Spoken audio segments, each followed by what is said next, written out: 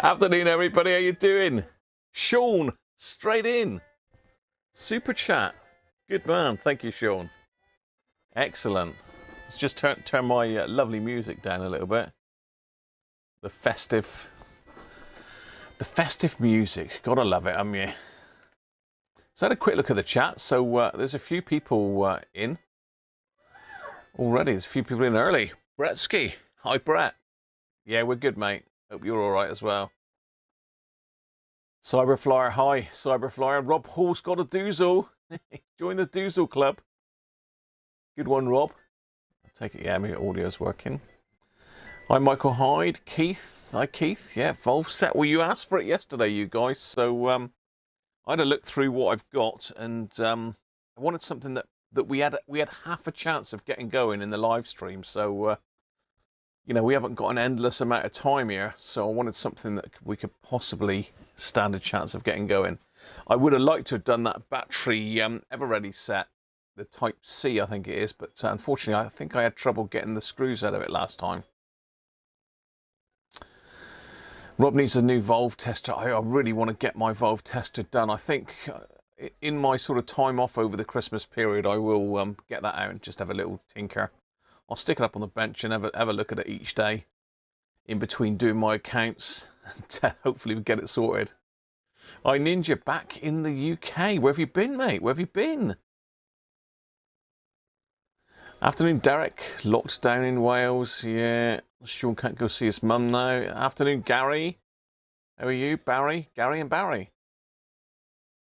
Gary and Barry. At least you can have Christmas here with me, can't you? Well, up to Christmas Eve.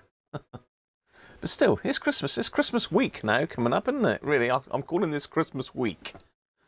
How you doing, Nick, anyway? Looking forward to the stream.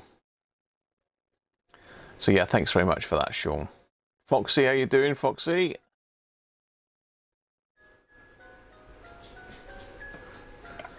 Afternoon, Colin. Thanks, Ninja. You know, I try and please you guys. Afternoon, Clive. How are you? Superbike Rider. And Linton. See me again so soon. I'm out every day, Linton. What's the matter with me? Hi, Dave Rhodes. You're on time. You are. Hi, Andy Beck. I think I've said hello to everybody. I mean, you can see the radio lurking in the background. So the reason I picked this, I've got another radio in there, which is really nice, but that's got FM on it as well, which could be a little bit tricky setting up. And, you know, I'm going to try and get my head in manuals and all that sort of stuff as well. I thought I would just stick to something which is a little bit simpler in that it's AM only, but this set, it's long wave, medium wave, and it's got some short wave on it as well. It's got the usual 16 to 49 meters. Or 49 to 16 if you're looking at the megahertz range on it. Also, it's a fairly compact size. It's not a massive great thing that's going to mean I can't get around it on the bench. We'll get it out the chassis anyway. Simon, how you doing, mate? And Simon's word was the chap that very kindly sent Mrs. Cruncher that bottle of port on behalf of all you guys as well. He actually said from your viewers. So, thanks very much, Simon. Much appreciated, mate. Simon sent me some aerials. He sent me a Bluetooth board. He sent me this Bluetooth board, which is very interesting. It's a Bluetooth amplifier. So, I've got to work out where I can use that. I've got to try and work out where I can use that. So I need to look up the info on it. But it's got HDMI port. Sorry, HDMI. It's got a USB port. It's also got an SD card slot. So I assume we can play music through the SD card. Yeah, so that's something we'll look at a later date. But yeah, thanks very much for that, Simon.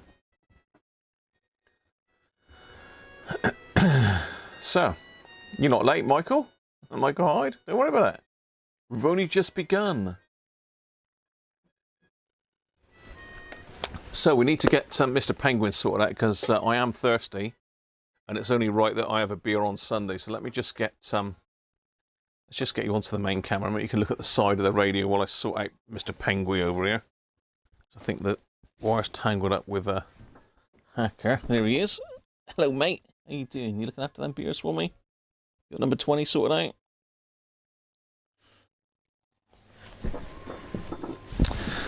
I think he's got number 20 sorted out.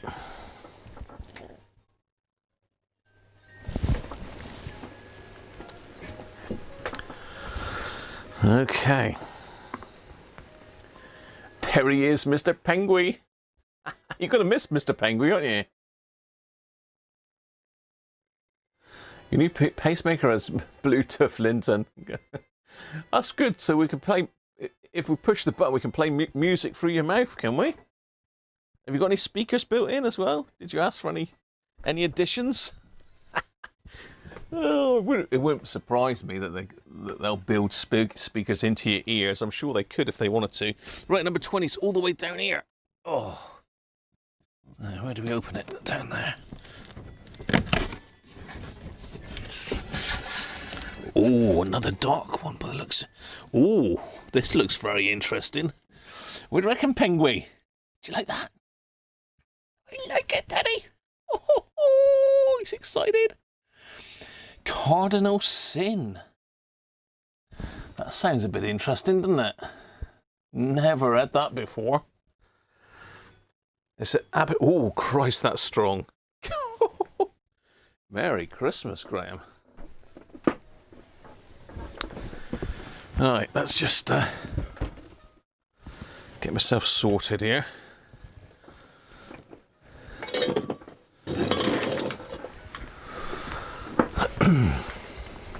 Let's get myself sorted. So this is beer number 20. Cardinal Sin. Abbey Double or Double.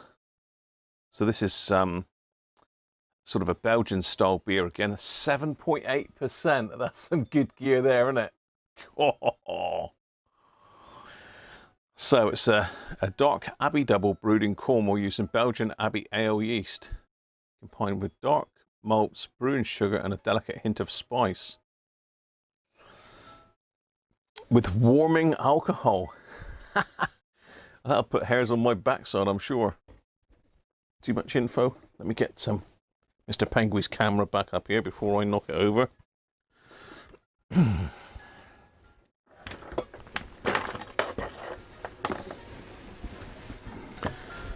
Right. Okay, that's a bit better. Afternoon, Rob. How are you? Robert Cross. You're not late, really. We're only just beginning. We're only just beginning. So yeah, this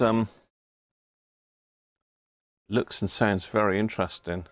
Apparently, it's a modest bitterness and dark fruit and treacle aromas, bottled in amber glass to preserve its freshness. So this is a serious bit of kit, this. We're in old Tom territory here, I think.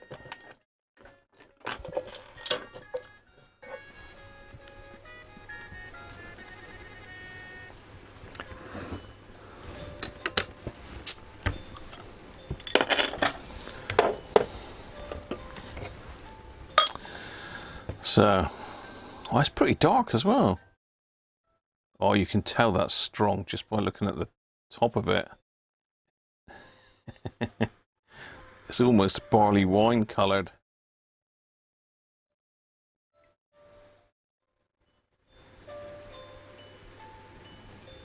Should just go in the glass. Cool, that is pushing it a bit, isn't it? Cardinal Sin. I don't know if they actually sell that. If you can buy that from St. Austell's, I don't know. They do some weird and wonderful beers from time to time. So I've made that a little bit full. So cheers, everybody.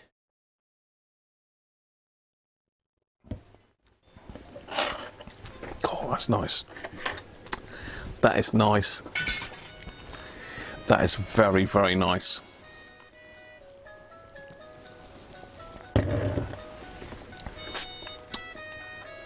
Oh, that's got to be up there with the best of them. I think we're up there with the best of them. You know, that could even knock the stout off the top. I'm not sure. I'll tell you in a minute. Afternoon, Chris. Mr. All the Gear No Idea. How you doing?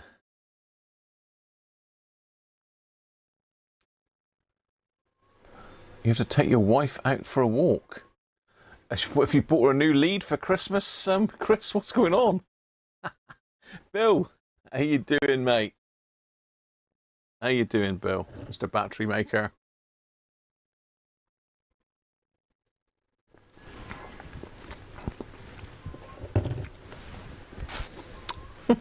Don't tell her I said that either, Chris. She'll be after me.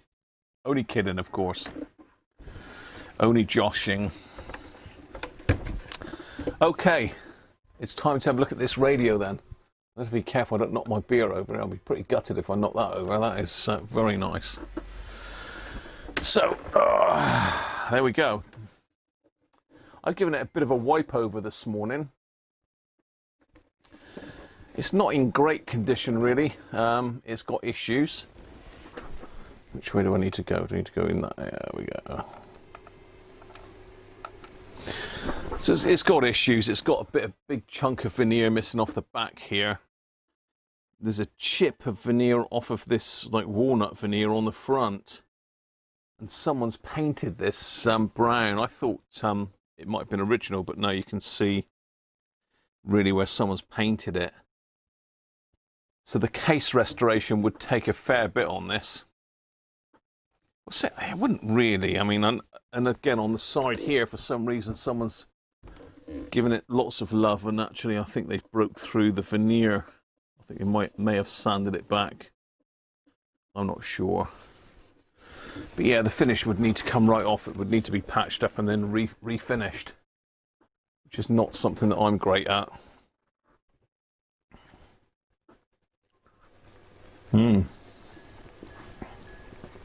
That is nice.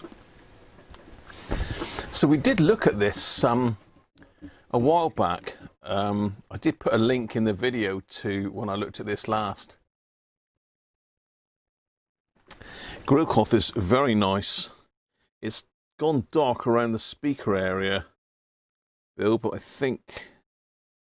I know Manuel uses Mr. Manuel Caldera, Electronics Old and New, uses some shaving foam on these to get them a bit nicer. So let's give Bill a bit of speaker cloth action. Look. There you go, Bill. It is rather nice. There's no rips or anything in it. Pretty good, isn't it? We did have a look at the dial face last time. I think I went to the toilet and left you with the dial face.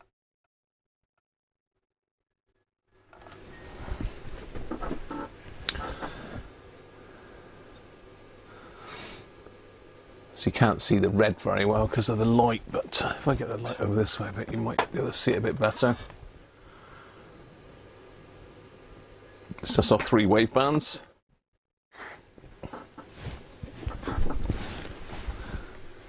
I've given the knobs a bit of a polish. I've sort of worked out what they are. This is obviously on off and volume. I think this must be tone. This is the wave bands. So yeah, that's tone. That's on off.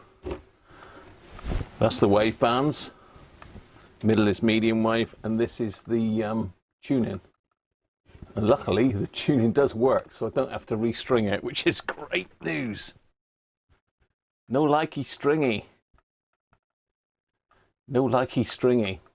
So we did look at this one. We didn't do anything to it. I don't even think we took this one out of chassis. I'm not 100% sure. I know the other one we did, but that one is a bit too big, and it's got FM as well. So it is a Cosser Melody Maker 520. Afternoon, Daniel. How are you? Afternoon, Theo. Hi, Stephen. You and your toddler briefly. Hi David, how are you? Season's greetings to you as well, mate. David Tag, welcome. Oh, I'm getting tangled up. I need to move the Radiocruncher beer mug out of the way because that's getting tangled up.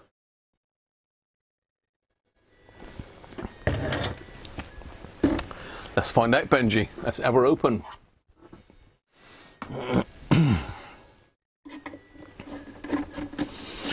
As I say, we have had this apart before. I did get myself out a little pot for this. Screw pot.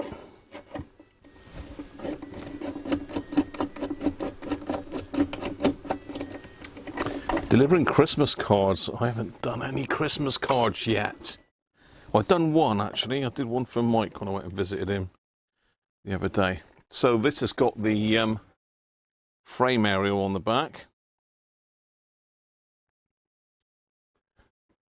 which looks to be intact. The only thing is I've lost one of the little plugs, has snapped off by the looks of it, which is a shame because I suspect that's irreplaceable.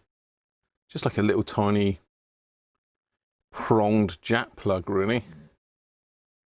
So it's got one for the aerial and one for the earth. So they cross over. Just, you know. Internal loudspeaker, external loudspeaker. This is all loose as well. Oh, Christ. It was, now it's broken, I think.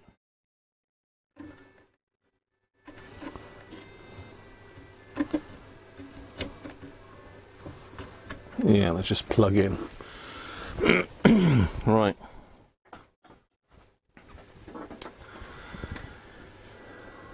It's a wonder plug. Afternoon, Andrew. Oh, a Corsair. It is. It's a melody maker. Okay. So we've got 1, 2, 3, 4, 5 valves. Is that right? I was just looking at the back there. Of course, that's actually a coil. That's huge. You probably can't see in there. Let me just get you in a bit closer. So in the back there, you see there's a coil. Just get me out of the way.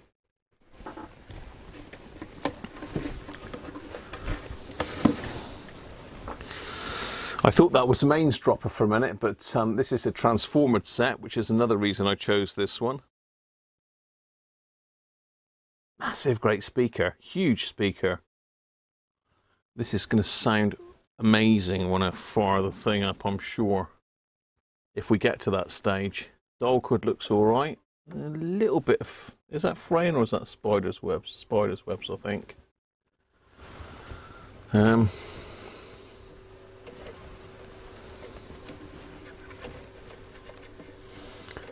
Yeah. So we've got Gram as well. We've got external loudspeaker. We've still got the plugs for those, look. So we might be able to pinch one of those for the aerial. You can't quite see that. Yeah, so we've got the loudspeaker and we've got extra plugs there. So what else do we need to see? Some strange sounding valves. 62 VP, that doesn't sound familiar to me. Oh, it's these ones with the are they got the glass pip on these, I think, haven't they? So these are a bit of a pig to get out. I think it's advisable to take the spring off, isn't it? And we've got a multi-tap transformer as well. Let's just get you down. So that's obviously a capacitor can, audio transformer, output transformer, and that's our mains transformer. I take it that's probably the rectifier valve back there by the transformer, and the output valve is over here somewhere. Is that the output valve? That might be the output valve actually. Yeah, that's probably the output valve. So let's hope these valves are all right, because I doubt whether I've got anything like that. I might have some equivalents, but you never know. Wrong way.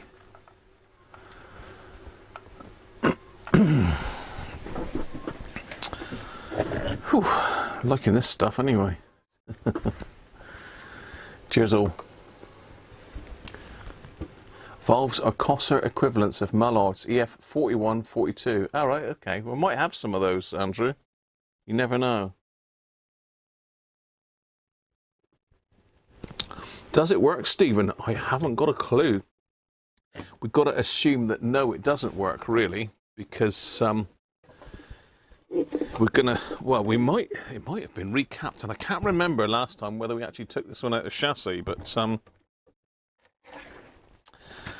let's unscrew the chassis and have a look. How's it? Afternoon, ZX? Looks like we've got a screw missing from there. Yeah, so we've got a screw missing. Have a screw loose. I think I took this plate off before, didn't I?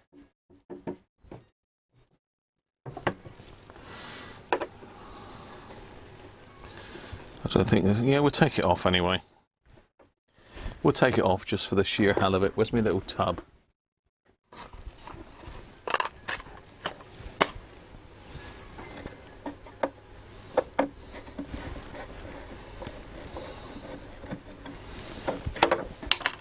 Say we did have a look inside this, but I never took the chassis out of the case. Pardon me.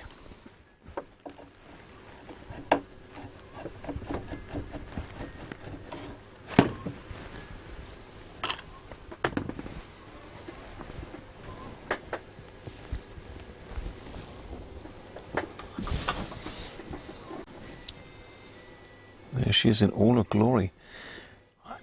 Why they've painted this? Any idea why they'd have painted this purple paint inside on all the contacts? Is that to show that it's factory original? That's can you see all the purple paint there? Look? I mean, all the terminals have got this purple paint on it.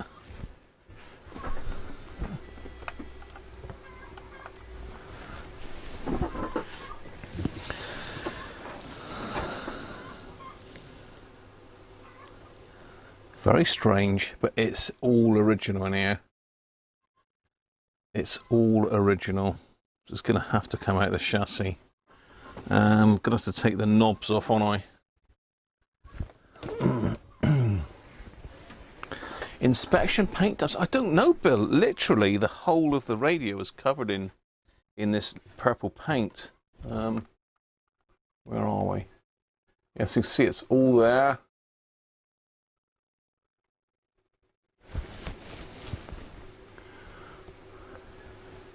It's everywhere. Oh, it's very, very festive and Christmassy, you know. It's everywhere.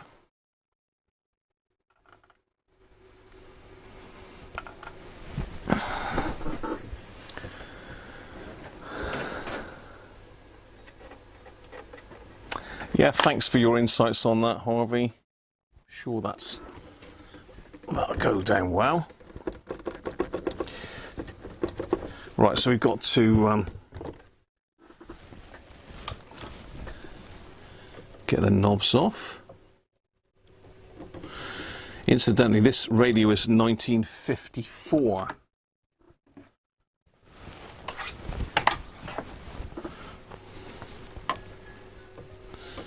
And these knobs are all very good, so I need to be really careful. I do not want to break one of these. That's typical. They're really tight.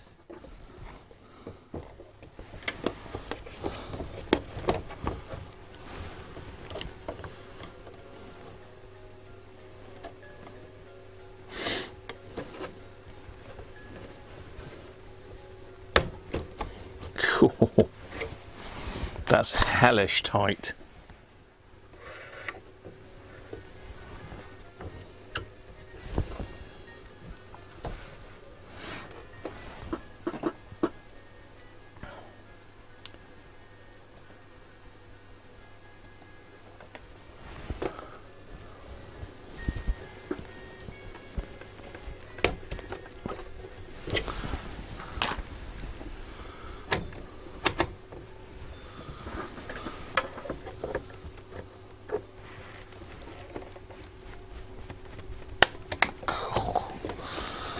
That one's going to be tricky because it's right up against a case.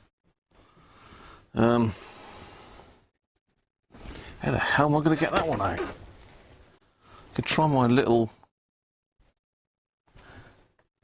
spannery type thing. So I'm trying to get this out. The screw is right there, so this is blocking it. They are on mega tight.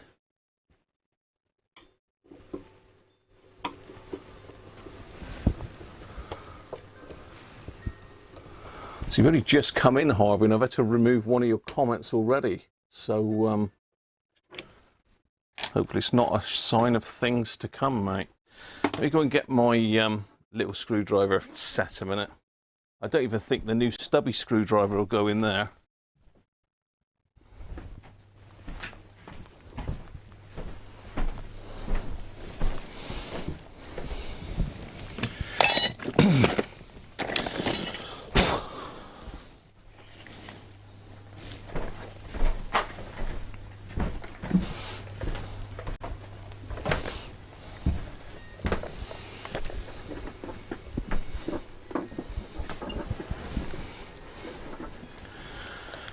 Grunt level 1 to 10. Grunt. Right, I've got a couple options. I can use this kit that I got from Maplin's. I think that might be a bit too big. This has got to be favourite if it'll fit in there. This is a little Weira tool check set. It doesn't have a small enough. Will that fit in the slot? So I have to move it back this way. No. So I've got the screwdriver bits in this one.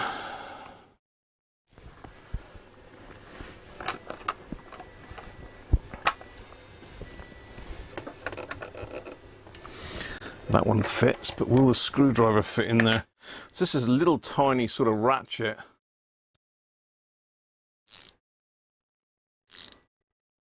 It's the same as the ratchet that's in that little kit. Yes! Look at that. That literally just fits in there. That was a bit of luck. So sometimes these tools come in very useful. You may not use them for a year, and then all of a sudden you'll need them for a specific job. They're a bit tight on the flat bits. There's only one flat bit in the whole of this set. There's lots of other weird and wonderful bits, but there's only one flat bit in the whole set. So I had to pinch the one out of the Maplin set. Afternoon, Amin, how are you? Get the mole grips out.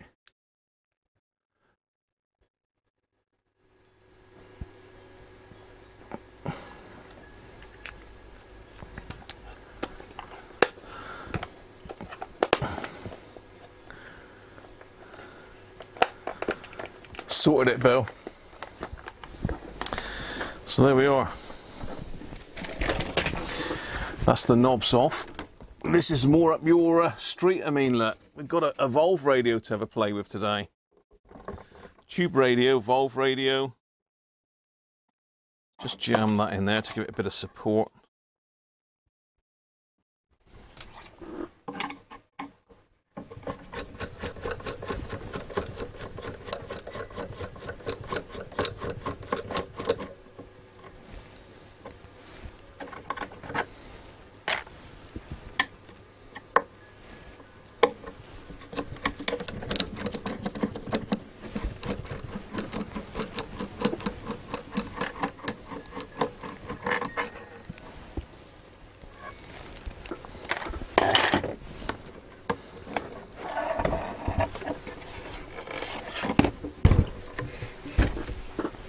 Right,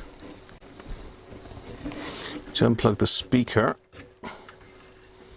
I don't suppose it matters which way it goes round, does it?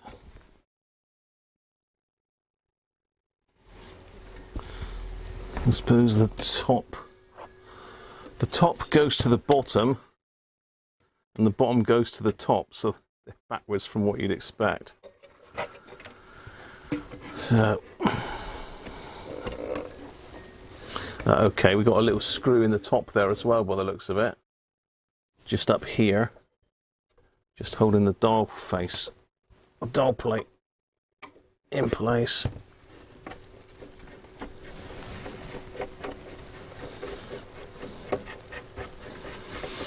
So the idea, I think, is going to be to get the non-electrolytics done. What am I trying to say? The grid coupling caps done, and look at the electrolytics. I mean, the electrolytics are going to be knackered in something of this age, aren't they? This is, as I say, this is 1954. So this is it was November 54, so it's exactly 10 years older than me. So we've got some nice spidey webs for Benji in there. Meaty. So let me put this one out in the hallway, out of the way, and then we'll have a look at this chassis.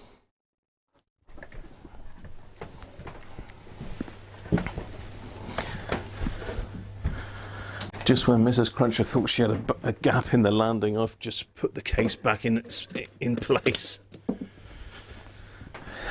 Right.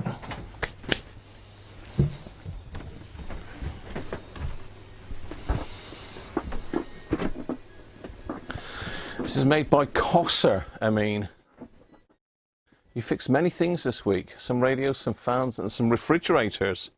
You're a refrigeration engineer as well, are you? Ugh. That is dusty. It's going to make me sneeze in a minute. God, it's absolutely filthy.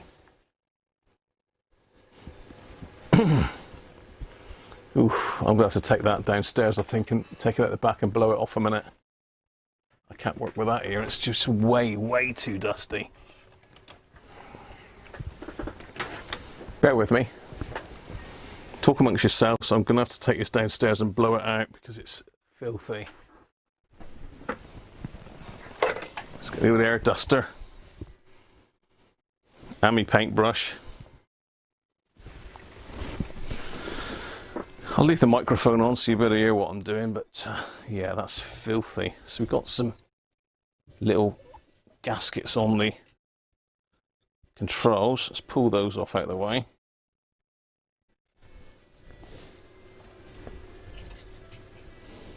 Because they'll get blown off anyway.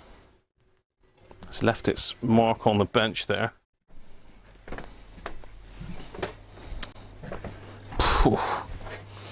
I might actually need the bigger paintbrush. Where's the monster paintbrush? I don't know. Right. Just going downstairs. Mrs. Crunchers just took the doggies out for a walk.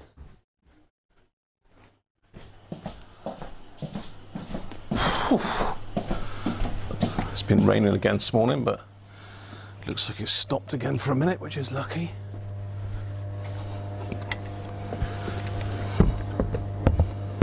Oh, God.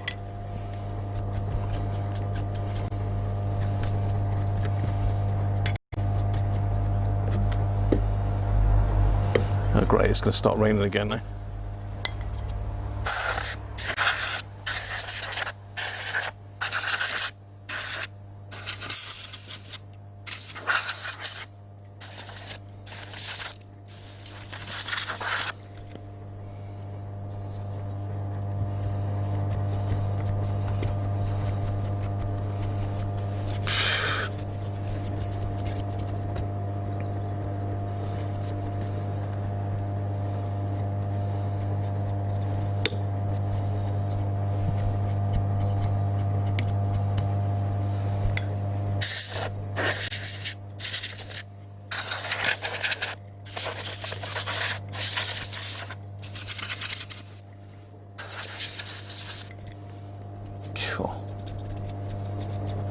Yeah, it's caked. So a quick look at the underside. Oh, what's that like? Just spiders underneath, by the looks of it. Oh, hello, sunshine and rain. Must be a rainbow knocking about somewhere then.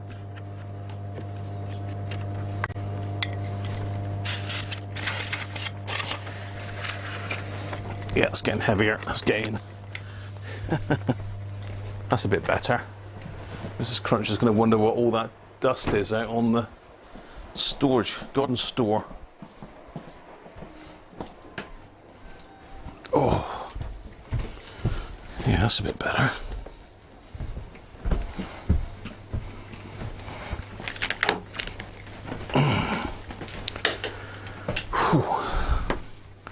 It's a fairly hefty chassis actually with the transformer. Ugh. Let's pop that on my seat a minute. I'll just get a wipe and clean all that dust off the desk. That was really dusty. Whew. Simon, how you doing? Mr. Spires.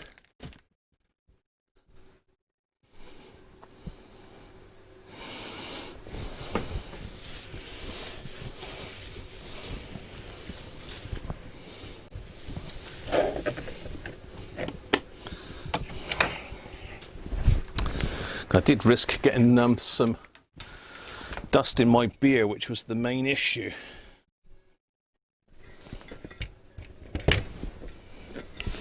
Right, that's a bit healthier.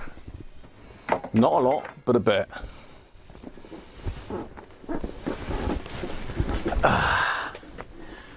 Whew. Rob, you missed half an hour. All I've done is taken the chassis out, Rob, so don't worry, mate. You ain't missed a lot. I've just taken the chassis out and stuck it outside for a bit of a dust off.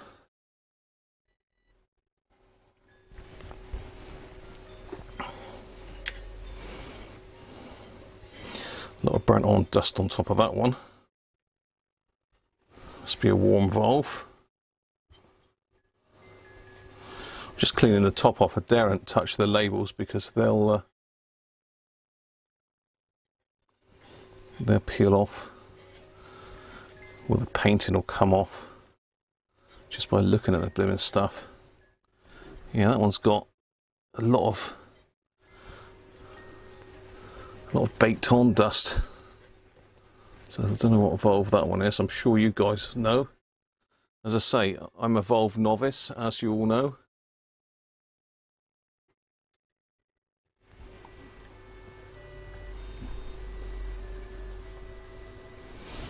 So I can see what the valves are a little bit better now. That's a 67 PT, 66 KU, 62 DDT, 62 VP, and a 62 TH.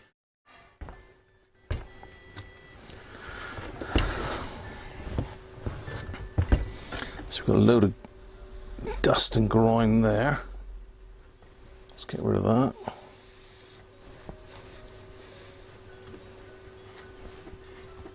A dial light bulb. I don't know if that'll be still working, you never know that. It wasn't going to be working very well because it's absolutely black.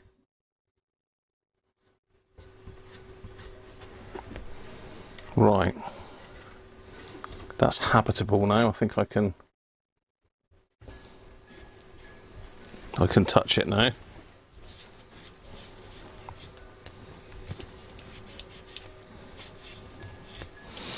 As I say, all I'm looking to try and do today is get it to the stage where we can power it up and see if it's working. So you've got loads and loads of these wax paper caps in here. It's absolutely brimming full of them. 1,000 volts DC working. Flipping heck. Didn't get any of those.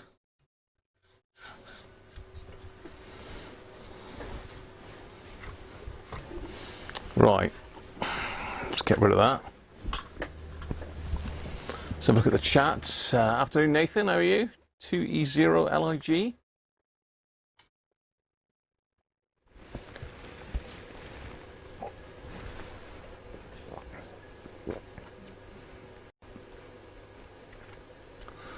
Anyone else? A glass transistor radio, yeah. Hot bottles, as someone calls them. A temple day. It's evening there now, is it? I mean,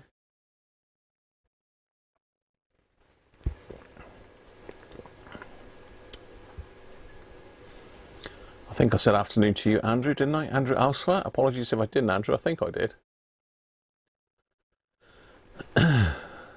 Rich!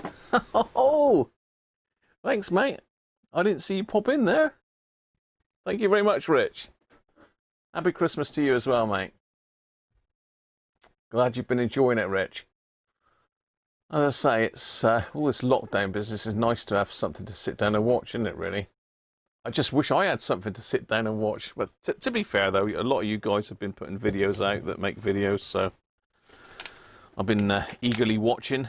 Chris, Andrew, Simon. I'm trying to think if Simon's put a video out. Yeah, Simon did do one recently. Okay, we need to get into the guts of this thing then. Hot bottles, that's you, Derek, is it? Andrew's saying tone-controlled capacitor. I bet if it's 1,000 volts. Well, it looks to be on the tone. No, it's not. It's on the. Cool. That's very crunchy. That. Oh god, that's going to need some grease on the spindle there. That's really crusty. Didn't feel like that one had the knob on it. But yeah, that's a tone. That's on the volume control, Andrew. It may be linked back into the tone control, but it goes over to this little tag strip board over here. So can we lay this on its back? I think we can if I pop those two terminal pegs out. Don't want it to rest on any valves, really. No, it's okay. It's resting on the cap. Oh, where do we start? We're going to have to make a start pretty sharpish, otherwise we just ain't going to get anywhere today. I don't really want to run this over multiple days unless I have to. So, let me just have a look at the schematic a minute. If you guys want to have a look at the schematic, I've actually got it here for you already. Just go up a bit bigger.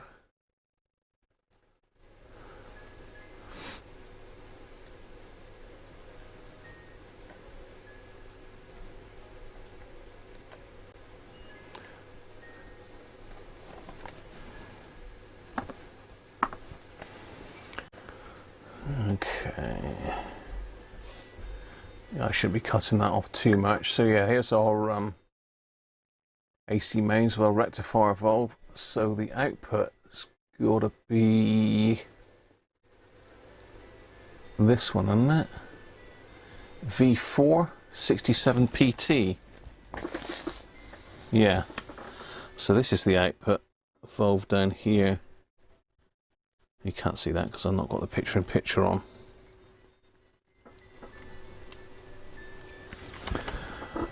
So the main.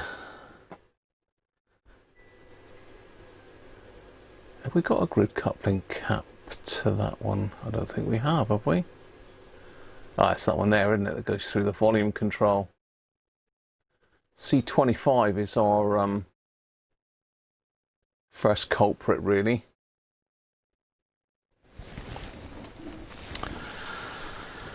So let's see if I can locate that one.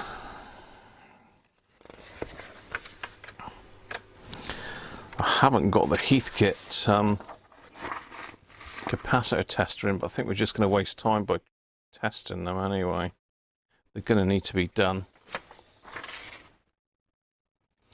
Have I got a board layout? I haven't got a board layout. Oh, well, it's not a board, is it? It's a point-to-point. Oh, that's a pain. Absolutely no board layout. It means I'm going to have to trace it back through the schematic. That's a bit of a bummer. I thought there was.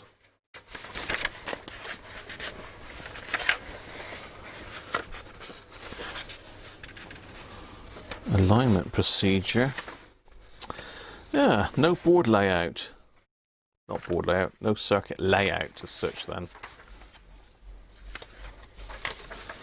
Not to worry, we're just going to have to work it out. So, what have we got? We got diodes in the preceding valve.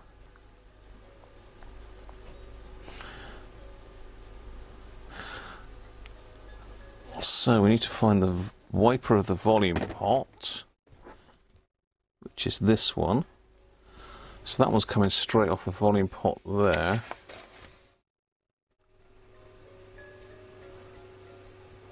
No, actually it's not off the wiper, is it?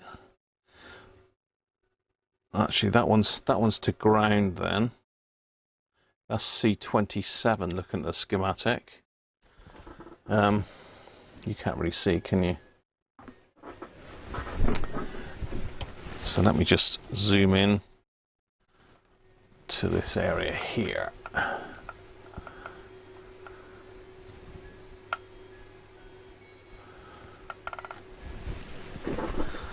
So hopefully you can see that picture in picture. It doesn't look very big from my perspective, but it does seem to work. When I've looked back on the telly at these things, it does show up quite well. So this here is C23, I believe, which is off the wiper of the volume pot. Sorry, C28. No. C27. Sorry, that's C27, so it's off the wiper of the volume pot. This is the... I would have said that's the earthy side, but it's connected to the chassis.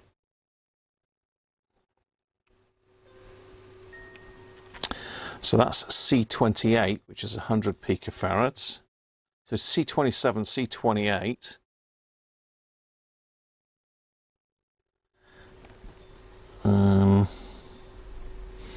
So the other side is a resistor. That should be another wire linking across to there. It's jumping all over the shop now. Goes to the tag strip. Actually, I'm just wondering, that goes between the tone control.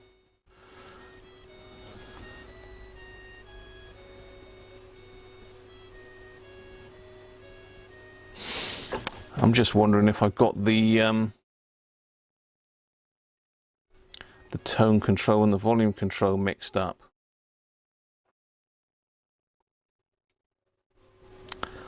So we've got R9, which is 5 mega ohms, and R14, which is, well, they're both 0.5 mega ohms. That's typical, isn't it? Strange, because this says it's 12 meg, the volume pot here. That's 12 meg. I think we're just going to have to snip them out. There's another one hiding underneath here that comes off of this resistor.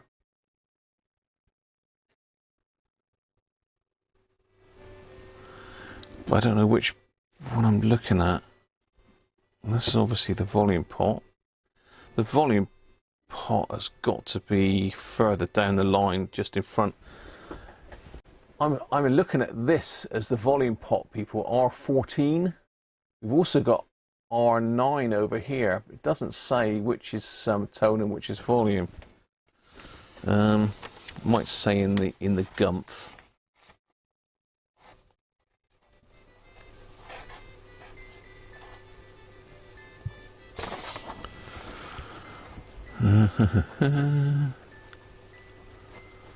DC resistance, volume control,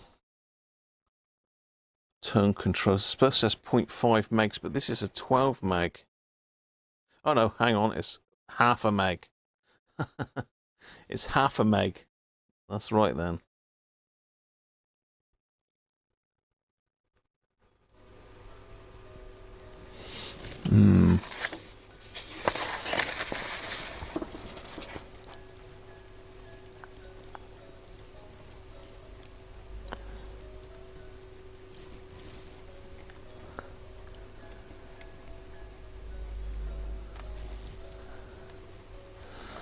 Yeah, it doesn't say. I'm sure you guys are all shouting at me. Let me just get my chat up on here as well then. Let's have a triple whammy. C25 is a DC blocking cap. That's the one we want then, isn't it? If I can find the thing. You think 14 is the tone, Simon, and R9 is the volume? I mean, it's linked with the pickup area there. Should be R14, you think? And then we've got conflicting. You would say R14 is tone?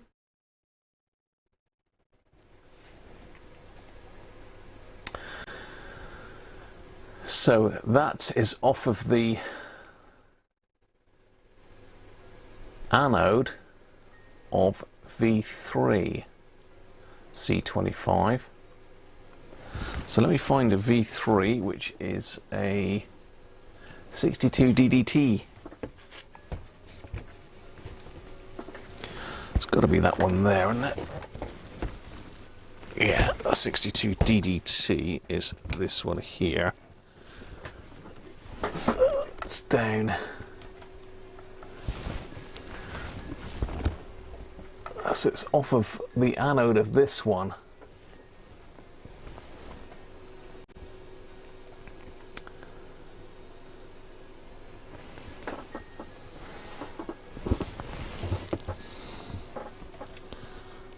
I shouldn't be poking around there with a screwdriver, really, should I? Just in case there's anything still live in there.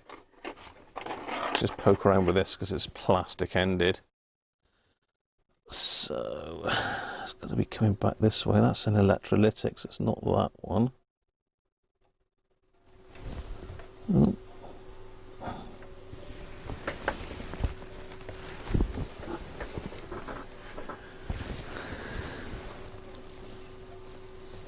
It's that one stuffed in behind there, I think.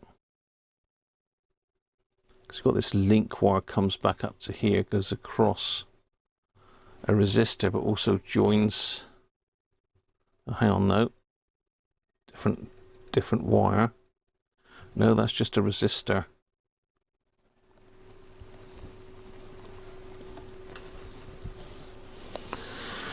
We're going to have to get these out anyway, regardless. But let's just do them in order. How many have we got here? Let's just get you back onto the main cam.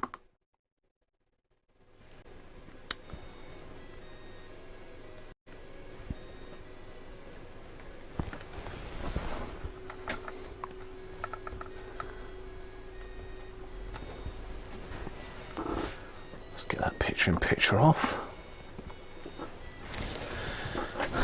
So there's quite a few of these waxies in here. There's one over here, so we've got 1,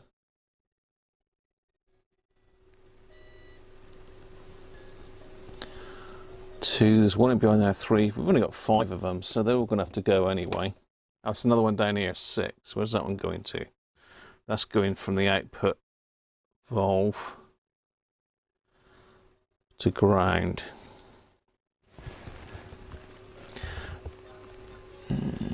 What's that one then?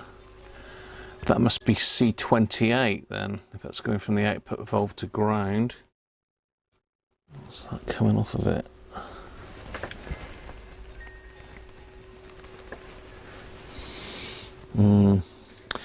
Yeah, it's a bit of a pain that I haven't got the layout really.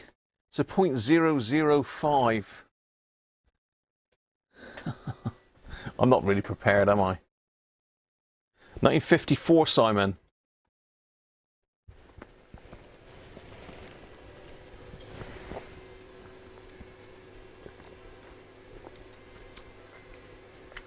Sank her battleship. Okay, so R9 is the volume then. Hi Jess, how are you? Catch you in a minute, I mean.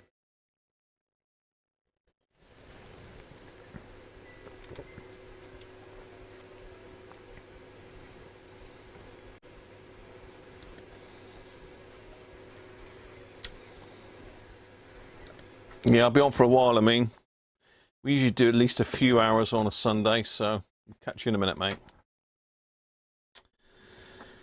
Right. 0.005. I need to grab all my caps out now. So I didn't do that either.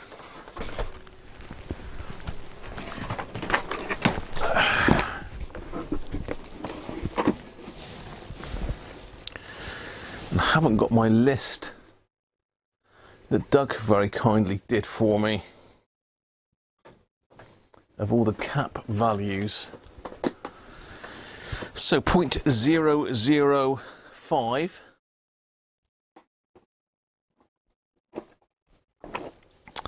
What the hell is that marked as on these caps then, I wonder? So we've got to be a 47 in it.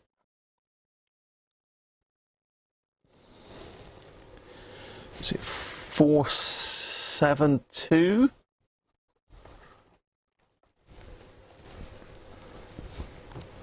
473, 474.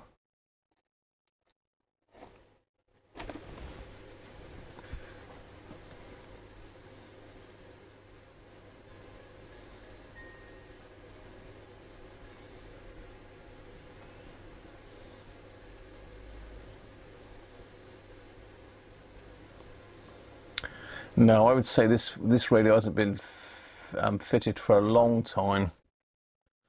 472.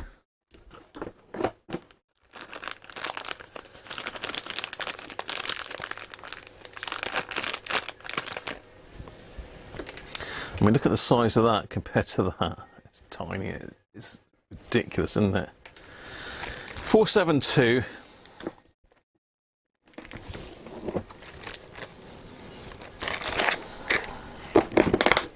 I've got a good stock of these non-polarized high-value caps in.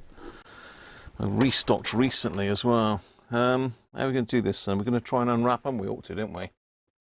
Let's get some serious soldering iron tippage in. Let's go big. Let's go big.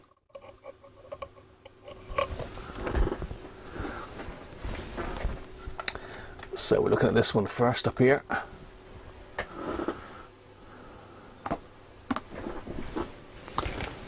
So I've gone with the whacking great soldering iron tip. It's decided to focus on the paperwork behind. That's a naughty camera. Come on, focus. Otherwise I'll take you off autofocus. There we are.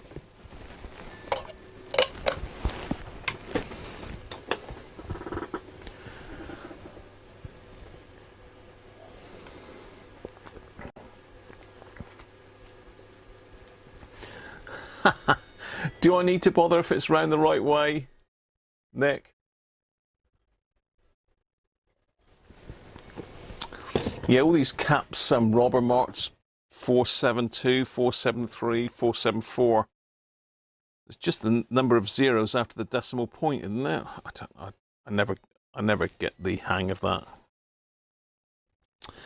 So this is rated at 630 volts. I mean, these are rated at 1,000 volts. That ain't going to make any difference, is it? Right, let's we'll get the big solder out today. Get the big boy solder out today. Let's just put a fresh bit of solder on there, see if we can unwrap this rather than... Seems a shame to get rid of all their purpley purpleness, doesn't it?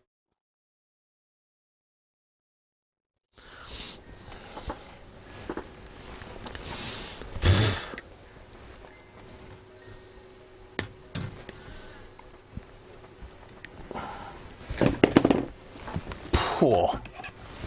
Stinks.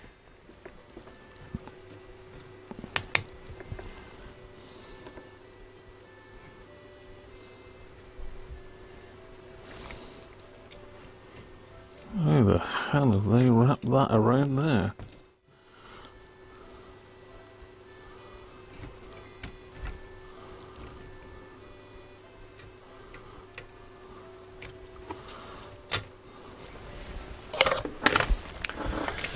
Let's get your goggles on and have a closer look.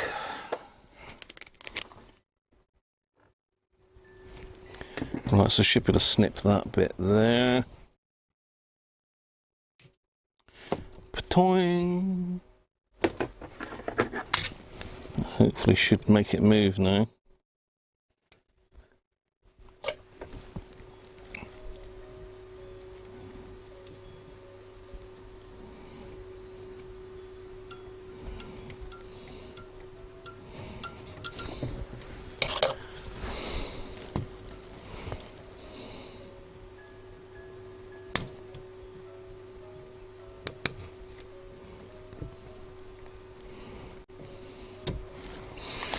Well, there's a bit of it.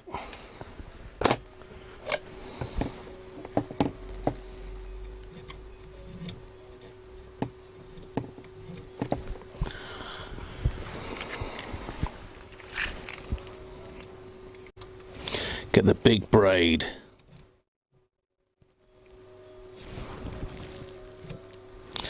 Excellent, right, that's fine. That's literally only the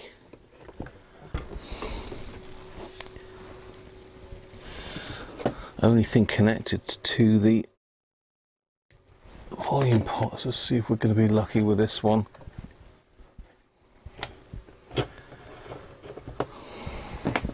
I'm sure 630 volts will be fine, won't it? I mean, this set's never going to see anywhere near that, really.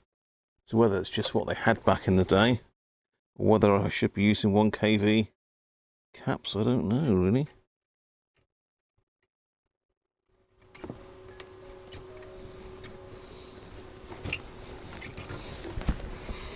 That one came out quite easily. Phew.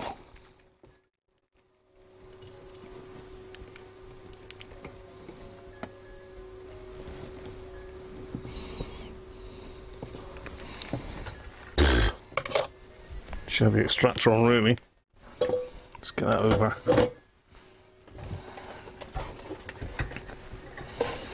Let's get Johnny the extractor over. Stephen, how are you? Where's your icon? Time for a beer. Cheers, mate. Shield to lowest impedance point. Valdir, how are you?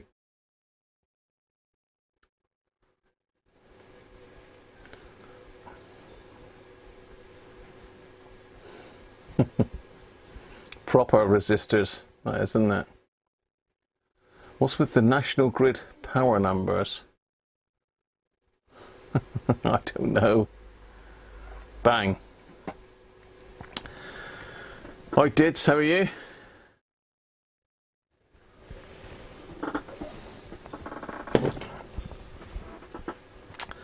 I don't know why your icons disappeared, Stephen.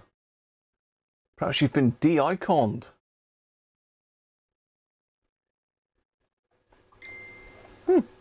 Strange. It all depends on the surge voltage, but never fit a cap of lower working voltage. Really? You think we're going to get 1,000 volt surge on this? I don't think I've got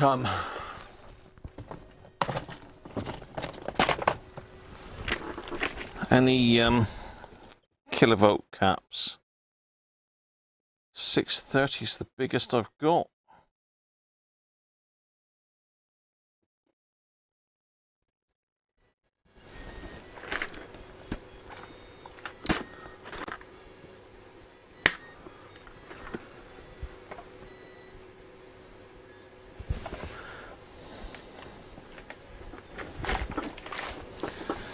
As I say, that's not connected to ground, that one, Nick, so I don't think we need to worry about which end's shield, do we?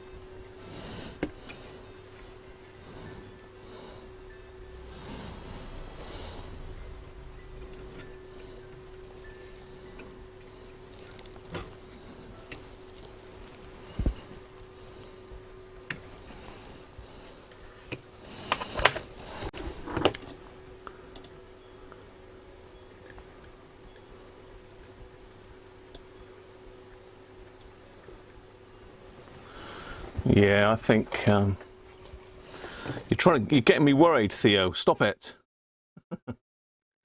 It's never going to see anything like that sort of voltage.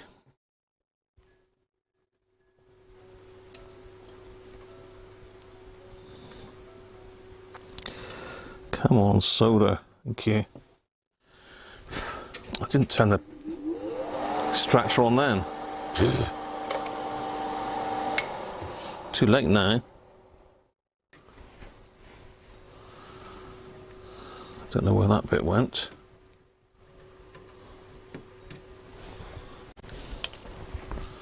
Oh, I do see it.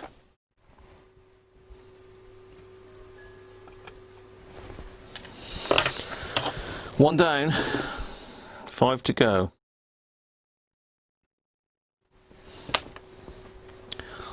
Okay, we've got this rather awkward one here. Now, where's that sitting? Let's do that one next then.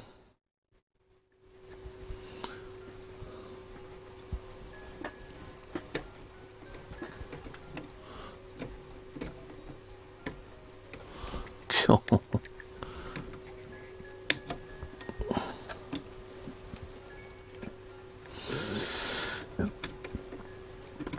Although it's a lot bigger than transistor radio kit, it ain't always easier to work on it, is it? What have we got here then? 0.1 microfarad. 0.1 microfarad now. What's that going to be in my grand scheme of capacitors? 0.1, is that 100 NF?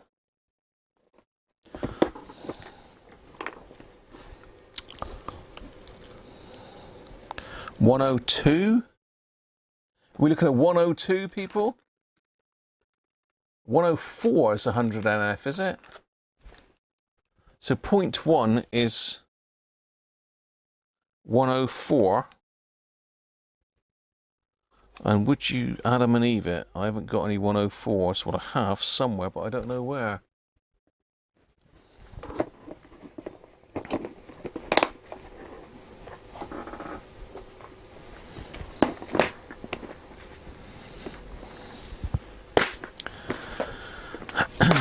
So it's going to have a poly cap in this one.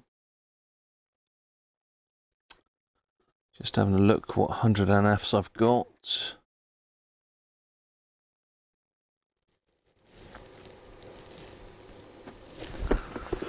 Thought I had some of those over there as well. That's 47 NFs.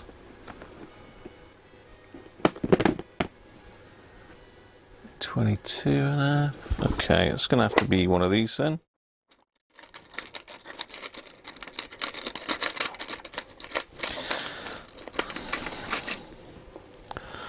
I'm going to use one of the Nichicon ones because they've got longer legs by the looks of it. Yes, they have. 400 volts. So I'm going to have to use one of those, unfortunately, because I don't know where my actual ones have gone.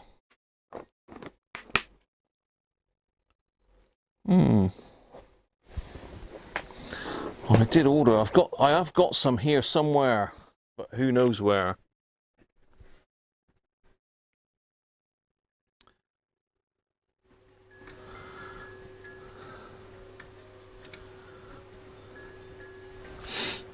Okay.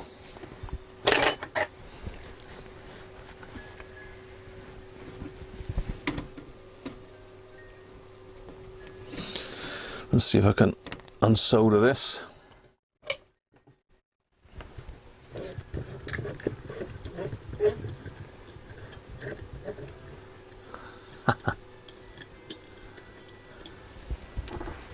Oh, cardinal sin. Sorry, you were asking the beer, were you?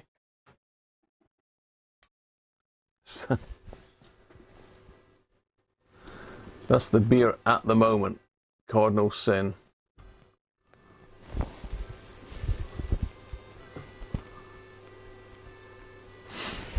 Well, to be honest, it's gone. There is none left, so I don't really know why I even bother showing you that, because there's literally a dribble left in the bottom of the glass. So we've got some of the nice beer that Mr. Fat Tony himself sent me up.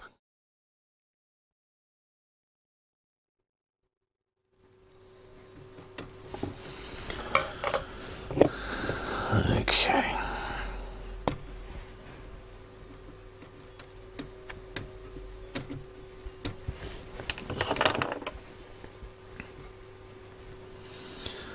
Right, okay, I see why they put that there, because it's likely to short there, isn't it?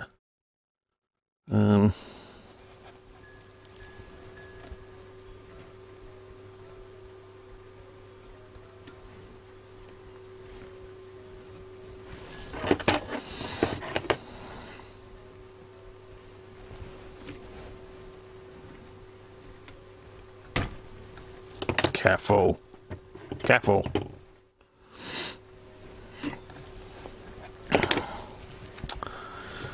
Right.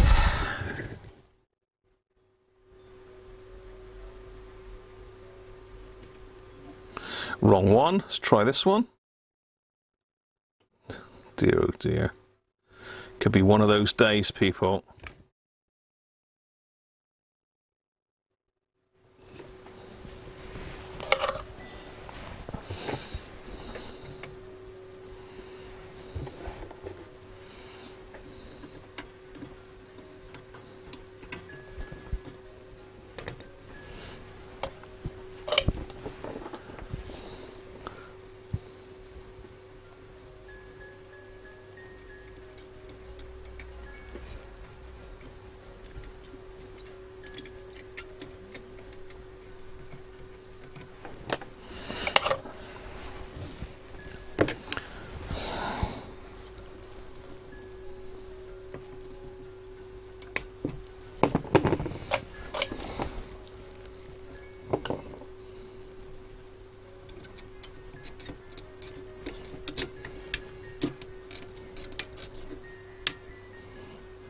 What's going on here? Oh, there we are.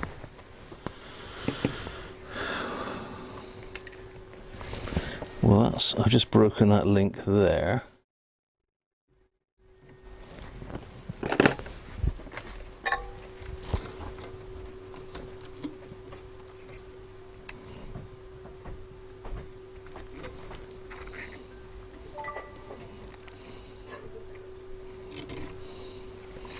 Cool.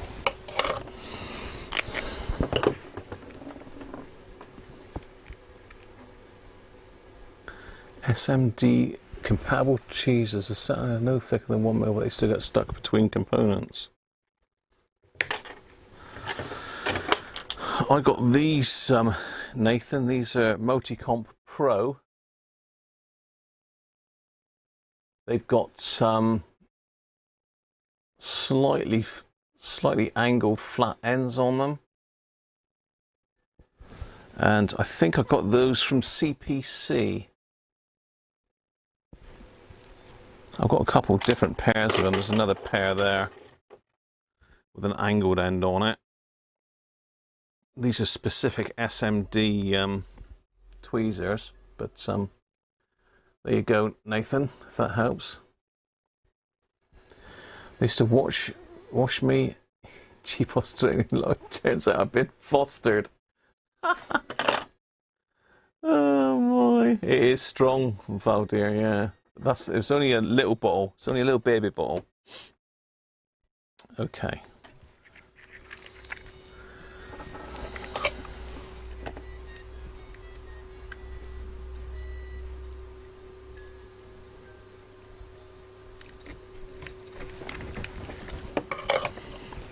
Right, car? Yeah.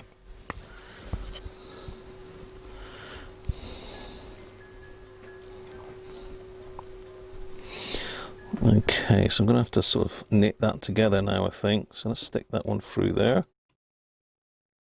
It'll go through there. Go through. There we are.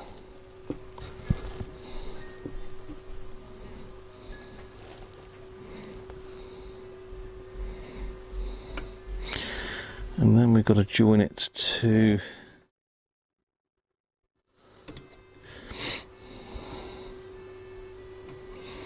This one's somehow.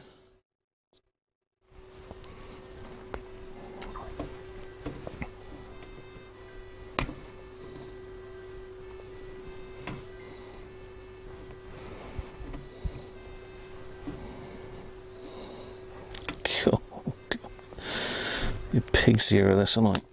Come on, bend. It's a really stiff wire, this. Get back over there, thank you. Ta.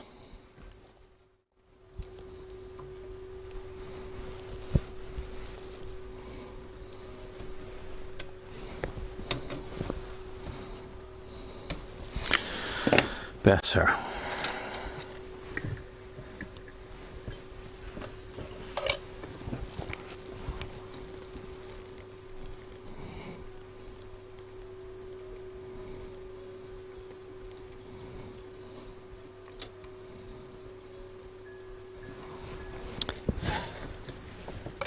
Forgot the extractor again.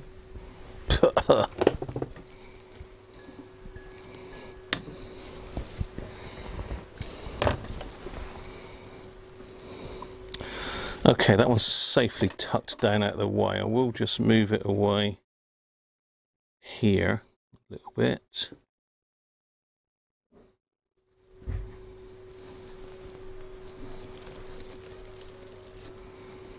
Fine, okay. That's that one. That's the toughest one. We've got one up here.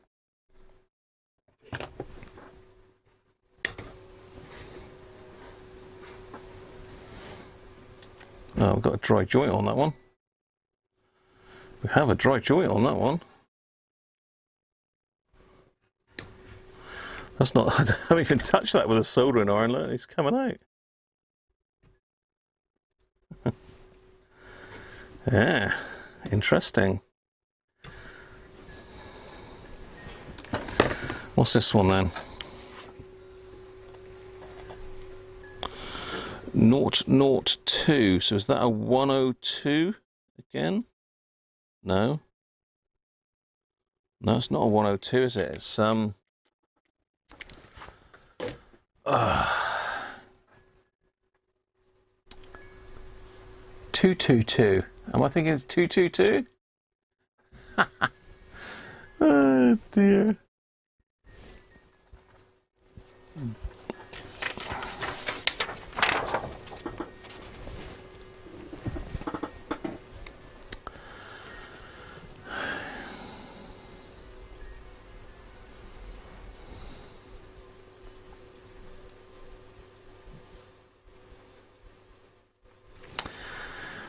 That is C27, I reckon. I think that is C27. That means that this, if that's the case, then if that's the case, then R14 is the volume pot.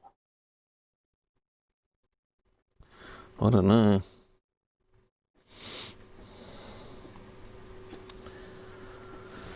So it is 0.002 microfarads, is that? I'm not sure. I do need to find my little list somewhere. 0.002.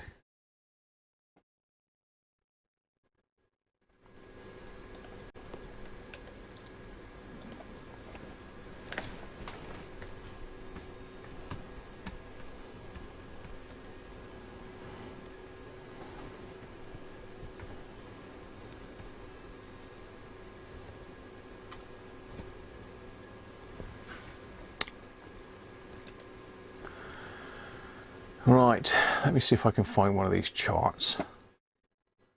That's the one that I usually use. That one there, that's the one I want.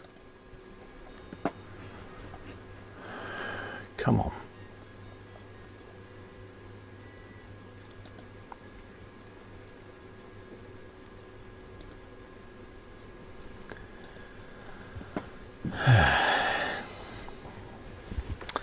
I need a new beer when I'm trying to get that sorted.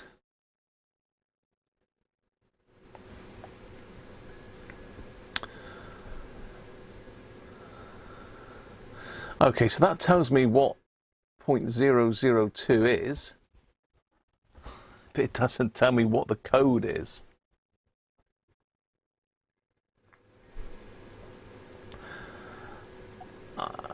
So 0.002 002 is 2NF, isn't it? So it's 2NF, not 0.222NF. Is that right? 2.2NF.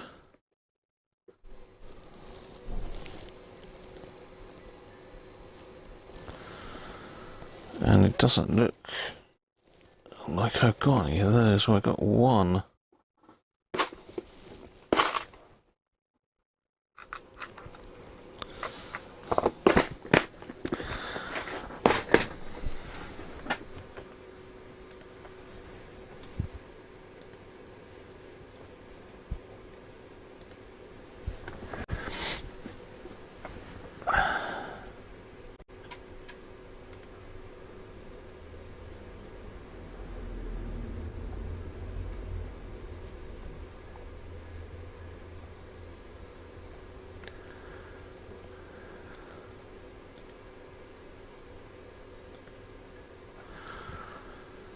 I'm just trying to get to grips with this.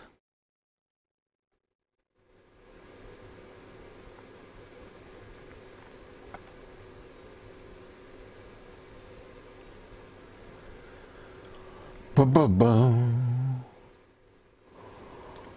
not that one. I want the one that gives you the actual code number. Ah, there we go. This is the one I'm after. Dear, oh dear, that took me a while to find.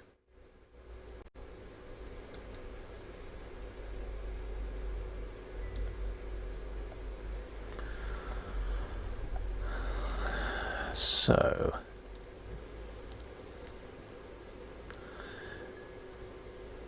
zero zero two is a 202. 202. I got there in the end. Apologies if you're all shouting at the screen at me. A 202. So have I got a 202 in my actual ones? I hope I have.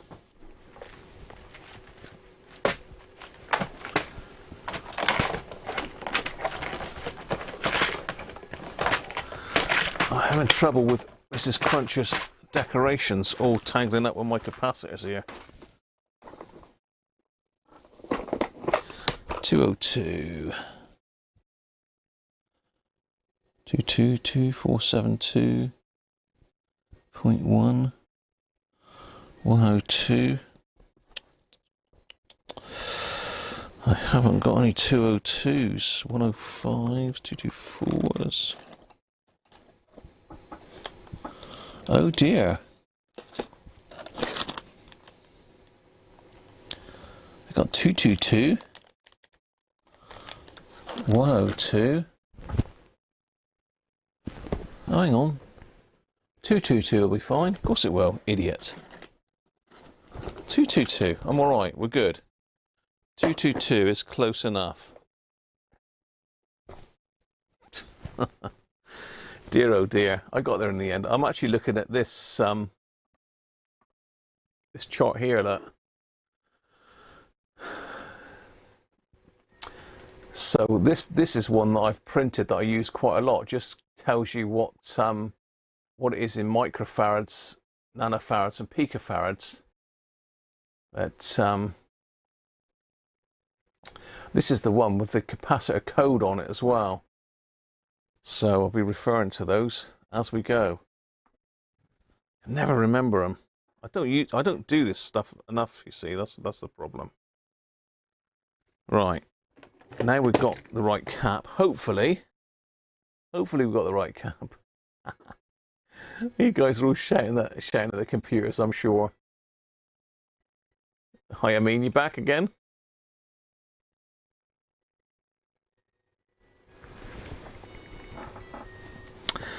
I could see the number originally there, Keith, but why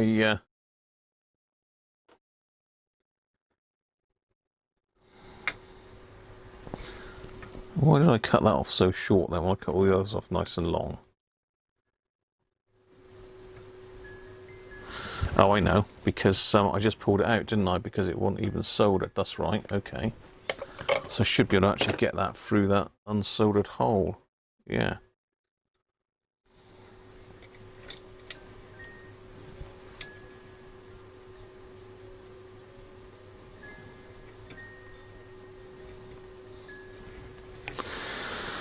Right.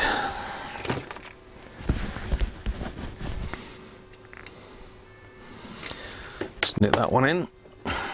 Put the extractor on this time.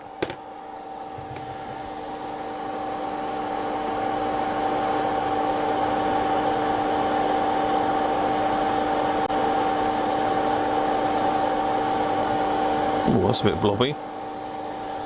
That's a bit blobby, Graham. Let's get some of that off.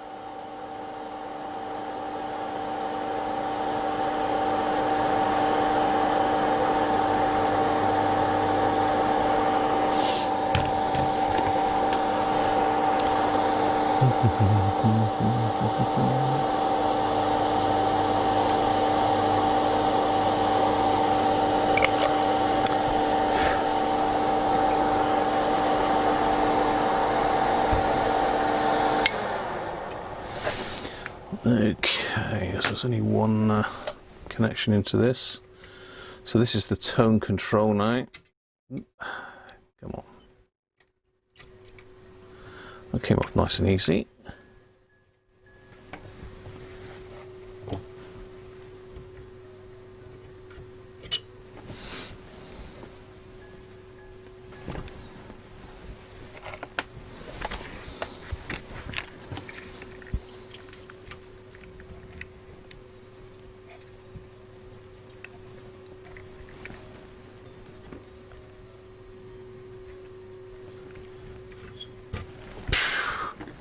Stinks. Hi Ganesh, how are you? Hi Mr. E. Let's just suck this excess solder off.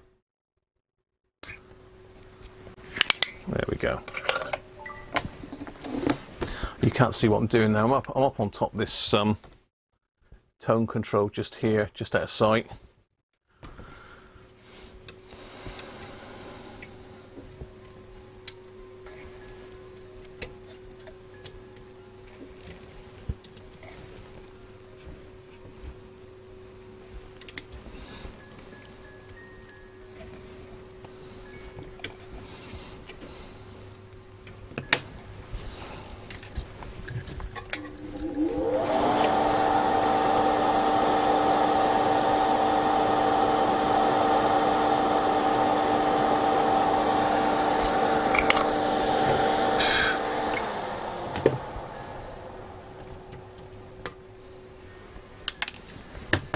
Okay, a bit there. We're getting there. That's 3 done.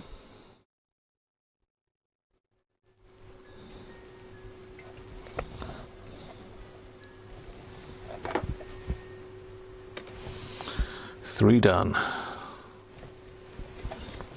Make it look sort of pretty-ish. He's hiding up in underneath there, look. Afternoon, Mick, how are you? Phil 202. DigiKey has a chart that you want. Mystery, I think it was DigiKey that I downloaded the chart from last time. If someone wants to chuck a link in, then one of the moderators will just approve it.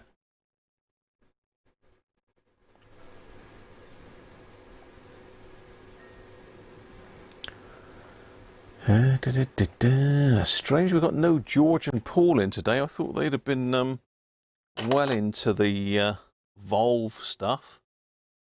George for sure. He must be on holiday. He must have gone Monkey World again. Right, let's carry on. we've got this one here. This one's only 500 volts this time. This again is off the tone control. And this one's got some insulation on it, so we're going to need to get some insulation ready for that. Got a bit there, let's just lop a bit of that off.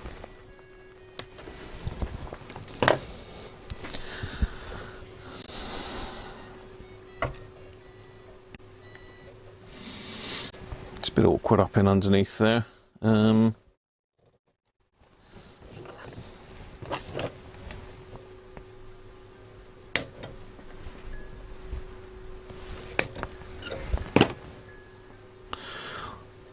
June 54, that's got marked on it. I don't know if you can see that or not.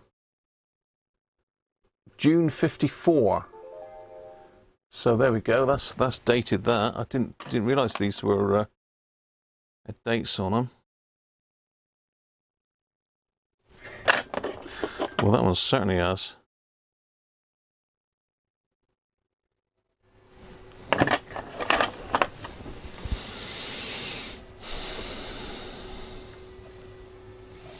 Okay, let's pull the insulation off if it'll come off. Oh.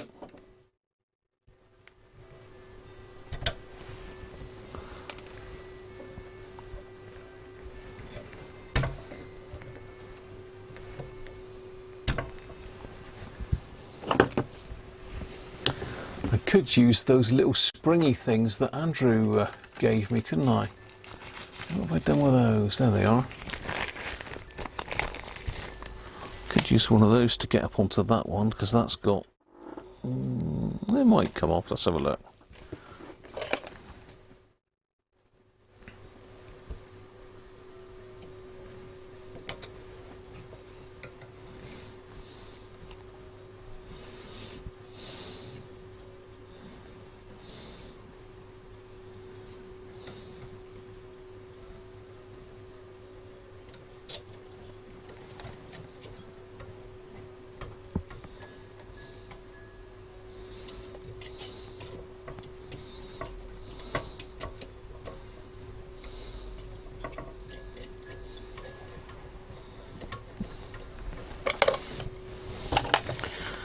If I can go through the actual original tie point, it's better than wrapping it. Tell you what, it's difficult to see what I'm doing in here. I don't want to cut the tag itself off, I just want to cut the wire off. Has that got it?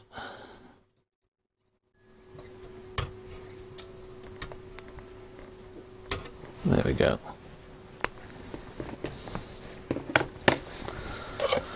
Oh, I didn't actually look and see what that one was, did I? God. So that was a 0.1 again.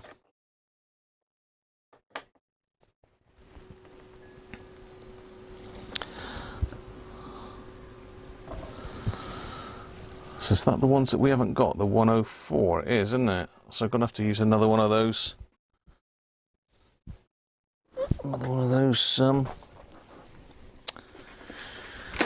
Nichicon type ones.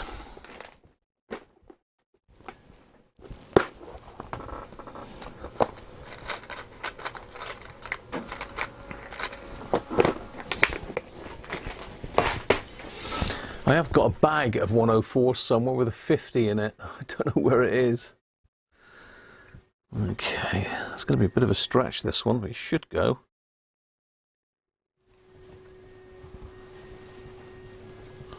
Just.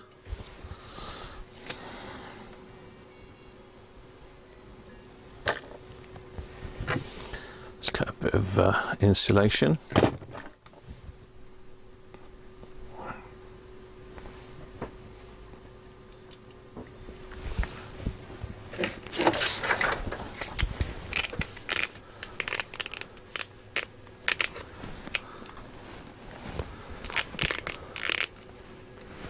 Apart from we gave her a good run. She's sleeping in front of the fire. You must have tired her out. Very good.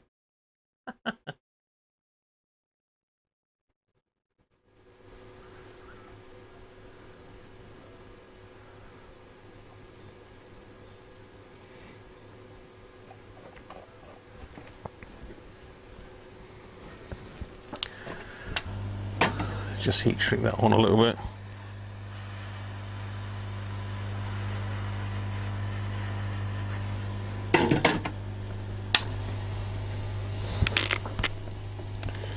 Okay, will that fit up in there? Ugh. It should do.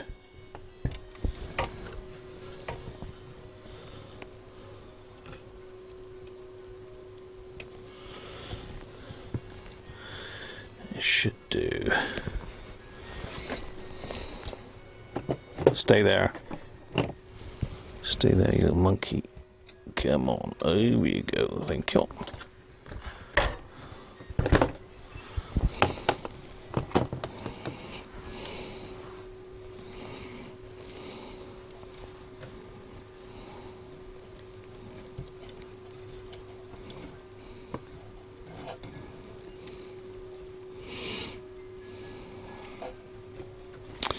Yeah, I think I'm going to have to use one of those spindly things there. It's just a fraction too short.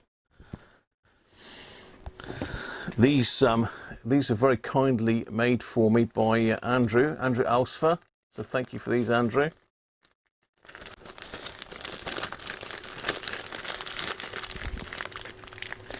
Let's see if I can find one that will fit on there. And in there, yeah, that'll do it. That'll do it. I probably need a bigger bit of heat shrink to go over the whole lot, but then I'm not going to protect it all, am I? I can only do so much, so let's just go with that much there.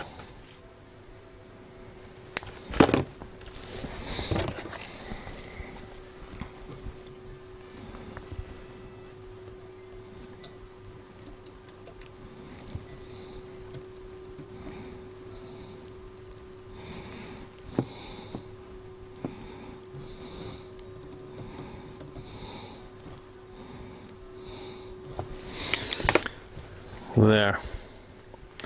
I've only used that because the legs aren't long enough on these. Get off. Go off.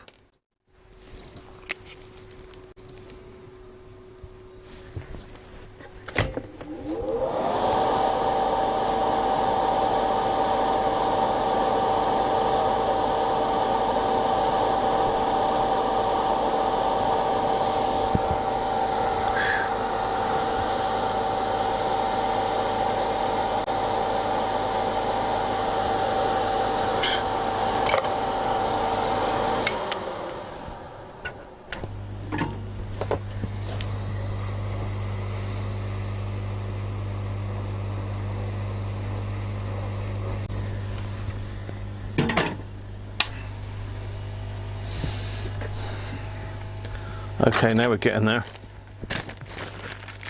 We're getting there. It's time for another beer. It's time for another beer. Oh, sorry, I'm focusing on the wrong parts here, aren't I? This camera's got a mind of its own today. So that's what I've just done. So I've just added that little spring, one of these that Andrew gave me. All sorts of different sizes. I do use these quite a bit. I'm going to be out of them soon. Afternoon, Andy. How are you?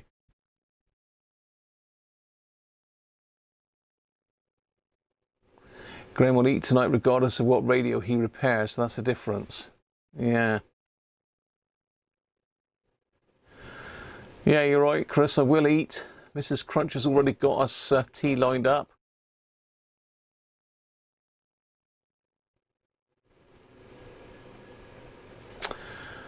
We do bow down to you, to be honest. I mean, you certainly are far more up against it than we ever will be over here. We don't know sometimes how well off we are, do we?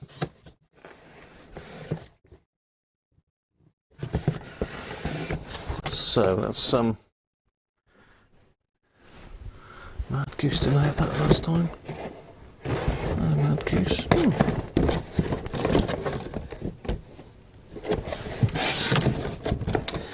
I'm just delving into the Fat Tony beer archive. I don't know where Tony is today. He's usually about. So We're going with Lawless now, look. Lawless unfiltered lager. Did I have my Facebook go off? Ah, hang on. Talk of Mr. Cody's. There he is. Actually, I can't get his message up for some reason. Ah, there we are.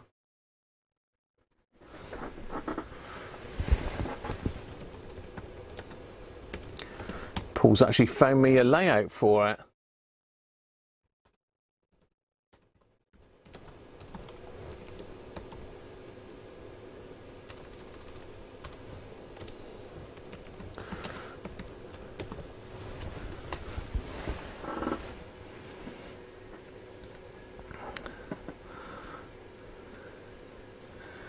Where did he get that to then? Where does that Mr. Cody's get his gear? Let's see if I can print that. No, why won't it let me print that? Do I have to download it? No. Download, there we go. Okay. So now I should be able to print that, possibly. Paul's just sent me the layout, which is very nice of him.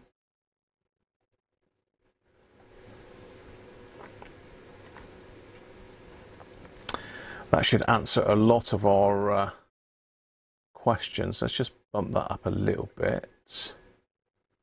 Fit to page. Fill page, that's all right then.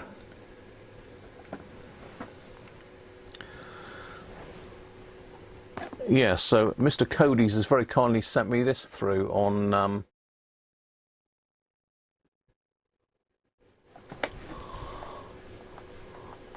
Facebook Messenger. So R9 is the volume and R13 is the tone.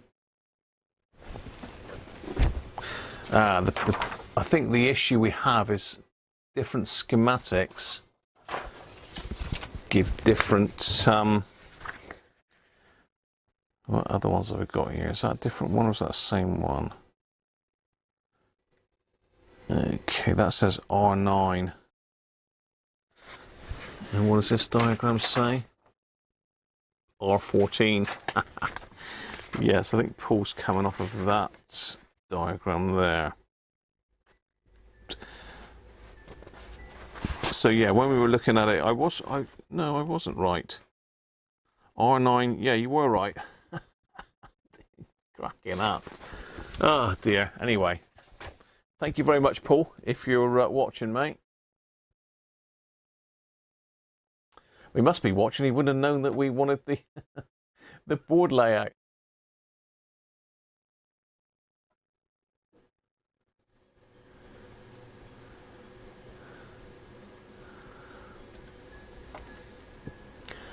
Right, let me just get back to the board in question. Right, okay. So thanks for that, Paul, if you're watching, mate. He's doing a video at the moment, which is good.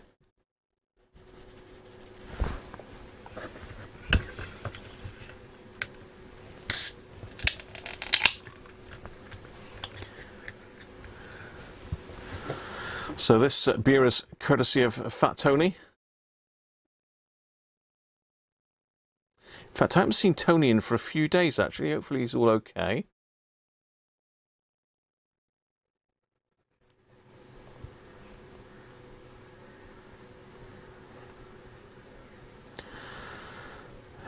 Just pouring some beer. It's just because it gets thirsty on a Sunday. All this talking for all this length of time, I've got to have something, haven't I, to help me along.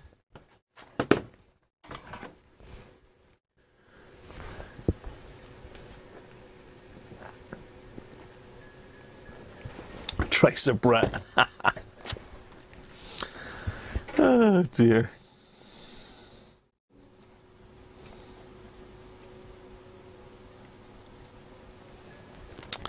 Right, where are we? We've got one down here next. Out of shot. Let's just get the camera down. Tell me if I'm in too close and I'll zoom out a bit, but it's if I'm watching stuff, I do like to get right in and see what's being done. So this one's tied to ground. Did my printer print? No, my printer didn't print that out for some reason. There's all sorts of things happening technical wise here. Stuff don't work and all sorts of things. Let's try printing it to my laser printer then. It might decide it'll print to that one. Let's print it to the laser printer, see if that works. Yeah, that's working. Good old laser printer. It don't never give me no hassle, that. It just costs a fortune in consumables.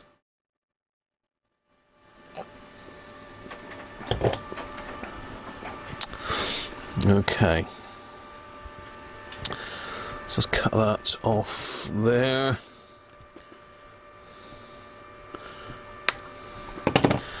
So we're soldering to a valve pin directly now, so this is our mains cable in the way there? Yeah, that's our mains cable there.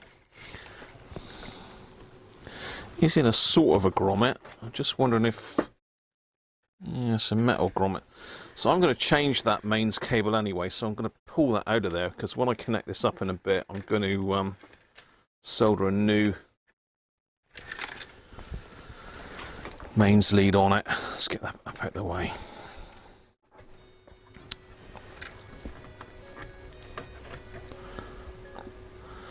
Now this was September 64.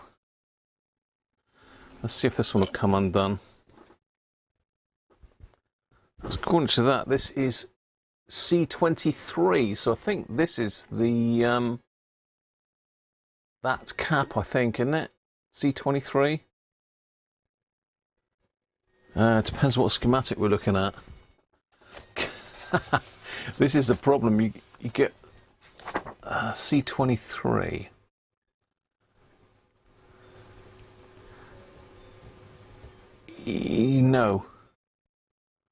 No, it's not. But according to this is the problem. This you need the schematic to go with the layout, really, as well. So my schematic is saying different to the. Of course, this is the chassis now, isn't it? So we need to go up a bit higher in temperature. Let's go up to 390. I just felt that some giving way as I went up in temperature.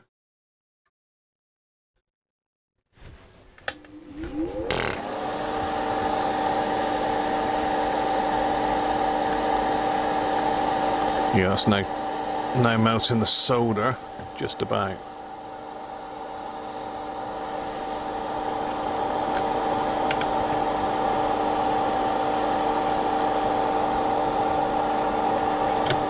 I've done a proper wrap job on that one.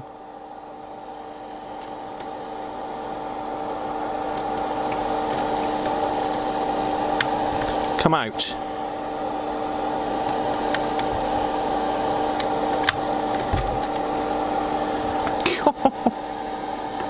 Flipping heck, 390 degrees to get that one out.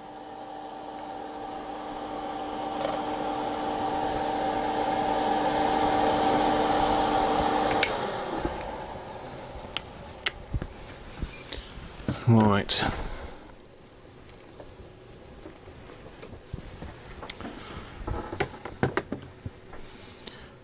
What's this one then?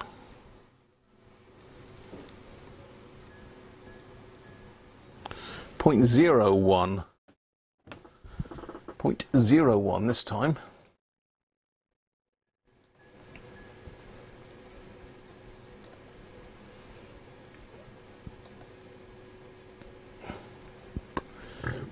Pardon me. 0.01.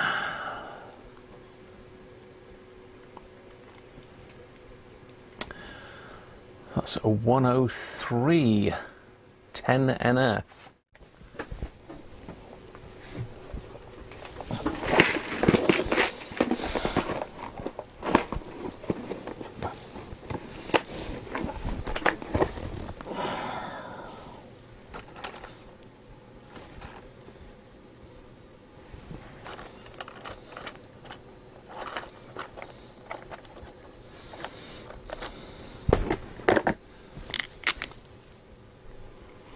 And we've got my new caps here from Switch Electronics, and they're also rated as 600 volts, but they're actually marked 0.01. As I say, I've got some of those 104s somewhere. I don't know what the hell I've done with those, which is a bit of a shame, because they are a popular cap.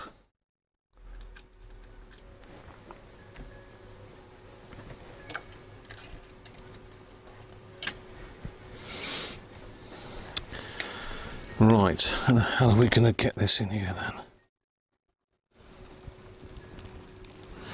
It's just a big blobby mess, that is.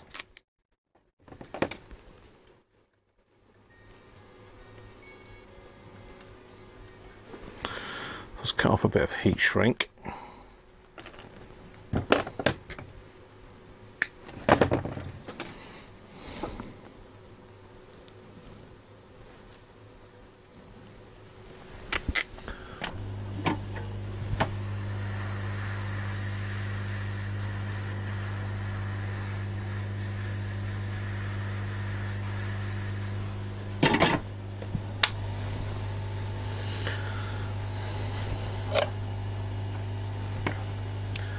So that cups temperature. There we go. Let's see if I can poke this through here somewhere. Hopefully I can. But I think they might have just wrapped that around that tab. Yeah, there's no there is no what am I trying to say, Graham? What are you trying to say?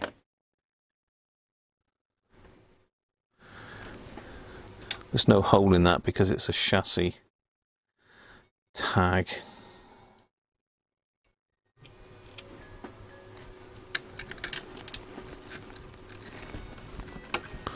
That's what I was trying to say.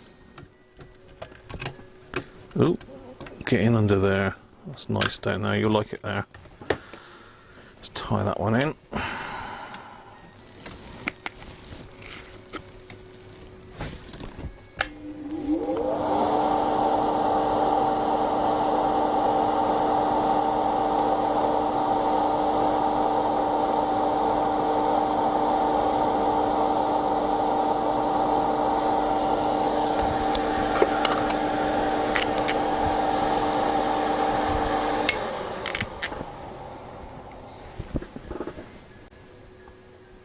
Well, another video by TRX Bench.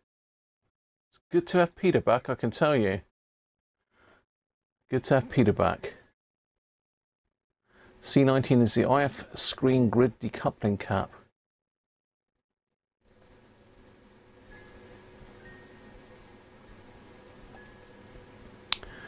Gotta wet my whistle, Sean says.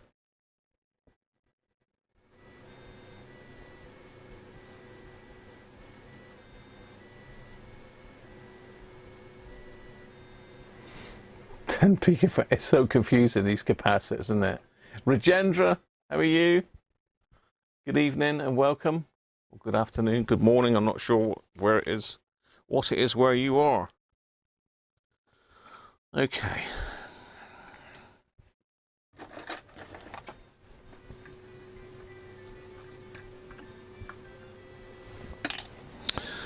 So this one's got to go down here now. It needs to be out of the way of the mains cable, so we'll pull it over this way a bit. Give plenty of room for that mains cable to come through. About there, I think.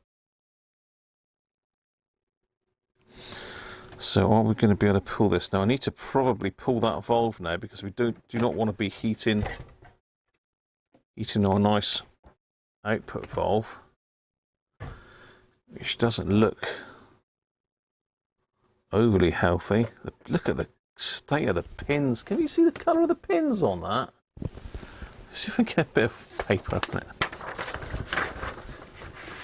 The colour of the pins on that. Absolutely black. Where am I? I've got the light in the way now.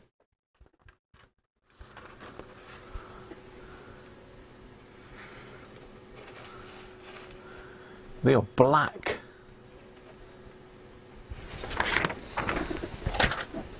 Dear oh dear. Yeah, so pulled the valve because I don't want to be soldering directly onto the base of the valve really, because you can damage the valve, which makes sense. I mean, these pins feel really wibbly wobbly. I suppose they're supposed to be like that. Have to be careful there. I don't really want to put any pressure on that. I wonder how well wrapped that is. We might have to go with one of Andrew's specials on this one. Can I unwrap that one? Let's try to unwrap it. Let's put a bit of fresh solder. We've got this wire here in the way as well, which doesn't help. Be careful because it's one of the transformer wires, so we don't want to mess that about too much either.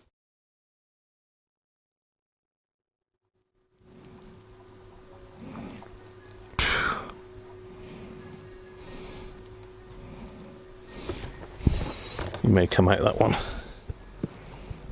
Oh, it stinks.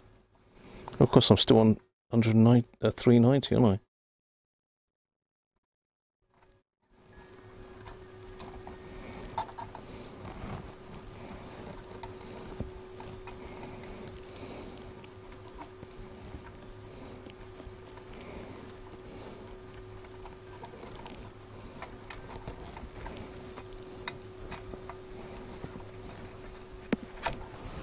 Got him.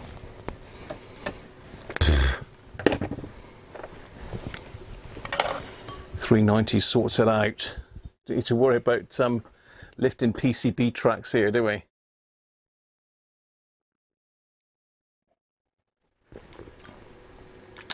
What are you saying, Theo? The socket will be the same? Socket will be the same, Theo? Michael, how are you? The kids are following me now.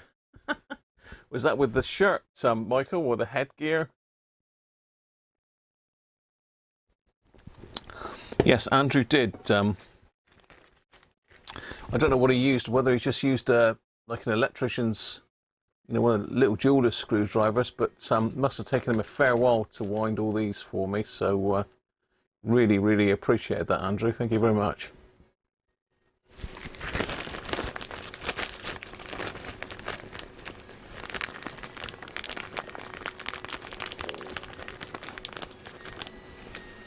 Dirty like the valve pins. Oh, we see what you're saying. Yeah. Yeah, so that's certainly going to need a very good clean before that goes back in, Theo, isn't it?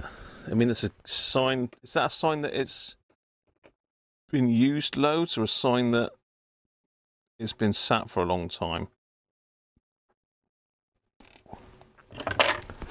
I don't know.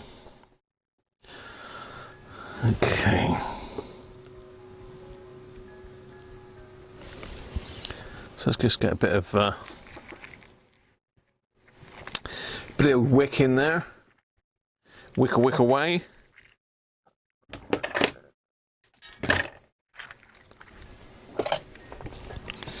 So this is my own radio. This is not a repair, for those wondering. I don't do valve radio repairs for people because I don't feel that I'm knowledgeable enough to do it. But I will ever play with my own valve gear, which is what I tend to do on a Sunday. I usually on a Sunday I get some of my own stuff out and have a play with my own bits and pieces. Bit of a rest from doing customer repairs, really, of which I've still got plenty in. But I should be done on the R707, and the RP75MB is all finished as well. The glue's all set up on that battery tray, so that one's ready to go off. Just haven't had chance yet to sort out the invoice for it. So I don't know if Patrick's in with us today, actually. Right, that's that one. Let's just glue that together with a bit of solder.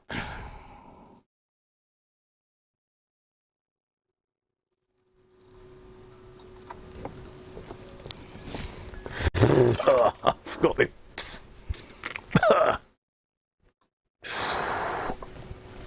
Forgot the extractor again.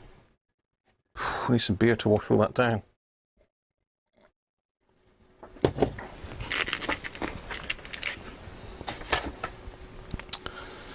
Okay.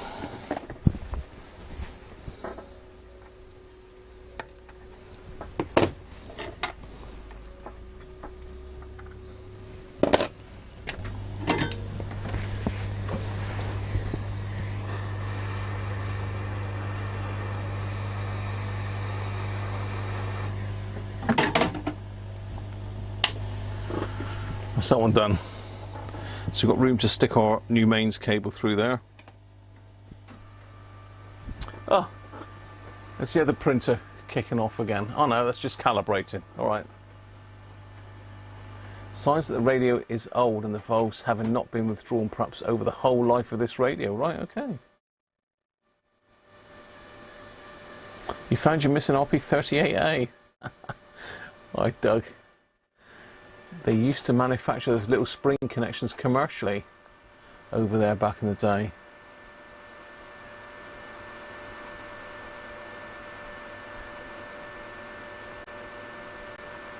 What's Rob saying? You've a coil winder used for cigarettes to make them. Oh, all right. Yes, Rajendra, I don't do a lot of valve work, as I say. I just do my own valve radios. So yes, that's the output valve there.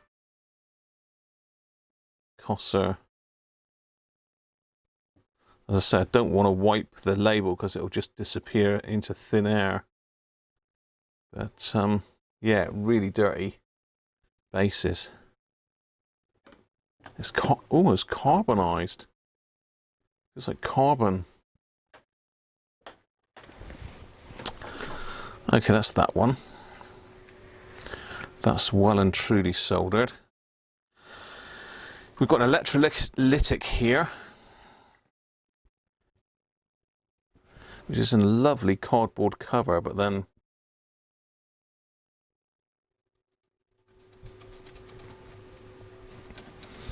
I don't know whether I'd have one big enough to cover with this cardboard.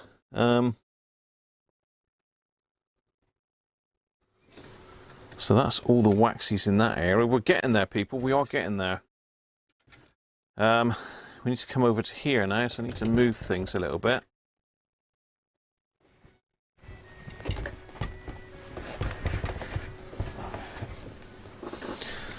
Need to come over to this area,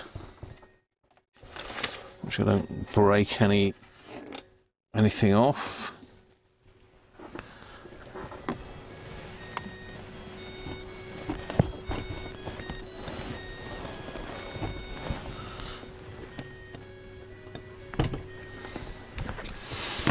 Right, just reposition the camera. Where are we? We're going over here now to that one. Whoa.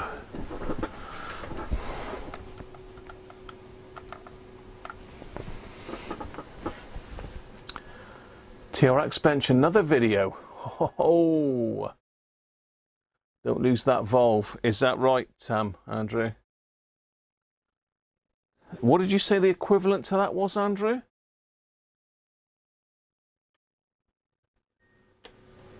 Yeah, I know that from experience. Can replacement new valves been found? They're new old stock mainly.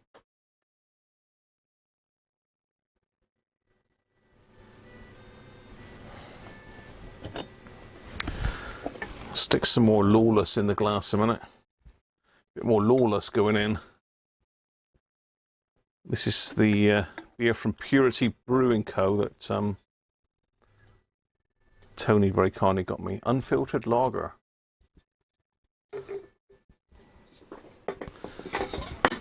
Cheers again.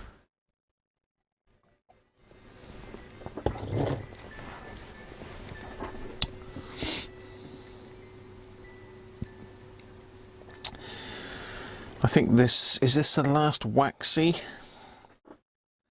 Then we've got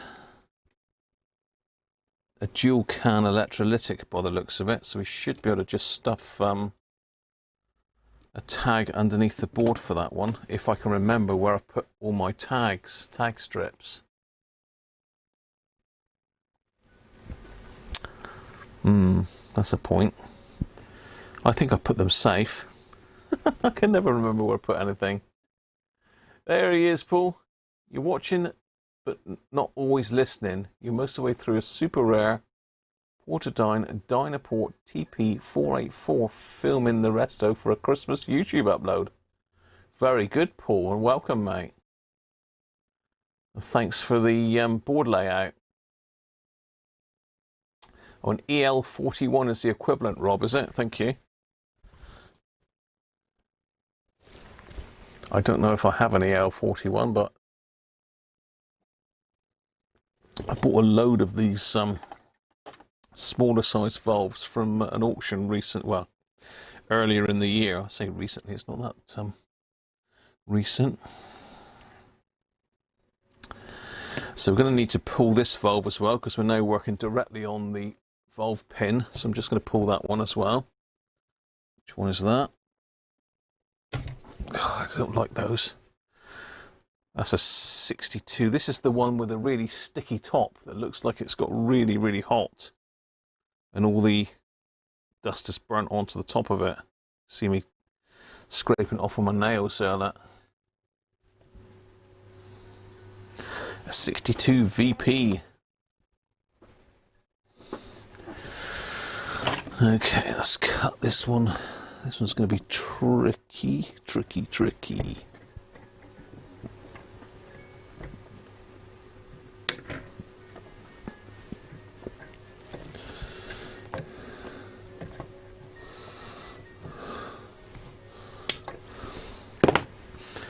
So a June 54.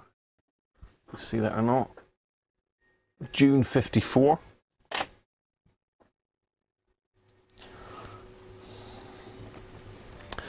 So again, let's see if I can actually get that out.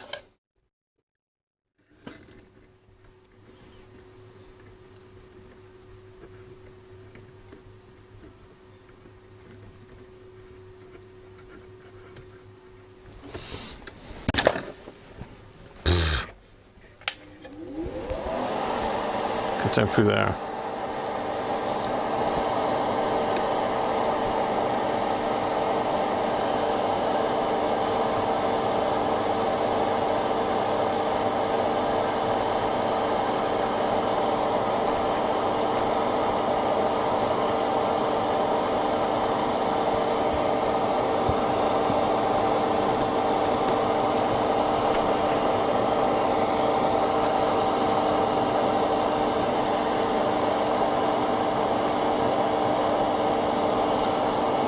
It's nearly there then, it was nearly there. Is that one just rested on the side there? It's just rested on there.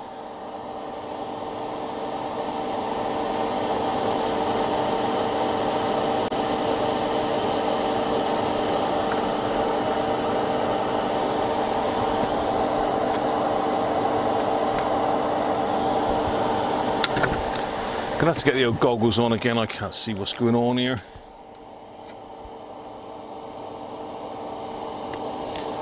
Was that it there?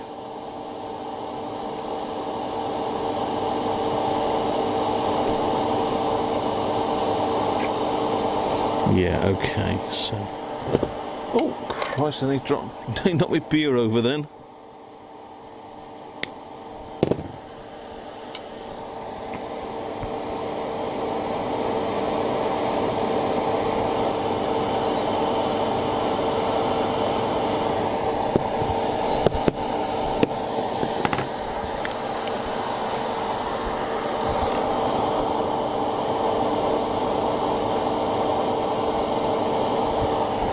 There we go. I didn't actually see what that one was. Oh dear.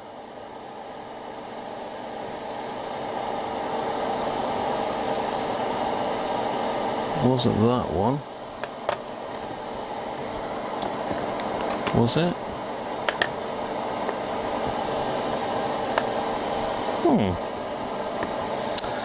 I didn't actually look at the value of that one before I took it out, which is a bit annoying. So I'm going to have to work it out now. Oh no.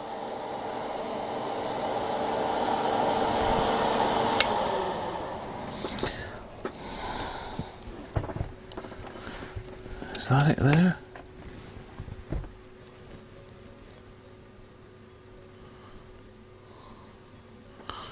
No, that wasn't it.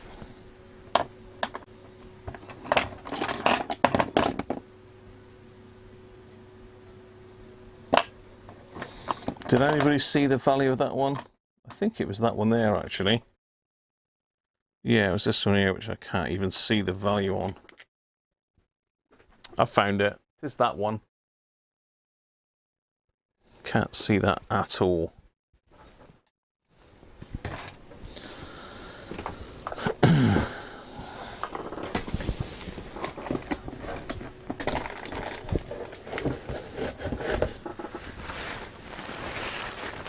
EF41.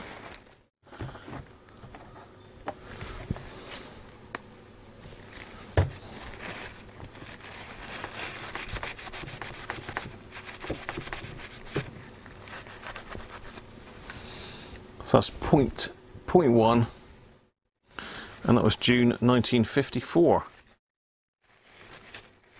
0.1 microfarad again. That's another 104, isn't it?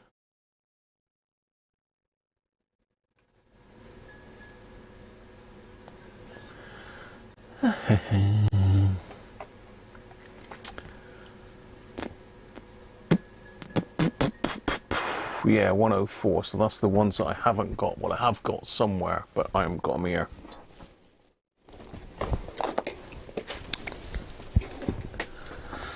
And that 104 is 100 NF, 400 volts.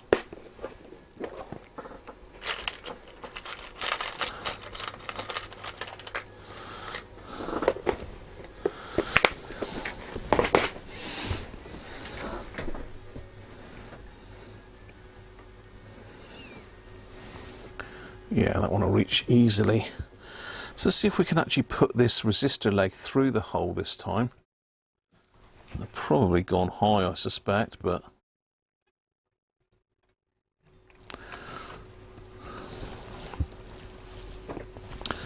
make it a little bit more less likely to jump out of the hole.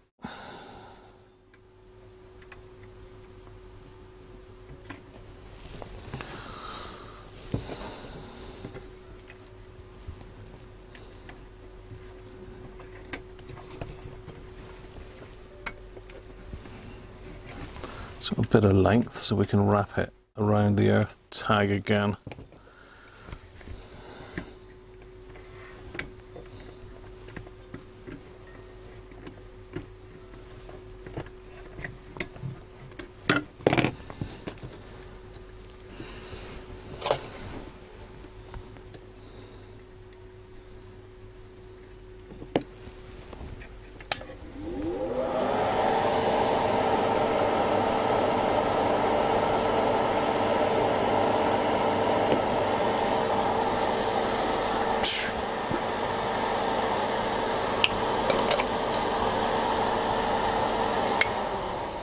Something I could do with really is a proper fume extractor, not this little Mickey Mouse thing here, but it's better than nothing, I suppose. Not a lot, but a little bit. Right, that's good. He's in there. Now this one's wrapped around the chassis again, so we're going to need to go up to 390.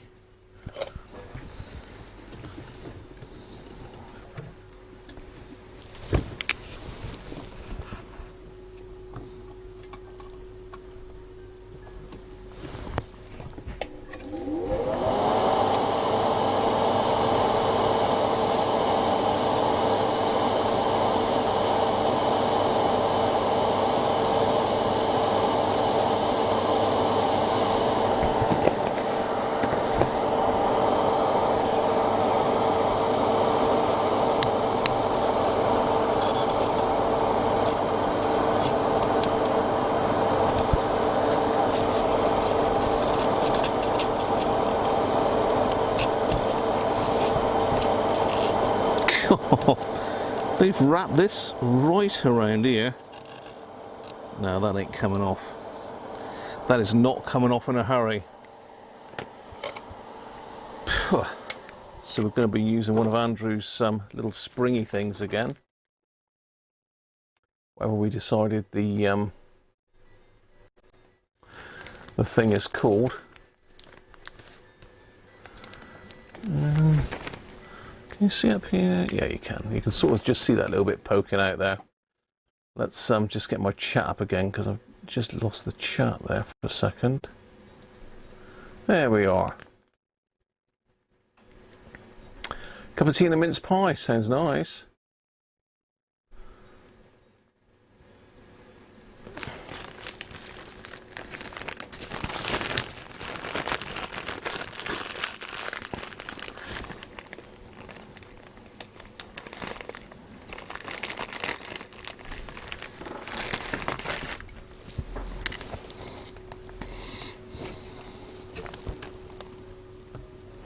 So using one of these springs again just to join this up. Very useful, these, Andrew. Saves so much hassle. I have made my own before, but they're nowhere near as good as these are.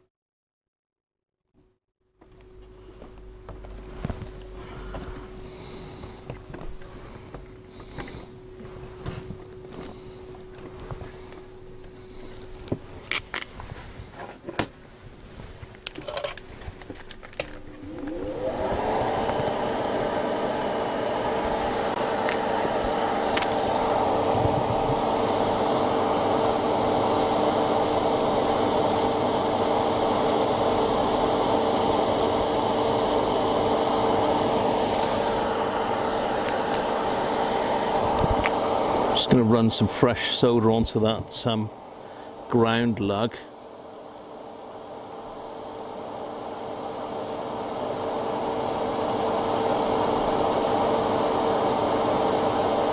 And get it hot enough.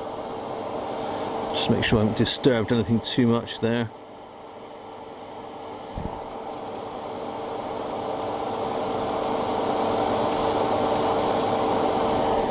There we are. Turn that iron back down a bit. Whew. Snip that wire off.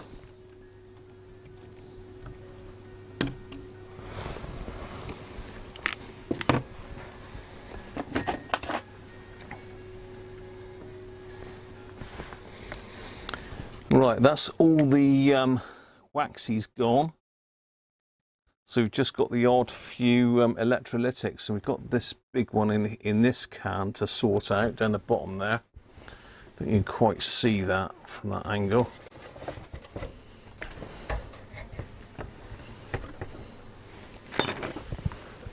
Yeah, so we've got this one here to do. Well, two. There's two in that can by the looks of it. Ideally we restuff them, but for the time being there's plenty of holes. There's some room to get a tag strip through one of those. Where else can I get a tag strip? I don't really want to drill a new hole.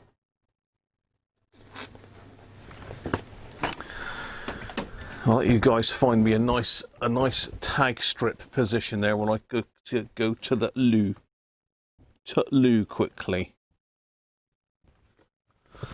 Just use the goat to. Sorry, goat, I know you're not going to like it, but there you go. Yes, I need a nice tag strip position for that, really. Won't be a sec.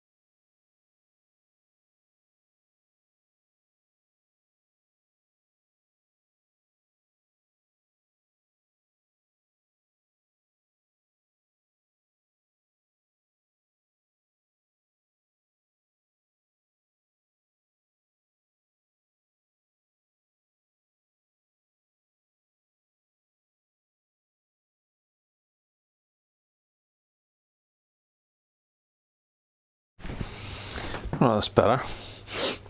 Room for more beer now. So I've got to probably get a tag strip in just to get these capacitors sorted.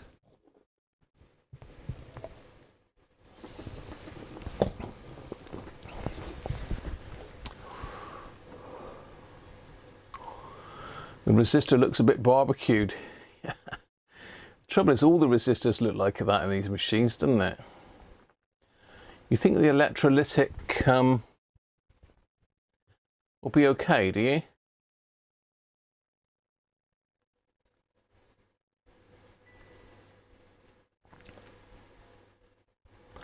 It's just for stupid panic people.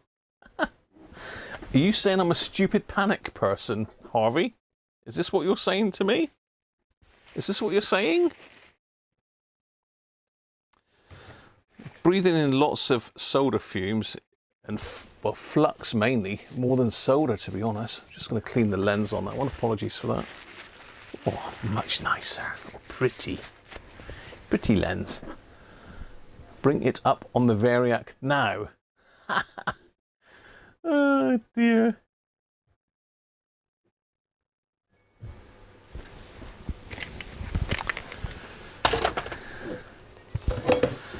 Right, let's just quickly check this one in circuit. I mean, that is on the external loudspeaker, so that's probably not very relevant, although it is connected back into there.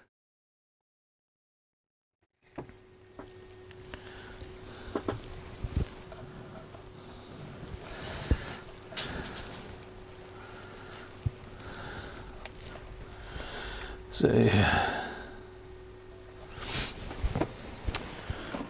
I'm just going to measure these capacitors then.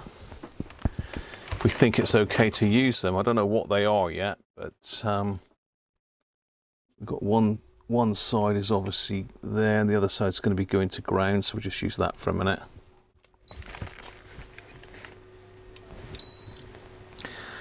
So that side's measuring 21 microfarads, 1.2 ohms ESR. Let's check the other one. Oh, if I get it hooked on.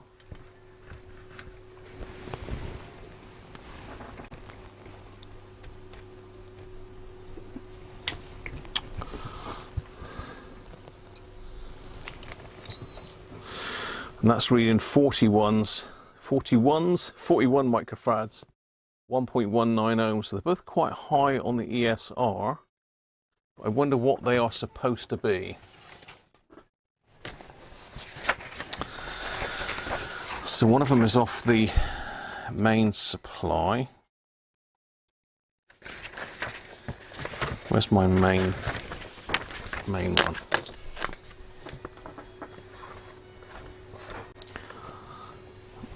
So this is one of them 16 and the other one's 25, I believe. C30, C31. So one is saying one has gone to 20, the other one's gone up to 40 microfarads.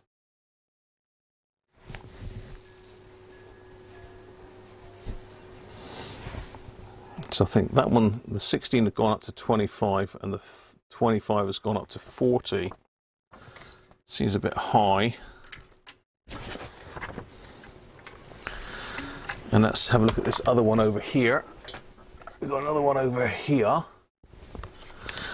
This one, as I say, is less important. That's only to do with the external speaker, I think. Though it's linked in with a load of other stuff, so you just never know, do you?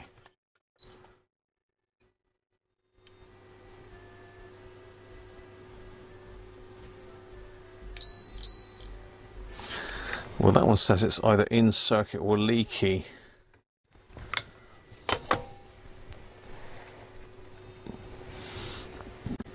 Because it's linked back in through to this valve here. We don't want to screw up any of these valves, and we certainly don't want to damage the rectifier valve. Hi, Johnny. Life is a risk.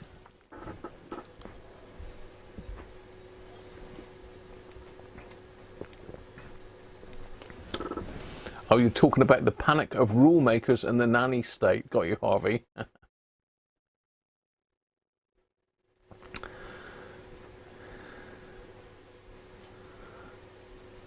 Rip them out, Gary's saying. Rip them out. We might as well. Come on, we've got time, haven't we? It's 4 o'clock.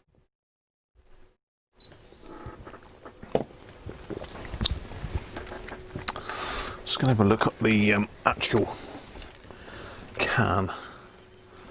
What does it say?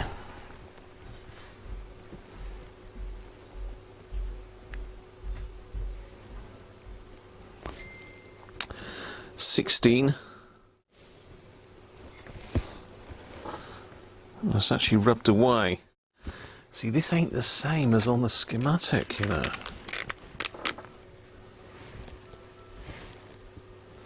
So 32.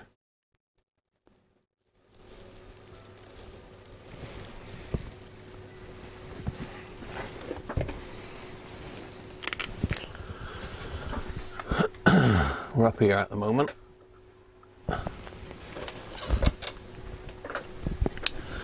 So I'm going to quick nosy at this just to see what it is.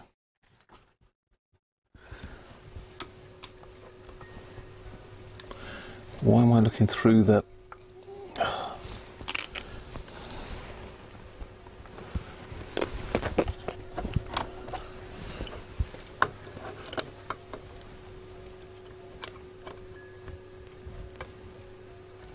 So say I haven't powered this up, and I bought this from a chap in Bridgewater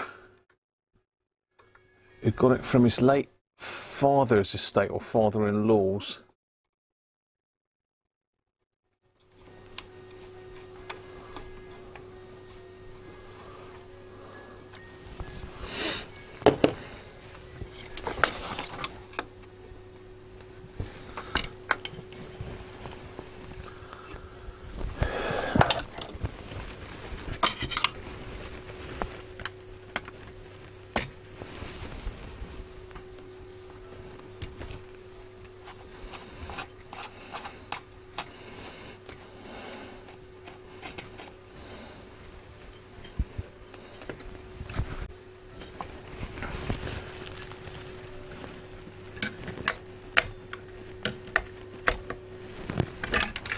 Oh, my nut's come loose. I'm in a bit close now, aren't I? Where did that nut go? There we are. No washer on it.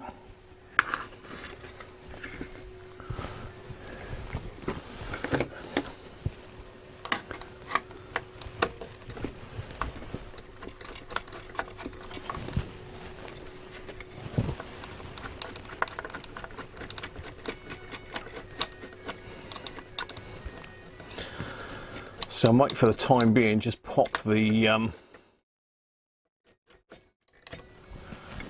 can right out and connect these up with a tag strip through one of these holes, if you know what I mean.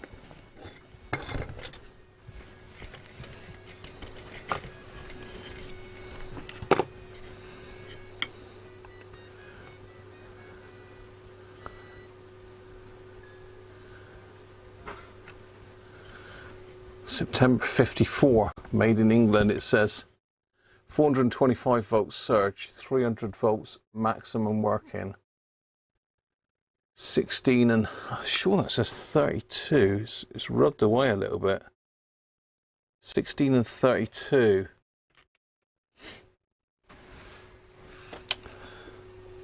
So I've got a 16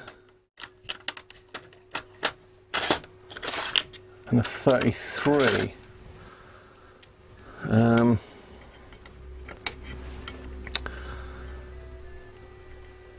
So red outer is 16 microfarads.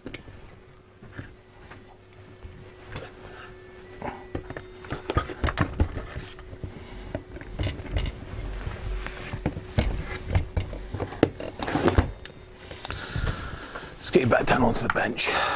I'm going to do it. I don't have to do it, but I'm going to. There we are, down here.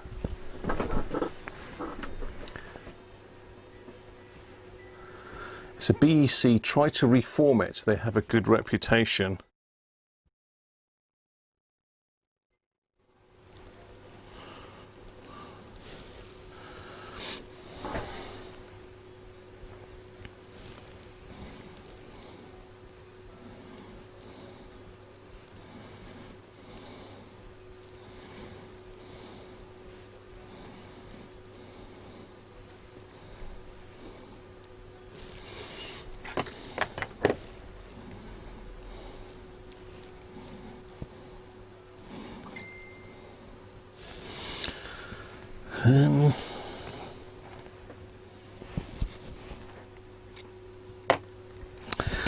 As I say, today I'm just trying to get it working. I'm not really looking for perfection.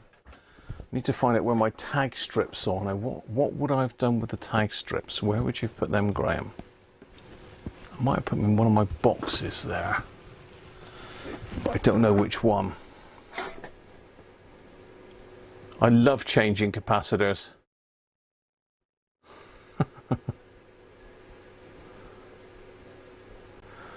I have madness. I have the madness. I mean,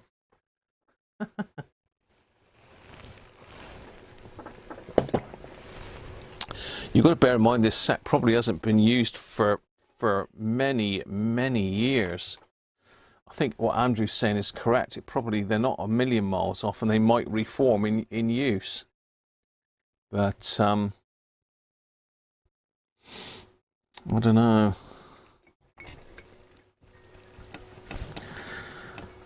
I don't want to risk my rectifier valve, really, I don't suppose, but I can't test them at their rated voltage.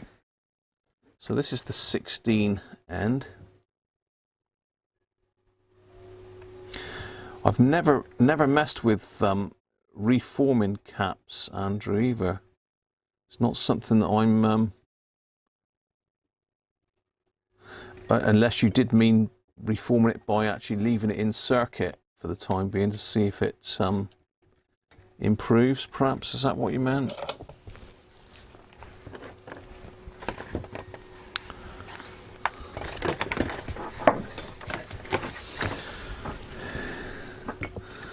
As I say, I mean, I'm not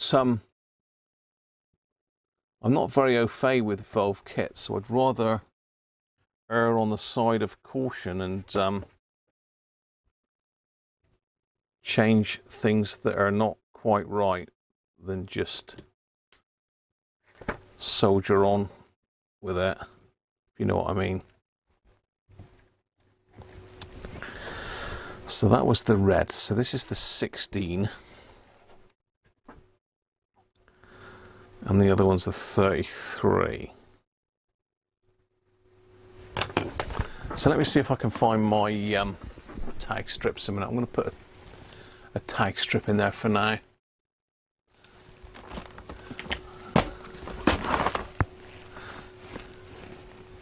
There they are. First hit.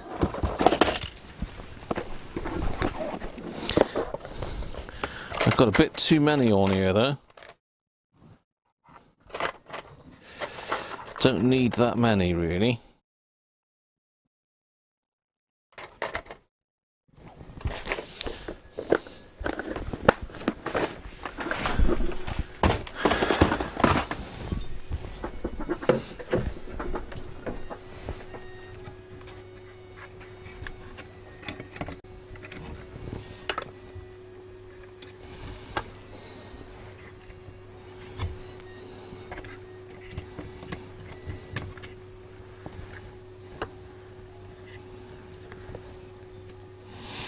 Madness. I've got the madness.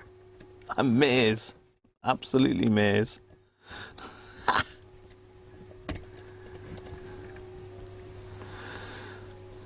Okay.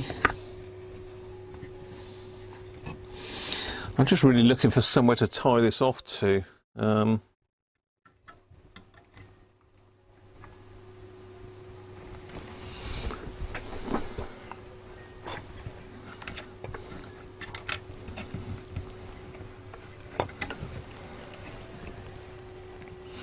That would be better down there, really.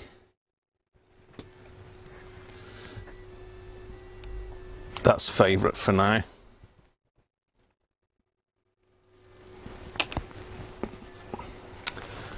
Nut and bolt, Graham, have you got a nut and bolt that'll fit that?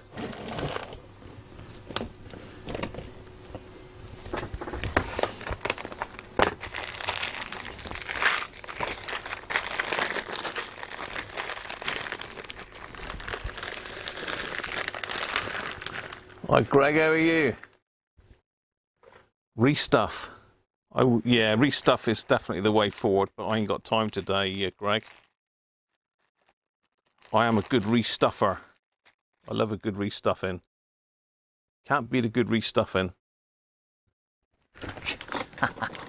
Yeah, definitely.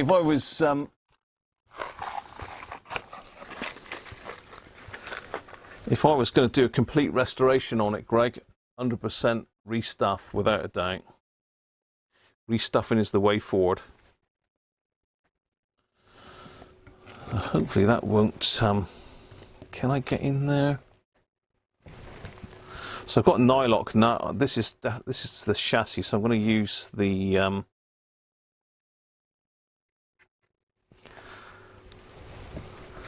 going to use the. Oh, scratchy, scratchy. That's horrible.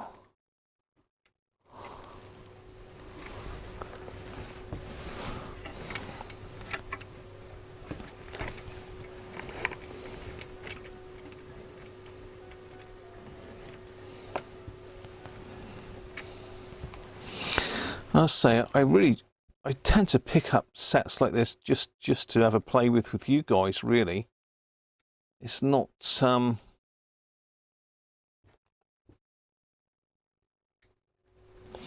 it's not something I'm going to keep out on permanent display and use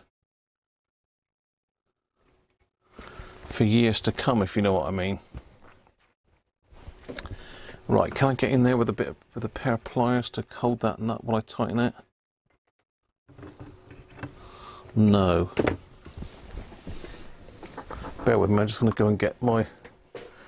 Did I take those little socket sets back? Oh, I didn't, there we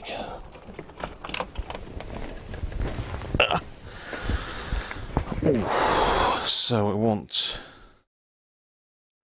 What size will I need for that?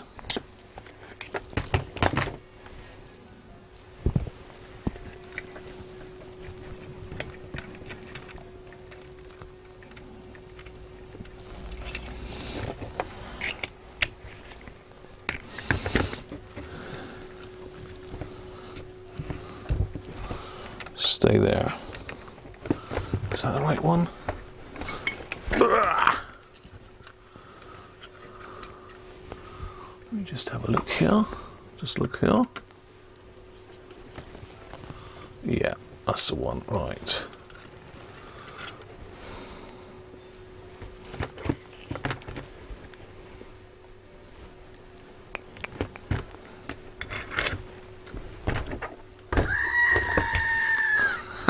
I've just put it down on the goat. He didn't like that. Right, let's just get this socket lined up.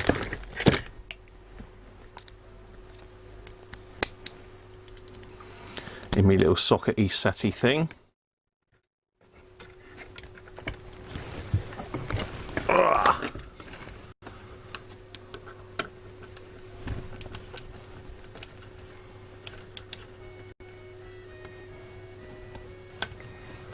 Come on.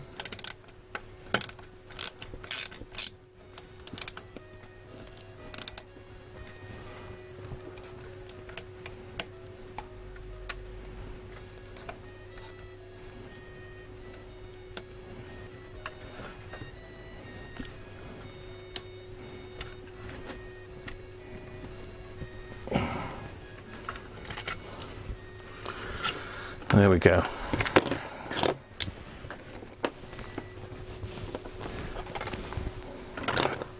I'm getting in a bit of a mess on the bench end now.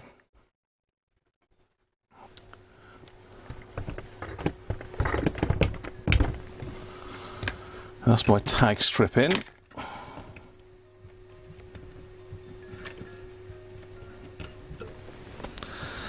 So I've got my ground terminal, which I can use.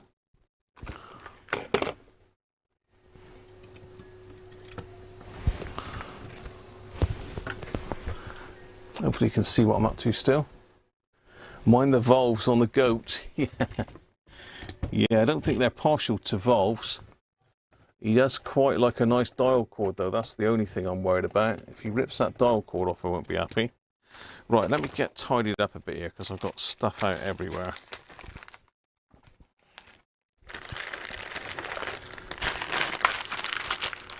Your benches are the worst when working on radios. I know the stuff. I know it is.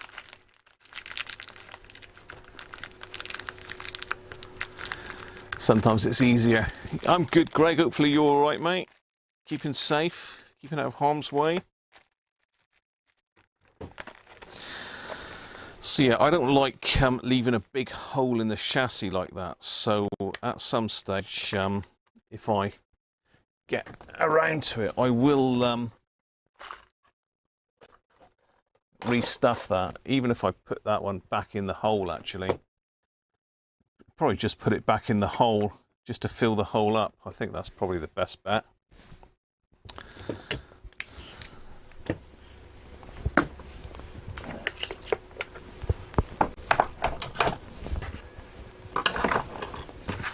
Put it back in the missing hole.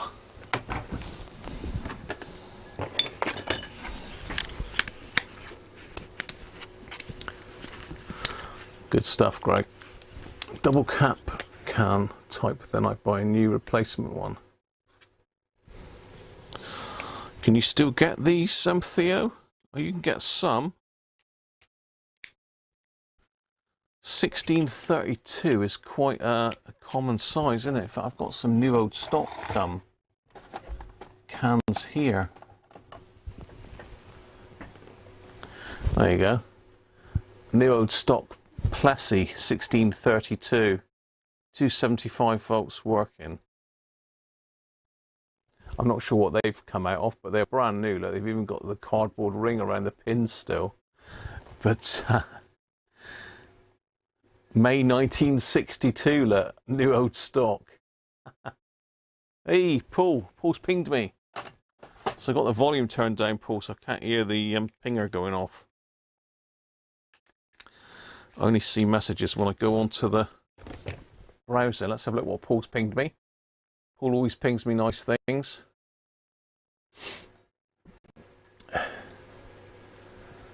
Oh, right, okay, your this is your Portadyne, Paul, is it?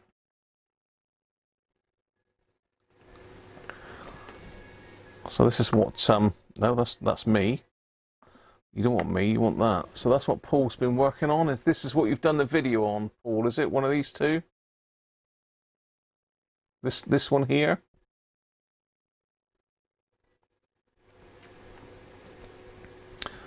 I think you can see that, everybody, can't you? Yeah. Yeah, I think that's a Portadyne. I'm not sure what that one is. I can't really see that, Paul. It's quite dark. Does it say just transistor on the top corner?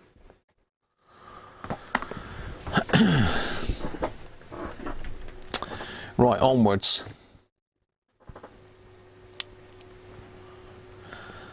I'm just working out whether this is the best capacitor choice for this, because I have got some other non-electrolytic, non-electrolytics. I've got some normal caps, but I don't think I've got any normal 16s. No, the only 16 high voltages I've got, I think, are those.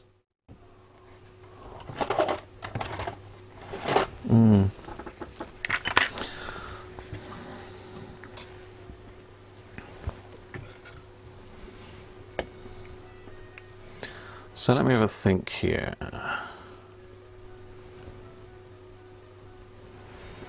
How do we mount those in so they're neat?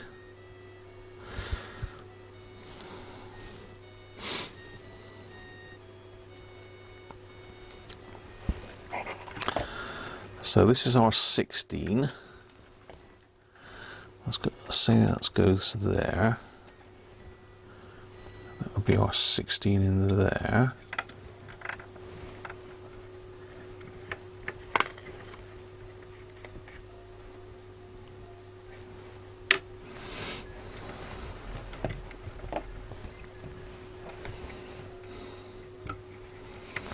Like that.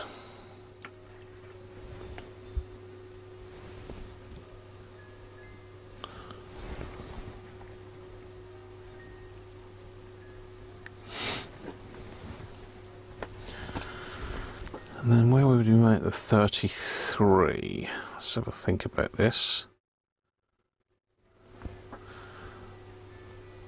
So that's the ground, so that would go in the same hole there.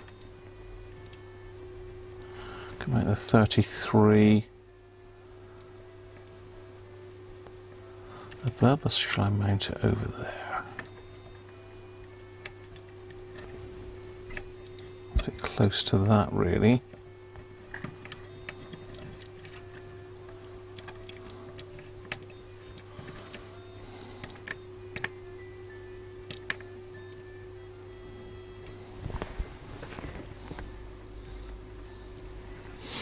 I think I'll make them like that.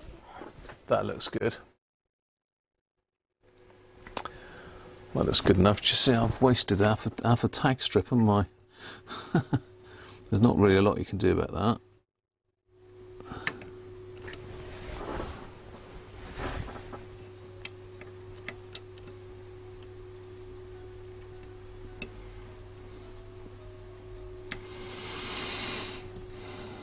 Okay.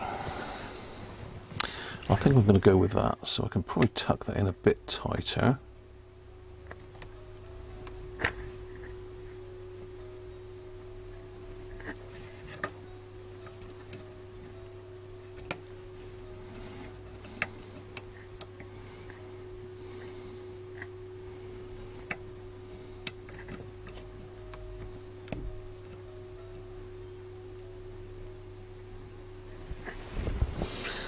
A bit more separation between them, I think.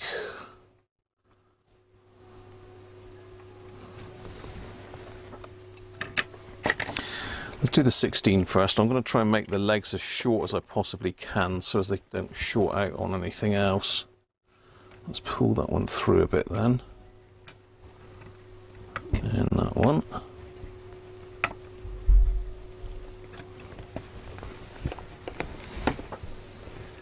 I don't think there's anything went in there, so that's no issue.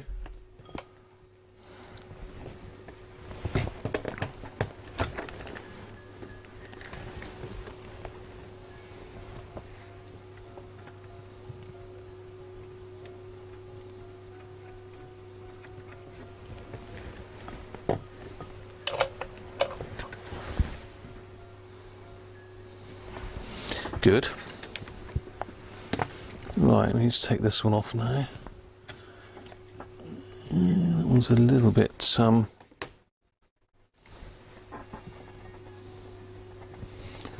that one goes to the IF can.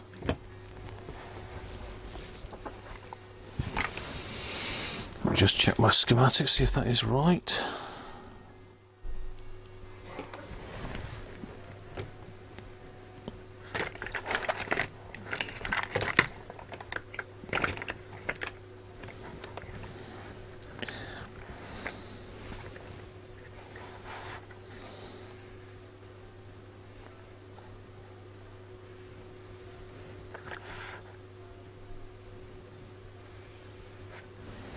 I can't make head or tail of that. I'm just looking for that capacitor on this schematic and I can't find it.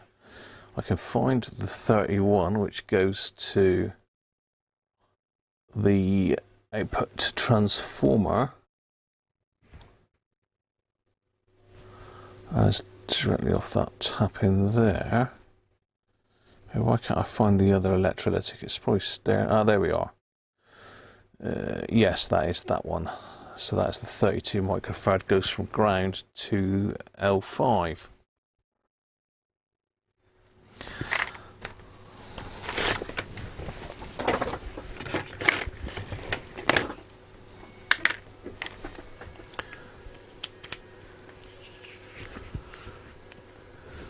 Thanks, Greg. I'm a fuss ass. I'm a fuss ass, though, aren't I?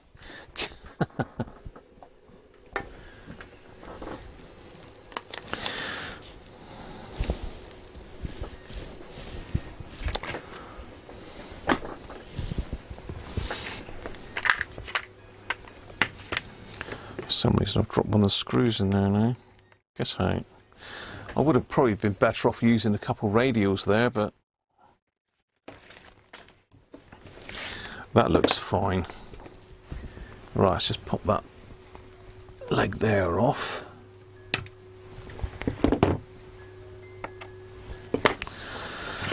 Let's work out how this one's going to go in then. So make sure we're the right way round.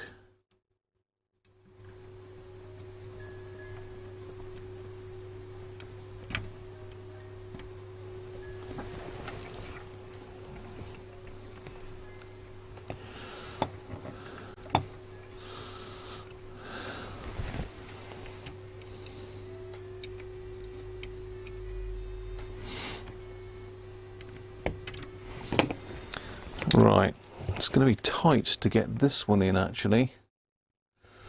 I don't even know if that one will reach.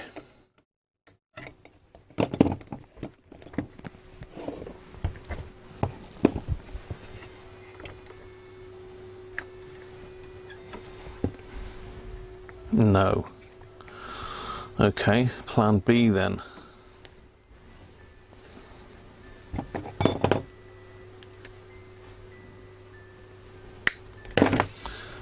So it makes me a little bit happier because I can now use all of the tag strip.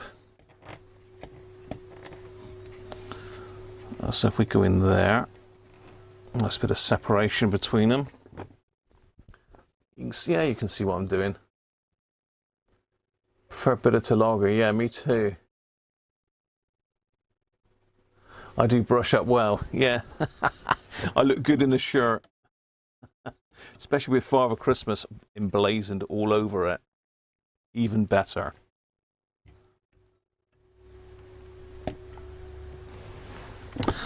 Okay, so I'm going in with that one as my positive now.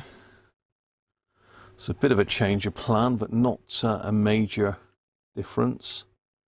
The thing is I'm getting very close to this wire here now, which I don't particularly like. So I'm going to have to come over that way a little bit further, I think.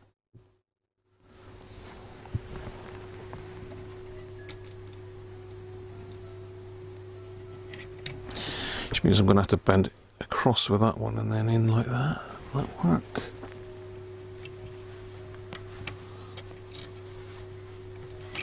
Just cut that off a bit.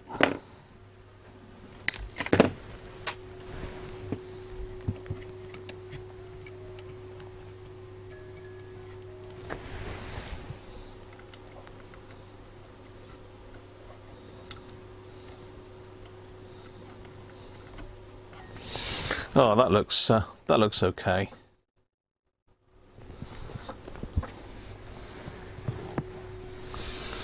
That looks okay. It's going to be a pig of a job to solder that. That's the only thing. How am I going to solder that? I think what I'll have to do is I'll have to solder that one first. Stay there. Go, look after it, please. Yeah, I have to solder that one first, I think. Then bend it round and solder the other one.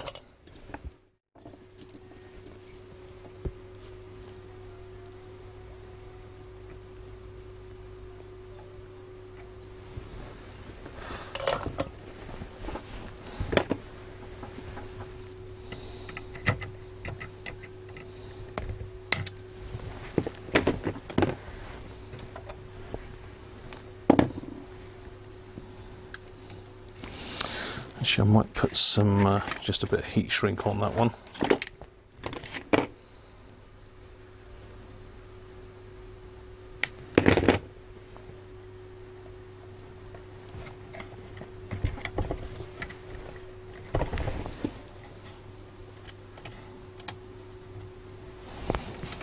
too much heat shrink.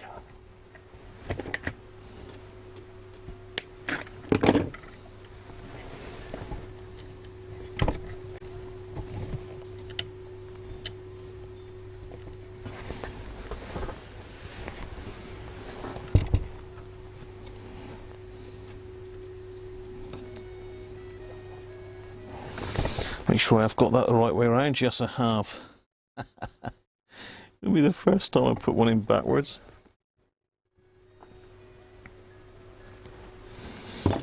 God, it's raining again now, I can hear it. Right, I'm going to have to turn the chassis around.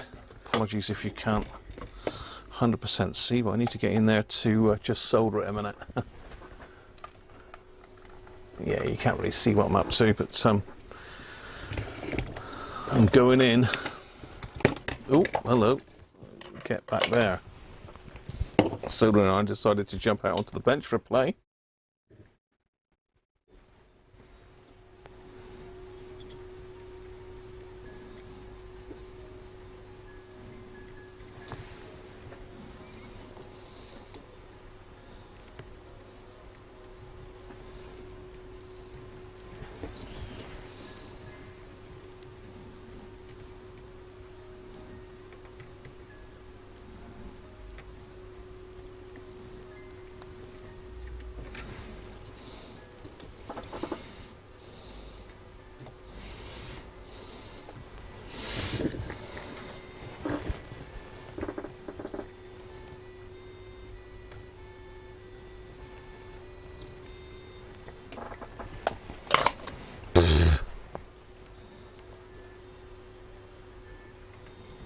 He's there.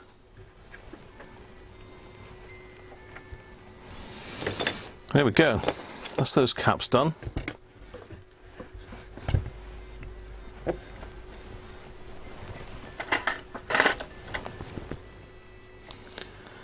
That's 25 volts there. It was showing a little bit high. Let's just test it out of circuit and see what it's like.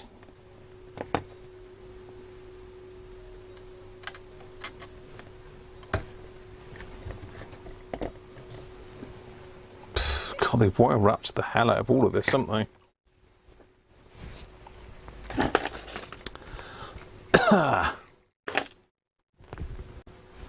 Dial cord's going to have a star, and don't say that. We do not want to be restringing anything. Don't you jinx it, Mr. E.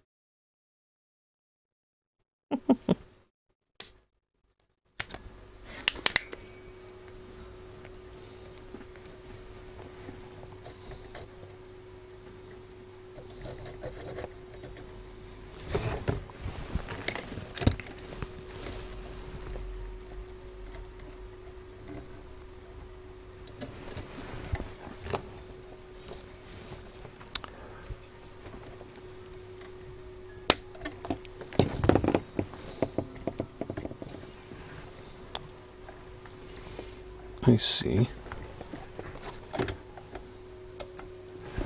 I see.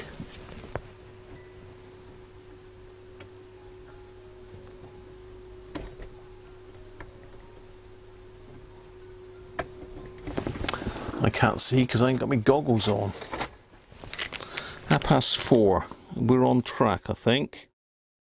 We should be able to get this one fired up very soon.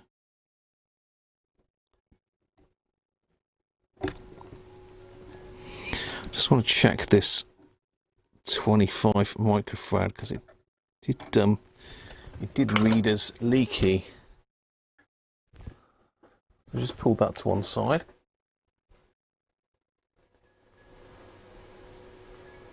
You need to keep your head clear to work. Yeah, I do like to have a couple on a Sunday, to be fair. I mean, normally with my advent calendar, I just have one, but I don't drink every day. And as I say, Sundays is my sort of day off, so I like to have a drink on my day off. And if I can play about with some radios at the same time, as long as I'm not going to endanger myself. Because I mean, I wouldn't work on any valve gear. Well, a bit inebriated, would I? I might have done in the past. You never know. Right.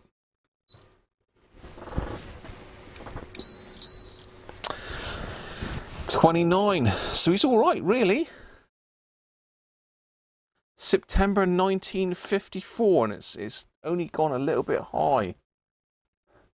So what's 25 plus, say, 20% then? Or even 50%.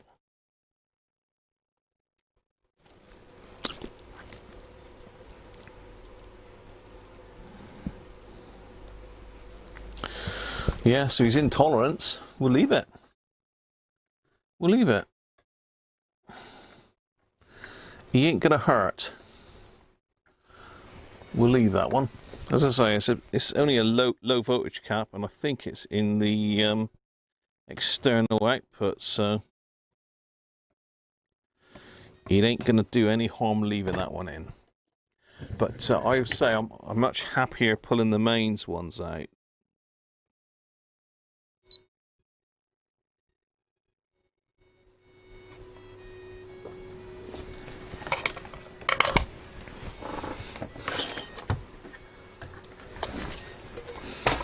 Okay.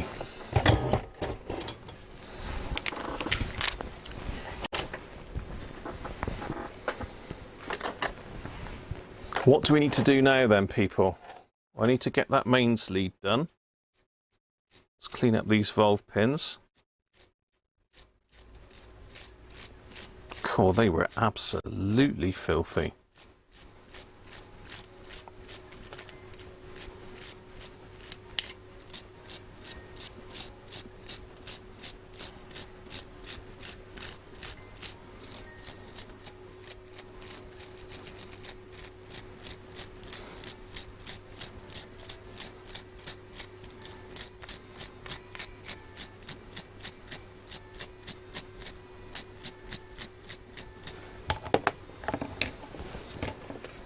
Could do with doing something to this really crunchy volume pot. Let's try putting a little tiny bit of oil down that shaft.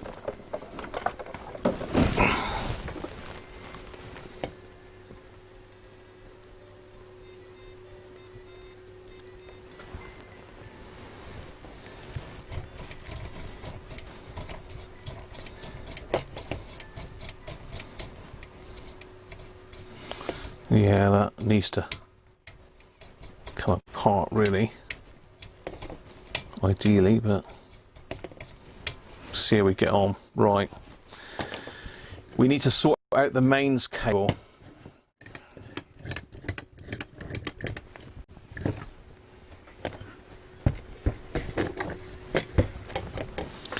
So my mains cable of choice is this.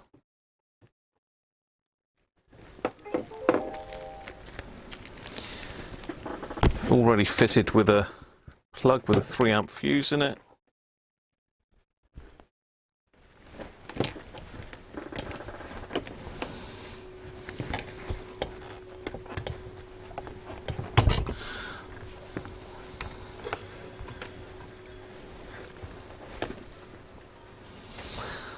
Okay, so another question for you guys in the know.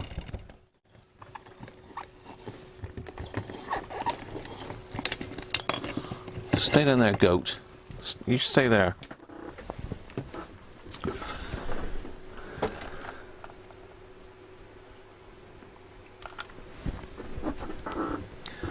So I'm sure you can see at the moment our mains cable isn't polarized. We've got one wire going to the switch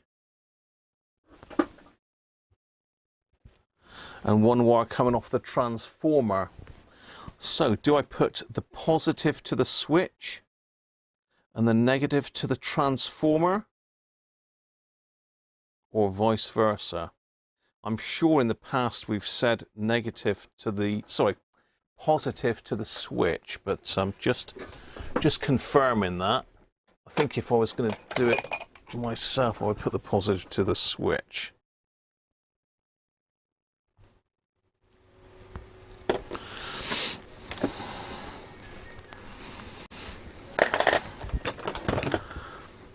Hi Kenny, how are you mate? Aston, afternoon to you.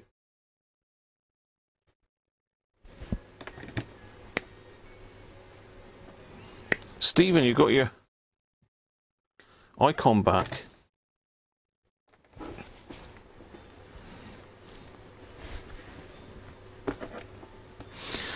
So we will tie a knot in the cord as is tradition.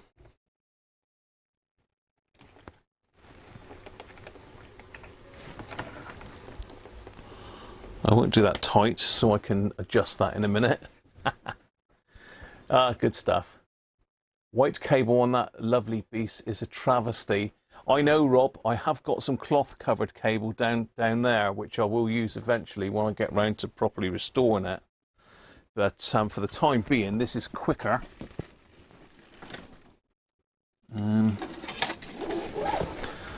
Yeah, so I have got this stuff. I can't get it in shot now. So I've got some cloth covered mains cable, which I would use eventually. But we're just doing this for ease at the moment, Rob. So don't panic. Don't panic. We will be good.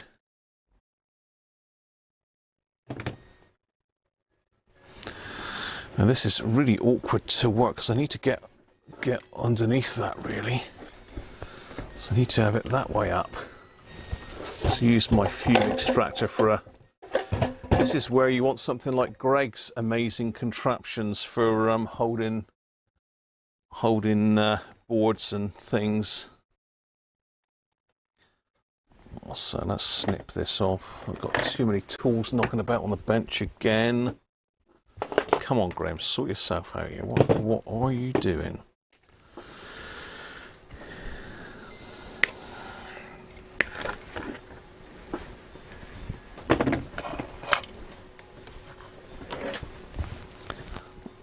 I wonder what sort of wire wrap job they've done on this one then.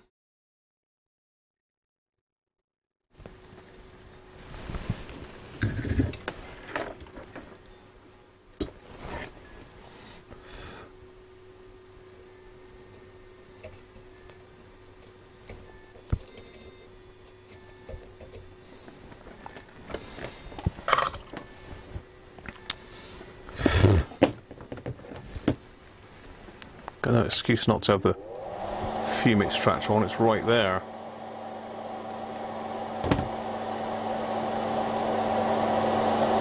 Ideally this needs to go through the hole in that. I don't really fancy it popping off halfway through and touching the case and going bang.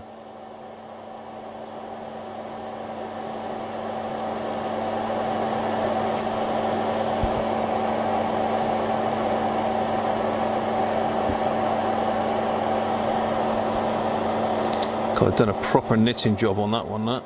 Flipping heck.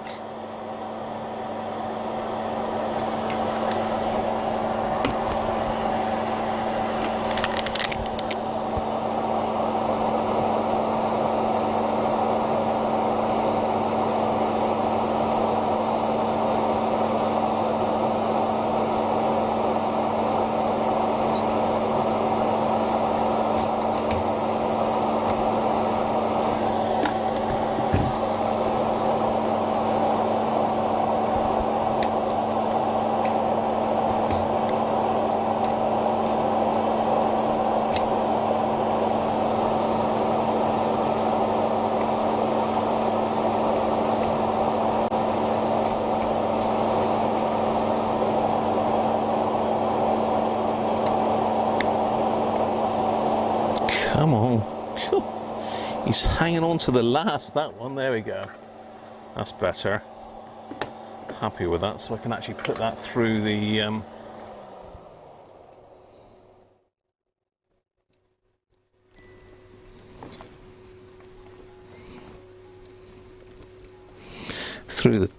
hole and just tag it back on itself. So it's got a bit of a mechanical strength there as well.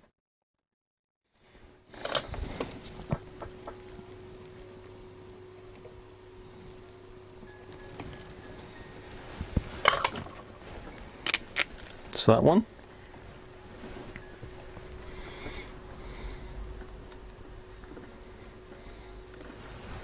Gotta be careful with this, really careful. Don't mess up this transformer. Assuming it's okay, I haven't tested the transformer. Should I have done? Probably.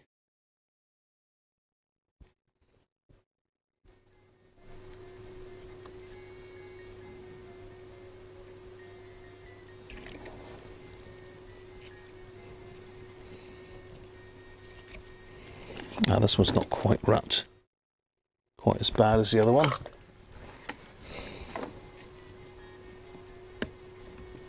I really should have put the insulation tester on it, shouldn't I? Done it properly. I'm just rushing, that's the thing, which is probably not good. Okay, that's just like a wire wrap there. So I have to cut this terminal a little bit longer, sleeving back a bit further.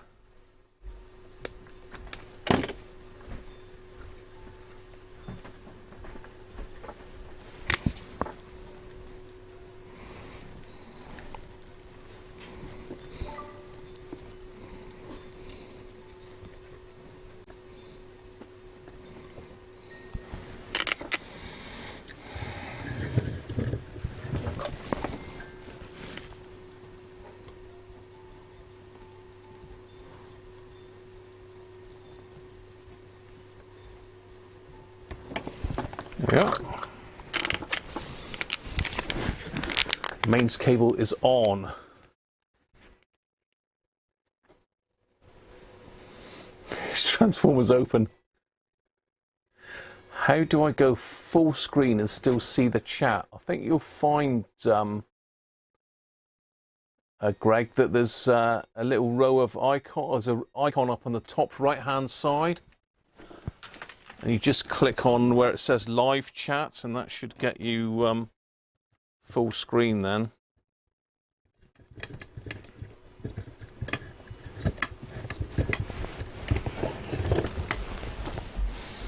Okay, let me have a look here. What have we got then? So, I want to tie off our lovely botch knot there, so that can't possibly pull out. So that's nice and tight now.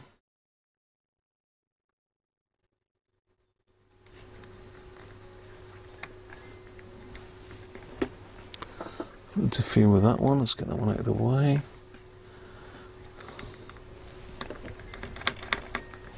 There's no way that's coming out. Okay.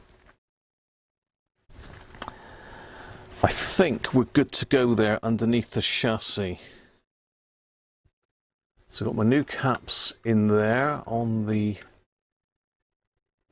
high voltage side. That one's okay. All of the waxies are done as far as I'm aware. Let's put it back down onto the chassis and just check on the top. Ah, there's one that I've missed. Ah, this one over here. See him? Lurking. Naughty cap. It's a naughty cap, that one. You nearly got the better of me, didn't you? Let's stick these other two valves in, shall I? No, I don't need to worry about that for a minute. So we've got to get this one done. So this is literally ground to the coil, and it's got a piggyback resistor. Blown black lead. Blown black lead.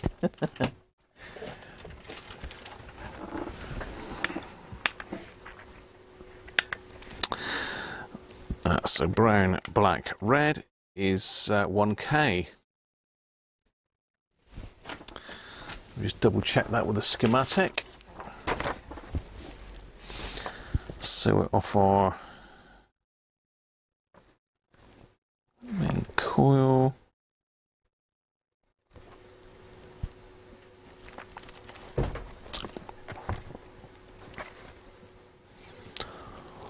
Where is that to then?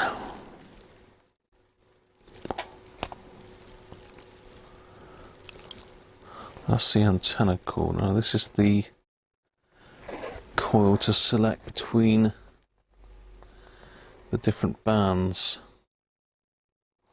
It's had a bit of a dink there as well.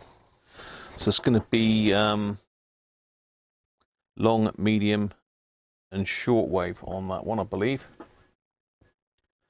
Always check all the transformers and coils before anything else on an unknown set. If anything bad, it's game stop unless you have a suitable replacement on hand. Yeah, you're dead right. You're dead right. So I wonder what wattage is. Probably only a half watt, that one, isn't it? It's not going to be doing a lot.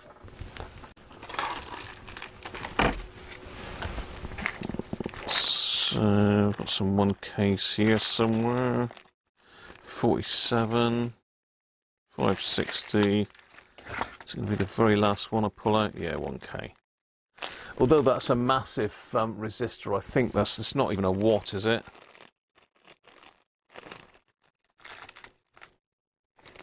Oh.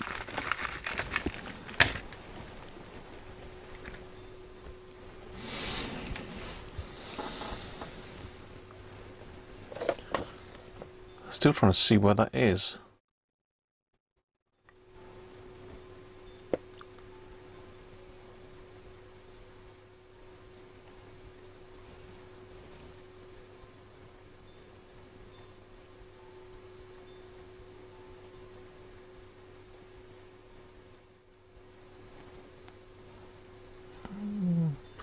It could be, because that's 33K.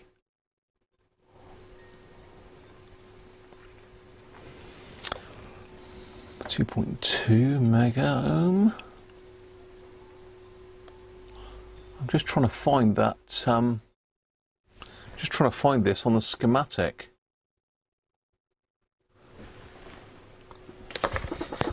Let's switch over to the schematic again. See if we can find. You saying that's R1, Rob? Are you? Let's have a look.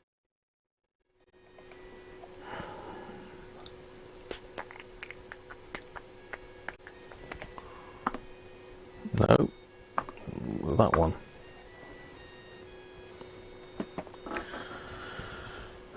R1 1K. I see. Yeah, I'm getting the coils confused. I was looking over here, Rob. I was looking over here. So you think it's this one here, 1K, in parallel with C1, which is 0.005.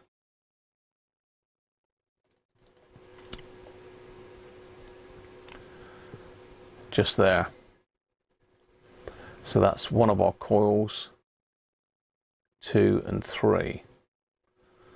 And L1 is another winding. What's L1 doing? That's the antenna connection. Of course, I'm thinking ferrite rod, aren't I? I've got ferrite in my head, but we haven't got a ferrite on this one. It's the direct attachment to an aerial. So I'm going to need to work that out in a minute as well. I've got a long wire. And I've got a ground, so I can probably hook that up. Cheers for that, Rob. So this other one should be 0.005 if we're correct.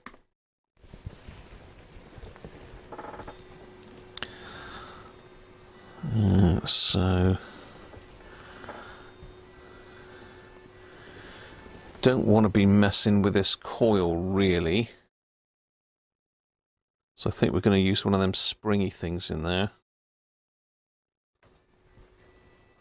And yeah, this is 0.005.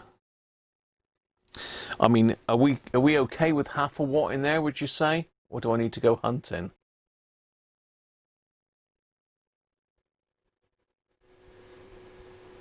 Hi, Georgie, how are you?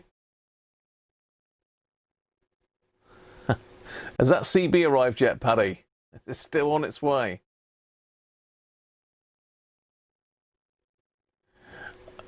Is this Russian? You thought I was working slow and careful because you have no knowledge of the radio. I am. You are right. I mean, what I'm trying to say is I've only got a small window today to do a live stream in, and I want to get as much done as I can. If I start changing power cords and all the rest of it, it's just going to take more time, and I'll run out of time on the live stream. That's what I was trying to mean.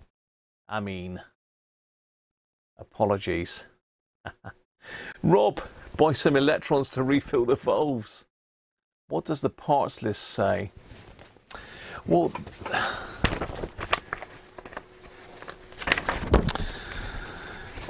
I've got the various parts lists, and I don't think any of them tell us what the resistor values, the resistor wattage are. It's only really if you get the manufacturer's one that you get some wattages on them. So no, there's no parts list on this. all it lists is the inductors.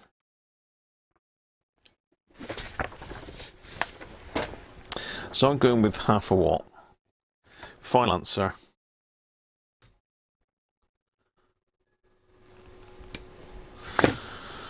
So 0.005. Now, have I got any of those?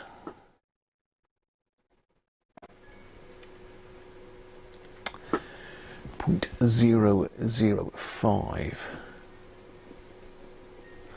It's going to be 0.0047, isn't it? Which is 472. So let me see if I got 472 here.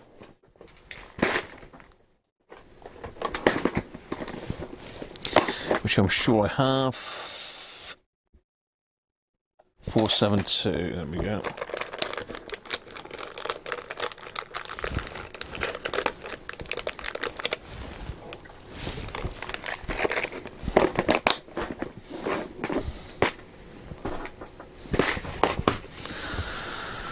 Okay.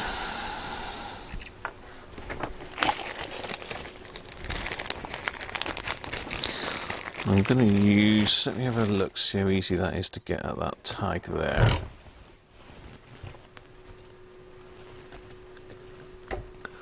No, that's a pain because there's 2 other things attached to that as well. So I'm going to use Andrew's very good little springy thingies.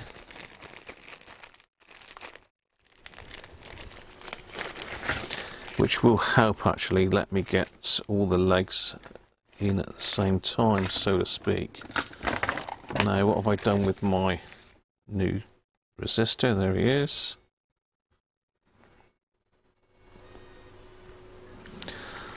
Oh, so on that one.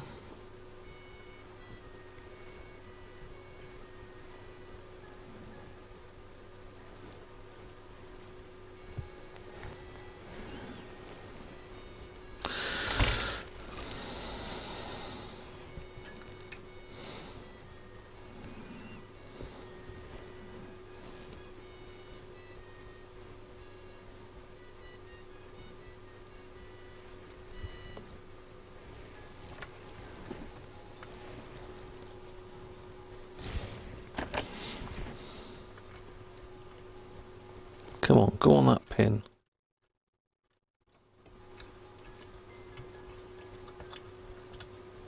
There we are. Let me just hit that up with some solder a minute. Quickly before it decides to jump back out again.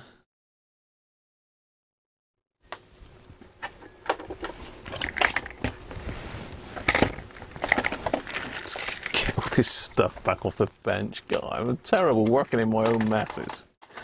It's shocking. It is shocking.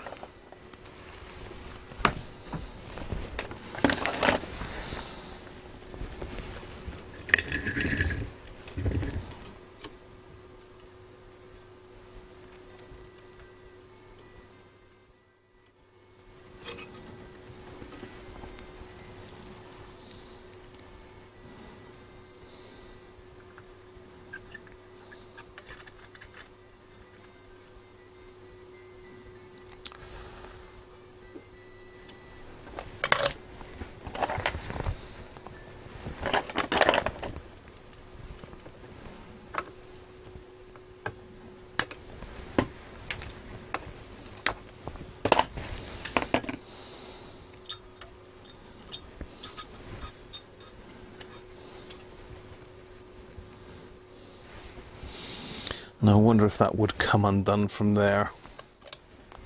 Let me just give it a little test. pop that valve. I'll leave that valve alone for a minute. Yeah, I think that one will come out quite easily actually.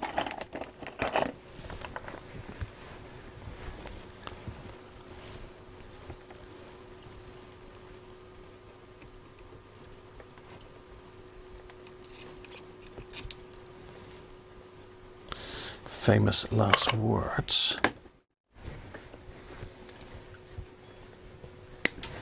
Poing.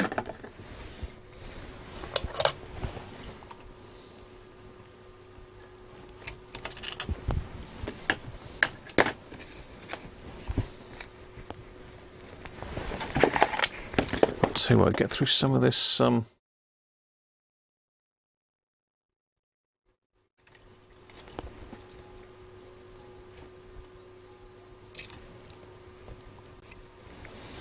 that is filthy.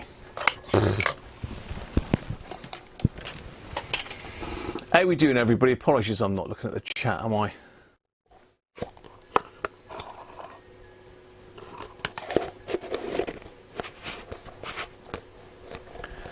$1K at 1 watt. It's 1 watt, is it? Oh no.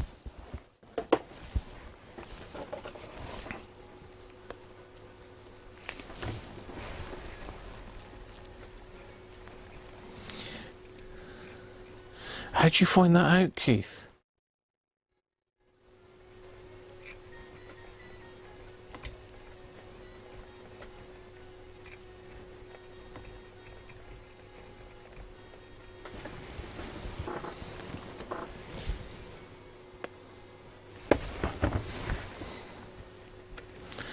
I don't think I got a 1K at 1 watt.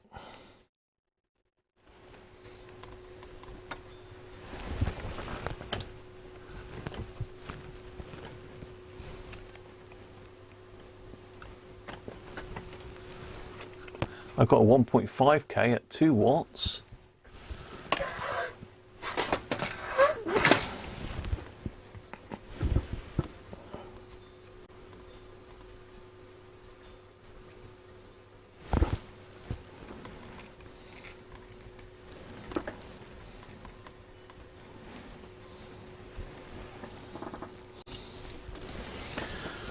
Where's my goggles gone? Let's get a good closer look in here. Okay, I can see where we are now.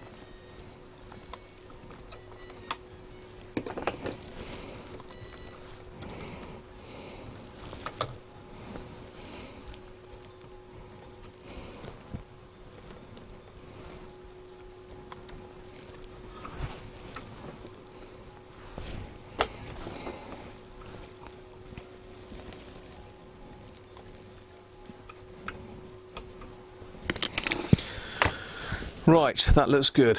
Let's get it burnt on quick before I find anything else I've got to do.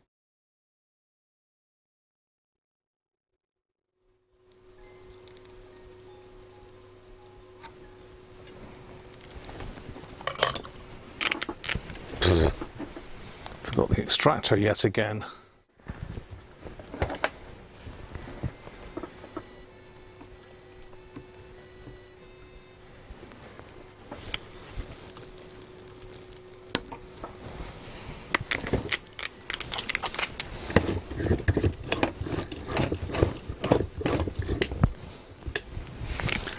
Right,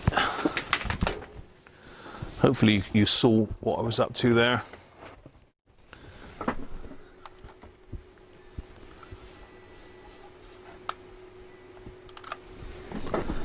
So that's my new resistor and capacitor. Looking good.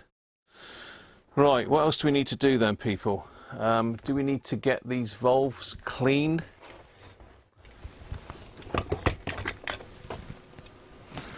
No, these are valves, not valves. These are valves. We only have valves down here in Devon.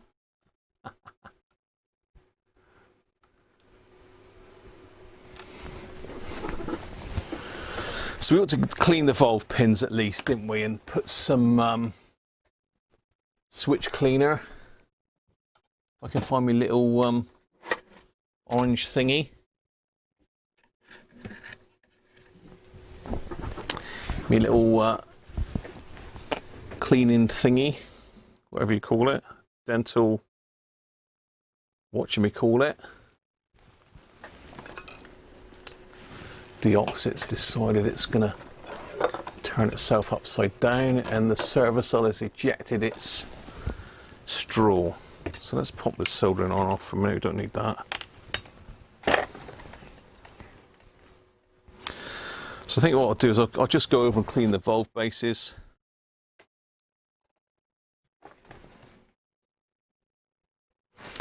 And the valve pins. Because that was absolutely filthy. So these are just little interdental things. I think this was a Benji idea. Benji recommendation. Says as he's just sprayed it all over the chassis. Just to try and get a bit of lubricant down into the valve base. And clean up the contacts a little bit.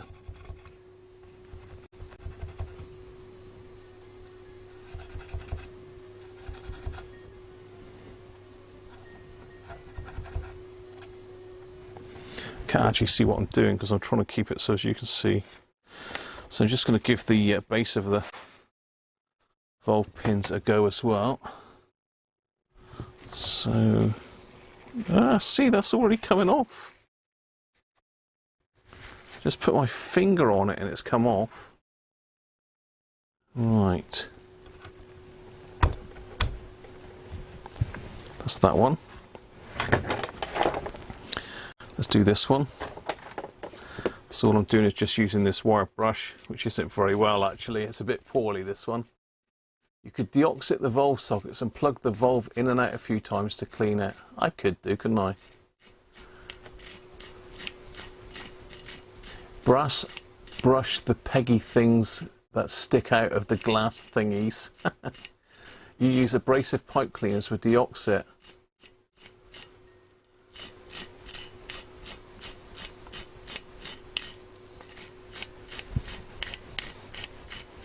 Yeah, these are baby ones, aren't they, really?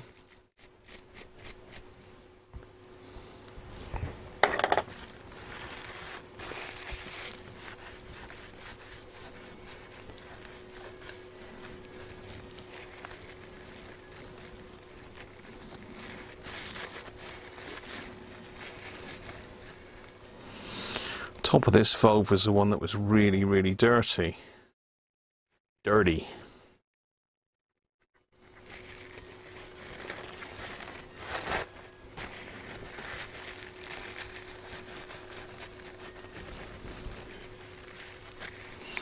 Better.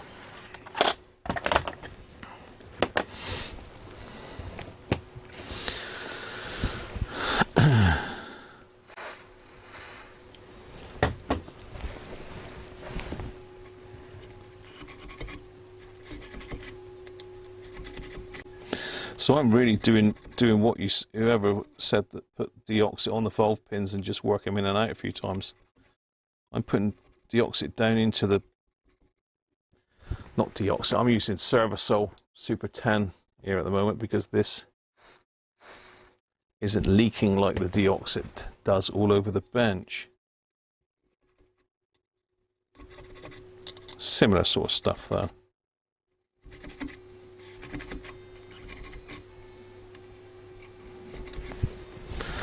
So I'm going to just spray the base as well. spray the pins, find me a little pip.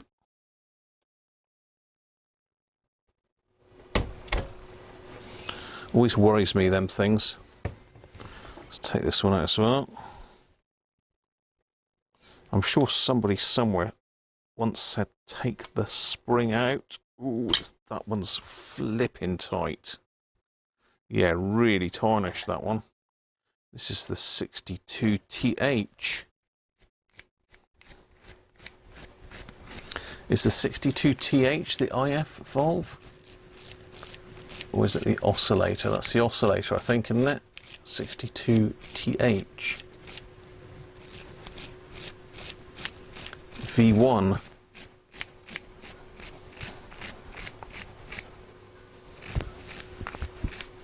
Dirty valves. Dirty valves. Well, you see, Paddy, yeah. Oil from the human skin cause damage to them. No, I don't think it's... Is it halogen bulbs used to do that? Some of the halogen bulbs? I'm not going mental on these. It looks like I'm being really rough, but I'm not. Because I don't know if I've got any alternative valves. I say we could have done all of this in the output transformers open circuit, or the mains transformers knackered. Who knows?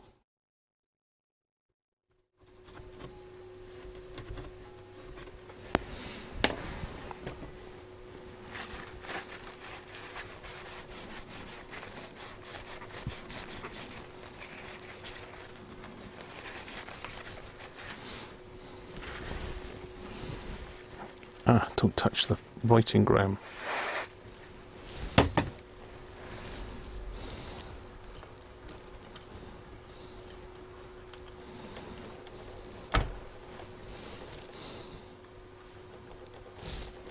That one's a bit wibbly wobbly, that one.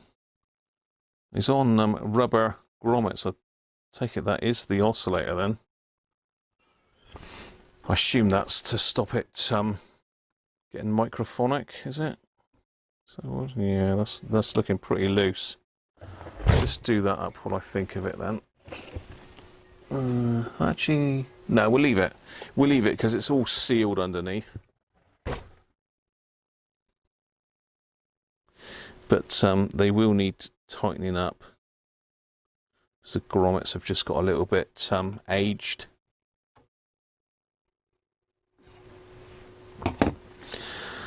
Right, I'm trying to think which ones we've done. We've done that one, we've done that one. This is the last one, isn't it? The VP. Oh, we haven't done the rectifier valve yet. Oh, that one looks okay. Have I done that one? Done that one, have I? I've done that one. Or have I? I can't remember. Oh, no. He looks okay, that one. I think I've done that one. I've just done it again. I'm sure I did. Maybe DDT I haven't done then. Yeah, this one up and out. Yeah, I haven't done DDT.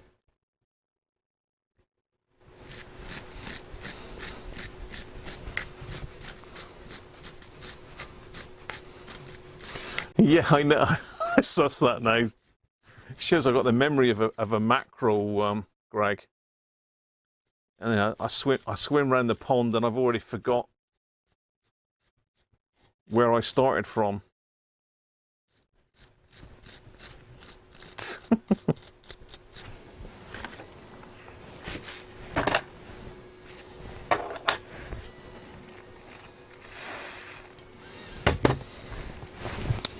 But you know, even if it doesn't work, we've had fun, haven't we? You wanted valve stuff. You wanted valve stuff.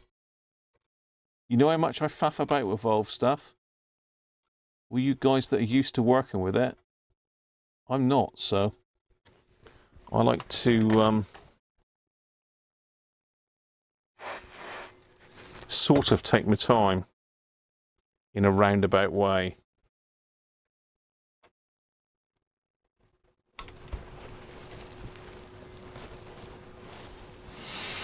Right, last one is over here. This is the rectifier, the rectum fryer, as is commonly referred to. But then we haven't got Mr. Christoffi in today, so he's got Monkey World. I'm sure he's got Monkey World for Christmas. Or he's got a sad on about something, I don't know. You never know. I've seen him for a couple of days, actually. You don't normally miss a stream on Mr. Christoffi. Hopefully he's all okay.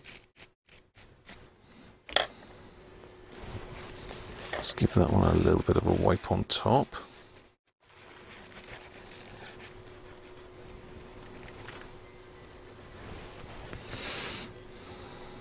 Okay.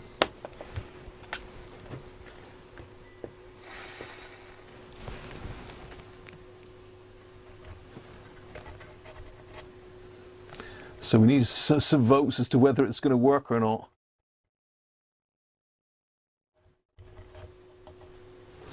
I've got to hook my long wire aerial up to it.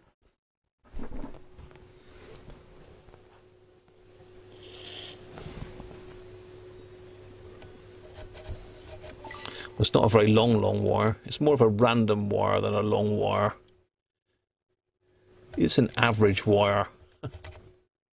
I've really screwed that up now. Stay straight.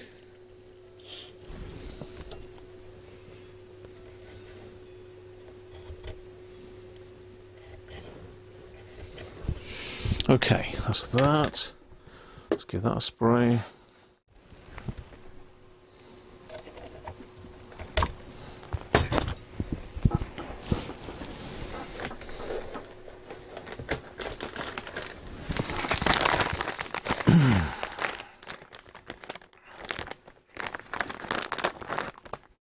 Oh, I've got a load of them.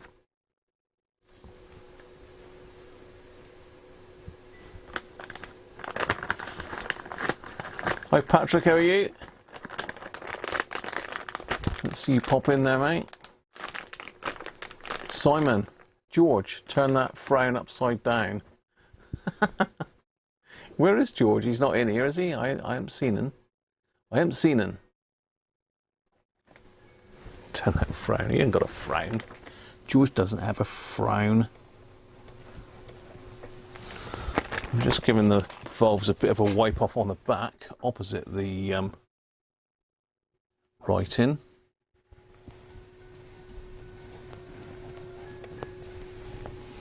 Just get rid of all the dust, because that stinks when they start heating up.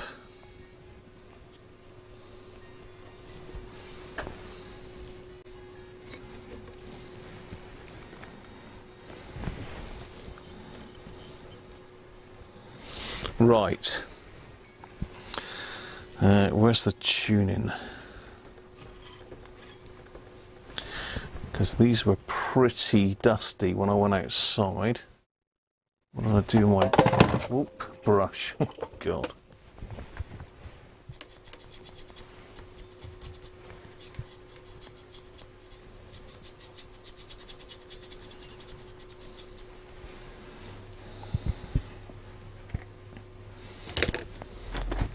I nearly sprayed the tuning can with the tuning capacitor with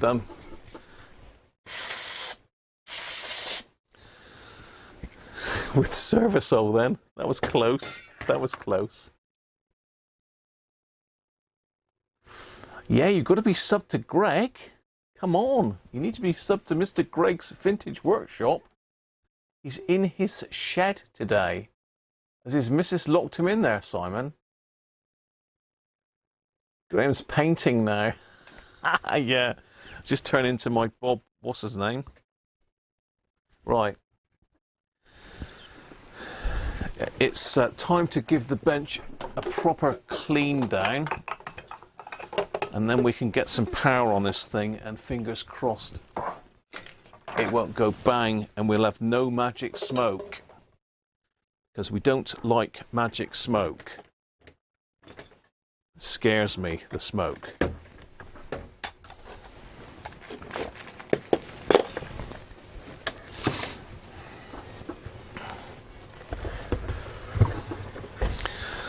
So we need to turn the radio this way round, really. Ugh.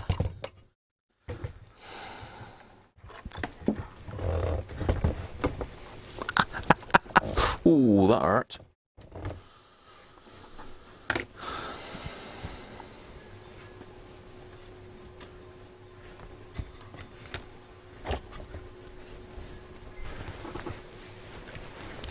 That hurt.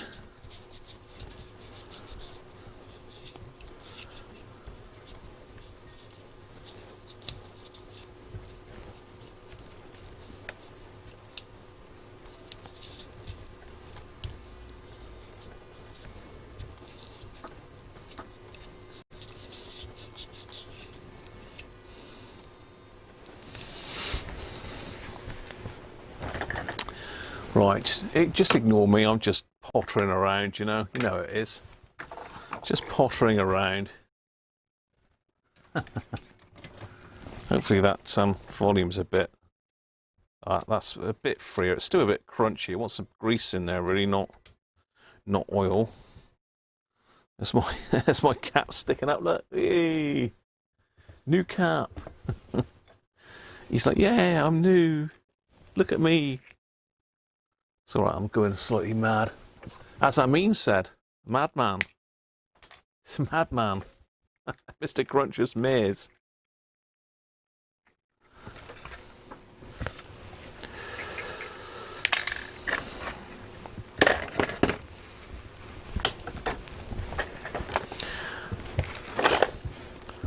I think we're all slightly mad in this game, really, aren't we? Okay, now the reason I'm clearing down the decks is because we've got to get our friend the dim bulb tester out. People knock me for this as well, but sod you, I'm going to do it anyway because it's how it should be done.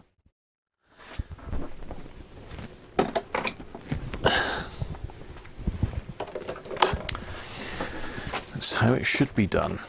Safety first. I'm doing this live, people, don't forget, so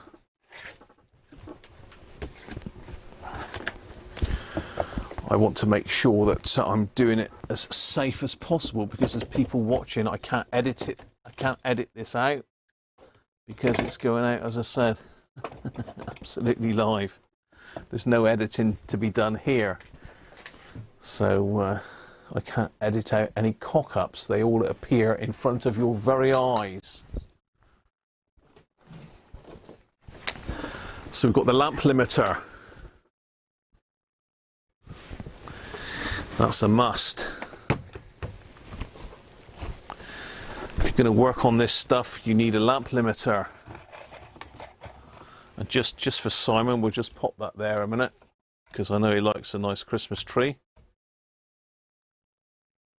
Yeah, I'll pop it on for you, Simon, as well, because I know you like. This has got the clear base, not the brown one, though. So I've got the 60-watt bulb in.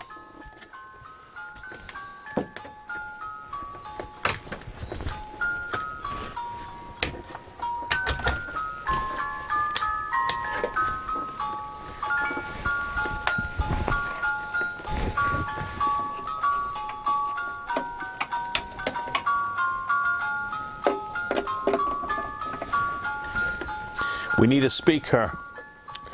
How are we going to do the speaker then? This could be tricky. Mustn't forget the speaker. Ah, Benji's just said that. You knew I was going to say that, so no, I'm not that predictable, surely. I gotta have some amusement, Simon. You don't give us very much opportunity, do you? We don't get much chance. You know, you don't do a lot wrong, Simon. It's victimization, isn't it? That's what it is. Right, I need to go and get the case so we can hook the speaker up. Bear with me. Let me go and get it. So one thing I need is I need to build myself a nice external speaker box, really, that I can just plug things into rather than ass about with Having to pull the chassis in and out all the time. Okay. Like I say, this is a massive, great speaker. How am I going to fit this on the bench then?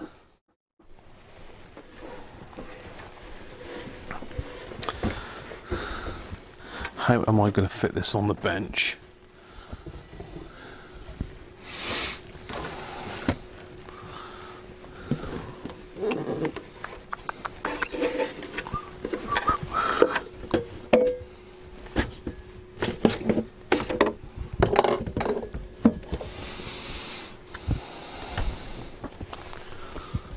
Okay, that's there.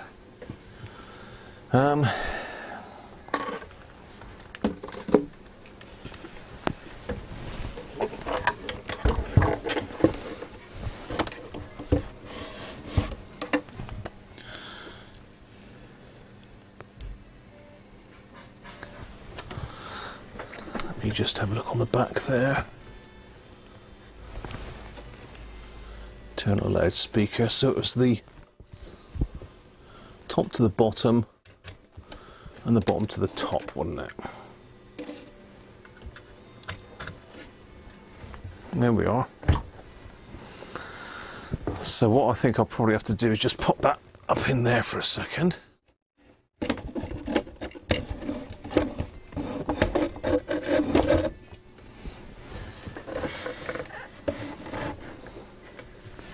So that's safe.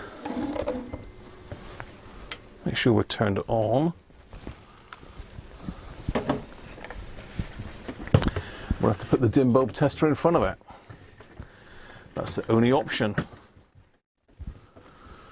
Well, at least you can see a bit of light bulb action. Just can't see the valves lighting up. But that should be all okay there. Let's get that off of the mains cable. Got a little bulb there. What do you think? Aerial. Damn, we need an aerial, don't we? Let me get... do we need a ground for the aerial, or can we get away with just the aerial?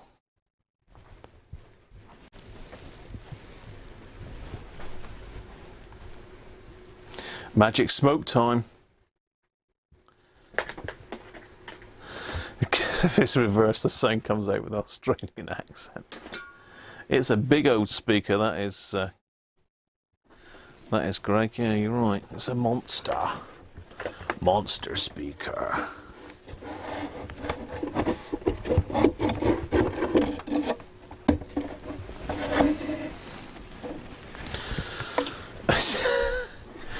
This is a pain in the backside, isn't it? Right, let me see if I can find where the aerial is. The aerial's there. It might work without a ground, I'm not sure. Anybody know whether it'll work without a ground? Actually, we'll keep it like that. We can have a look at the valves then as it warms up, can't we? If it warms up. Okay. So we're on the lamp. This is switched on. Speakers in, we've got an aerial.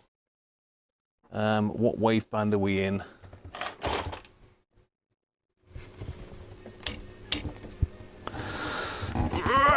God, flipping it, that's tight. I'm going to have to stick it back in there because I'm not going to be able to get at the controls else.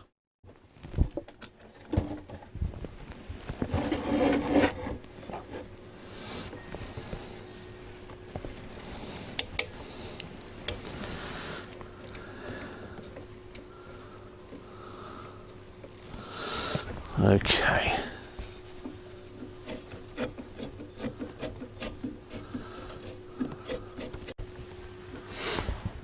As I say, it needs a fair bit of servicing work done this, but hopefully, fingers crossed, fire in the hole. What do you think? Is it time?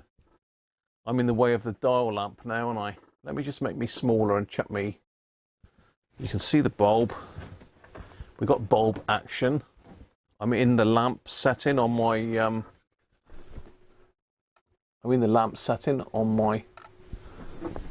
lamp limiter. You can see the little dial light now. That's okay. That'll do me. So I've got my variac down here. Apologies for all the bits hanging off. So safety wise, this is a variable AC power supply with an isolation transformer in it. It's also got a breaker in it, so if anything goes wrong, that'll ping off. And we've got the lamp limiter. Should be good. So let's start. Let's just turn that off so I can hear if there's anything in the background. I won't turn the light off here because I want to be able to see where the smoke comes out.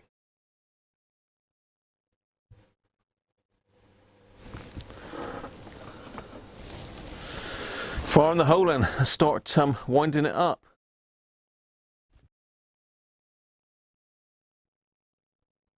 $50 volts.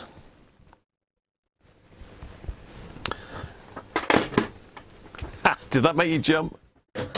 It's only because I've run out of beer.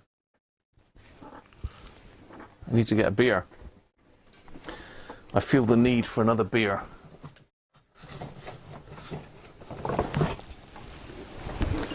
So I'm going to go with another of the Fat Tony collection. Oh, I've done something to my shoulder. I keep pulling it. Oh, I don't know what I've done to it, but ow!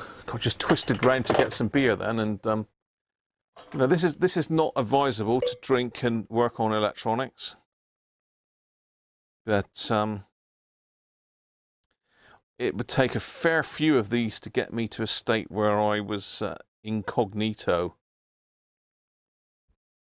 Possibly, maybe eight points, and I think I probably wouldn't be safe working on this. So I'm going to take that off of the bench so as it doesn't fall on anything.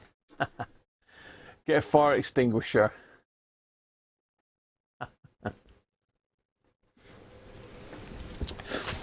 Okay, so it's drawing 20 milliamps at 50 volts. Let's wang it up to 100. Let it sit on 100 volts for a minute. I'm sure you can see the display down there.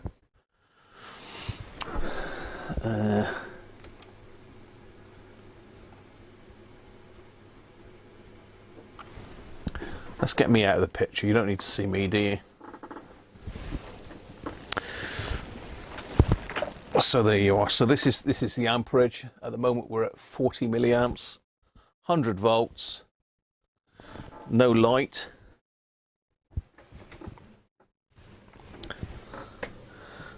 No valves lit yet. Normally it needs to get up to about 180 before things start happening.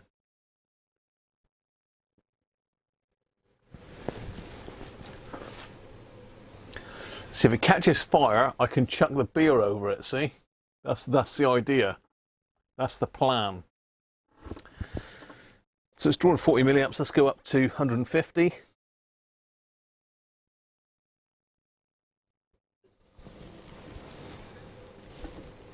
$60 milliamps. So it is drawing current. Not a lot.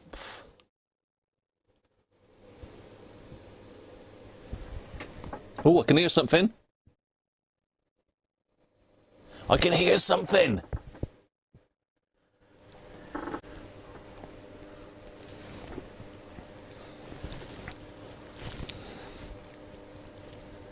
Can you hear that?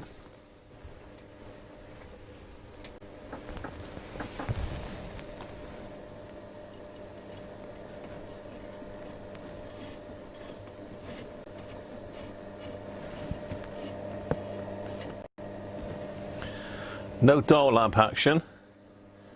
It's coming to life. Let's go higher. Let's go up to 180. 180.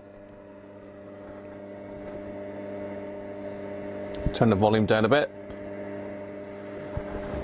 No dial bulb.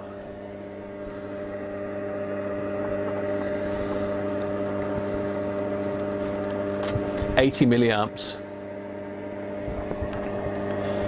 Let's move that out of my way.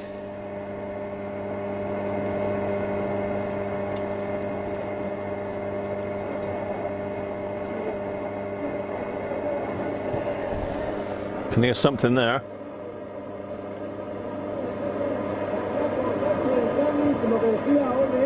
La falta, no la falta, sino que tampoco tienen un notable calidad los jugadores de uno y otro equipo.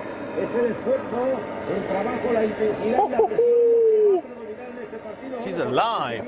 En estos 5 minutos casi que llevamos, es la primera parte de lo que sucede. Sí, pero más que la falta de calidad,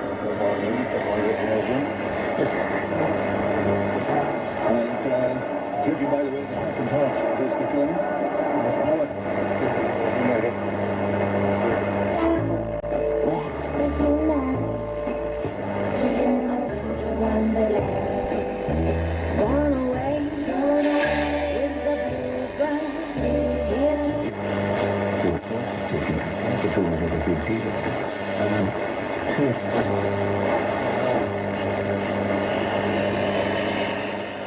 Cool, she's got some volume. L.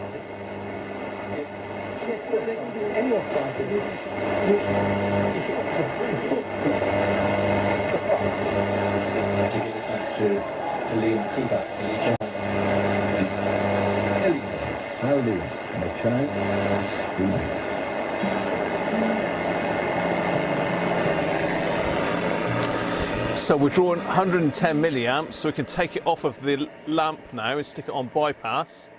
I mean, the lamp is barely lit, so it is taking some current.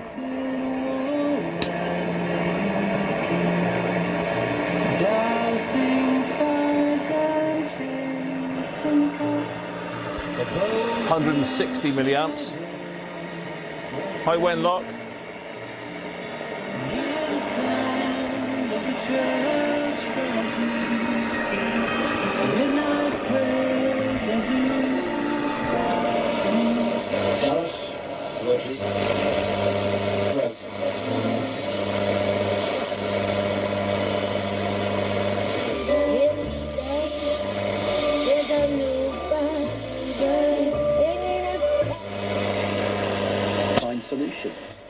That's long wave. It's radio 4. But also to communicate work openly and clearly. Collectively, as a society, can play our part in facing up to the challenges ahead. I think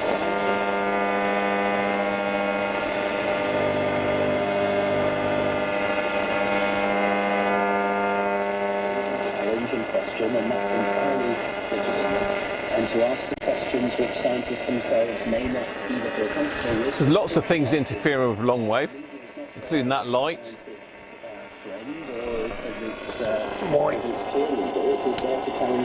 Power supply there.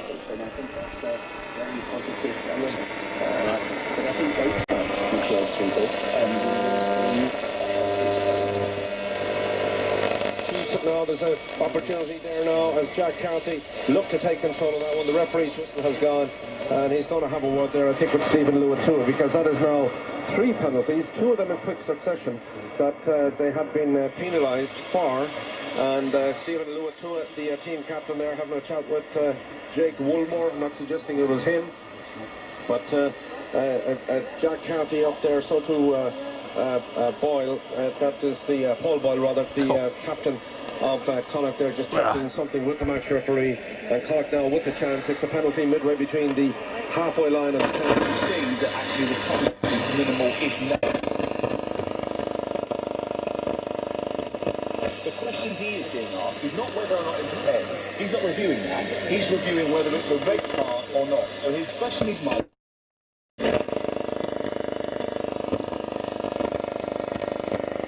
Shortwave then.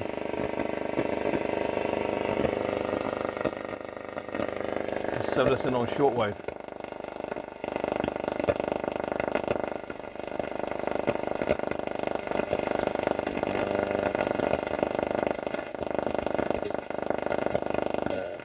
Pues problemas para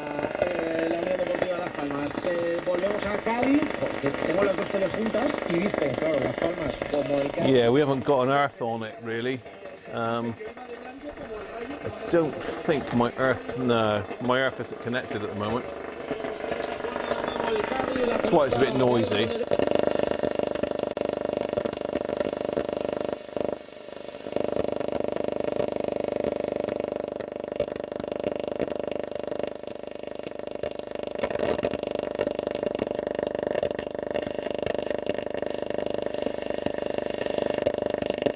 De lavande énorme, qui est des kilomètres et des kilomètres de lavande vieux. J'ai rencontré beaucoup de touristes chinois qui venaient voir la lavande pour faire des photos dans la lavande, et j'ai échangé avec eux d'abord sur la lavande, et puis ensuite sur la région, et puis ils m'ont parlé de leur région. A bit of French. Ça m'a donné envie d'aller faire un voyage en Chine, et j'ai rencontré des personnes qui étaient là pour visiter la région de Provence. I think it was RTE, Simon, yeah. Ils m'ont donné envie d'aller voir Pékin. Yeah, that was RTE on... muraille de Chine, et partager avec les Chinois de Pékin et de la Chine, de partager leur côté artistique avec le mien. C'est pas seulement, vous prévoyez un voyage, pas seulement que notre sujet le plus réouvrir et avoir les spectateurs. So we're around the 41 meter band now. Je pense que réalistiquement, ça ne se passera pas dans les premiers mois du 2021. I mean, the influencers, but they don't like being the influencers, because instead of earning a 10% commission, they would much rather earn the price cap. I mean, they also do the import, the procurement. Right, I mean, they could earn the short. Why would I want to work for an e-commerce platform and make money? They also take some kind of a percentage from the sales. Yeah. You know, They and can- over time. Yeah, they can become the boss of themselves. Yeah. That's China Radio, I They think. are a boss of themselves if it wasn't for the tech giants. Cheers, that coming Stephen. in, Thanks, mate. You know. And then don't forget the part about the future when everybody. That's China Radio International. Just turn that down a fraction.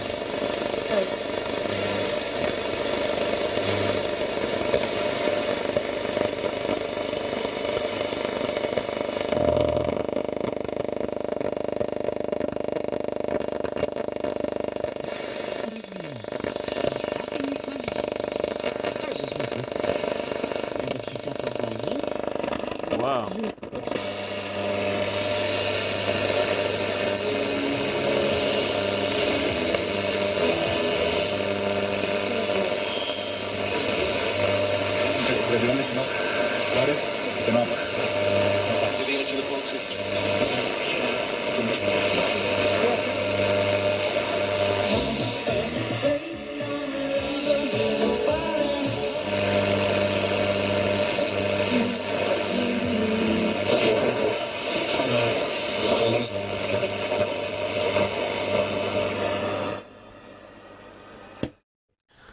Wow.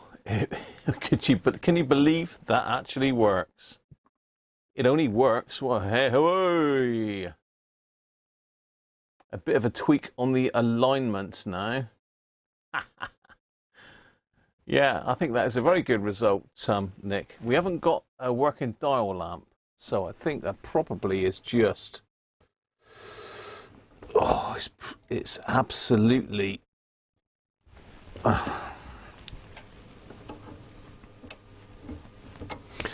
filthy, I suspect, is the issue there. Let's see if our dial lamp is actually got any continuity. So that's the only thing that isn't working really, is the dial lamp. Everything else, the tone is fine. Certainly got a hell of a lot of volume. I mean, I wasn't even half volume there.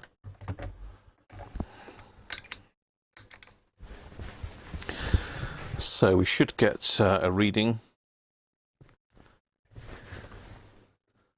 between there and there. 8 mega ohm.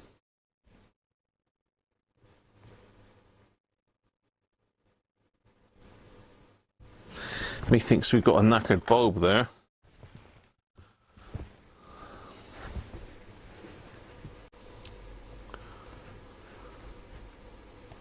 Voltage checks next need to be done before any alignment gets done. It's not going to get any alignment today, Theo. It's 10 to 6, mate.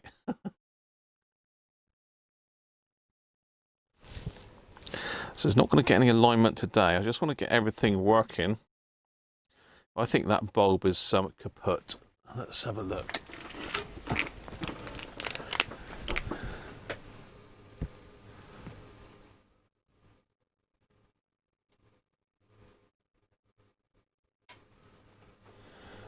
Yeah, there is no filament is vaporized, and it is, well, this one is,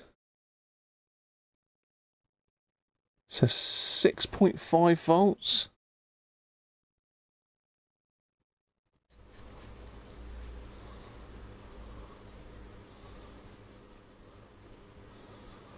.6 amps, 6.5 volts, 0.6 amps, is that right? See what it says in the instructions. Dial light, yeah, we know it's a dial light. It says it's a dial light. We want to know what the value of said dial light is.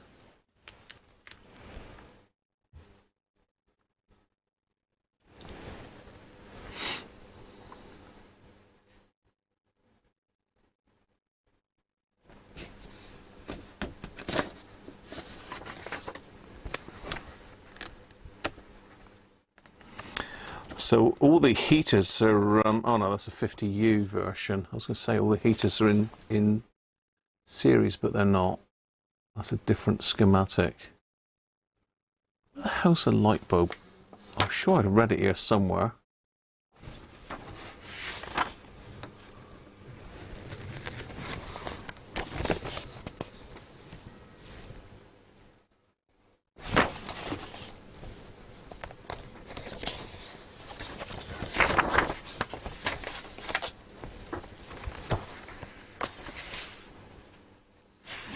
We have got a list of approximate volve readings.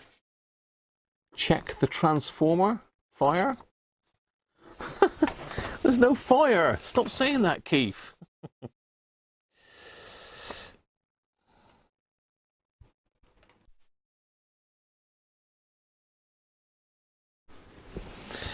It says there's 2 dial lamps, but there's only one, isn't there? Or is there another one somewhere? Am I missing another lamp?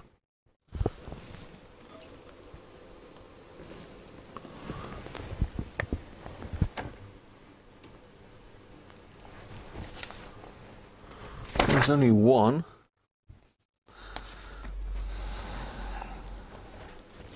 .5 volts, 0.3 amp. MES. I've got some dial lamps here somewhere, bulbs.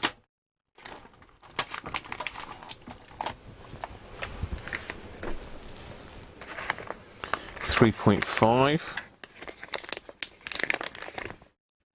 3.5. 3.5.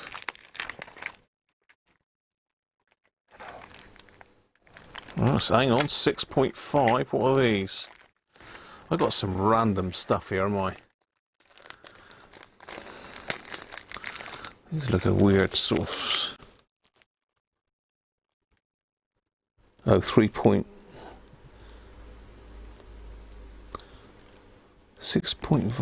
volve VX. I don't know what they are. 6.5 says something 3.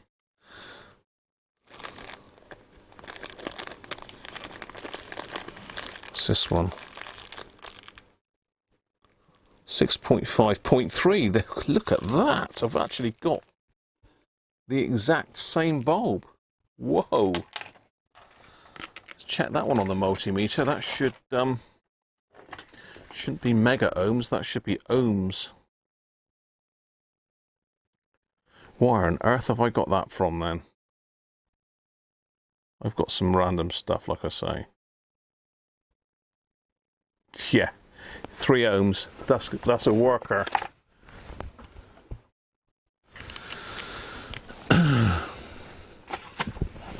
Let's give that a bit of a scratchy up. Turn that off. Excuse me. Yeah, it's pretty corroded.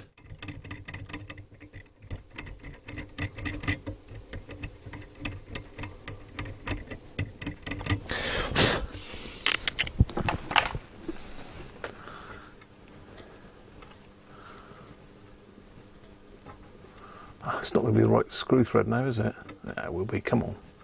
Think positive. The MES bulbs are all the same.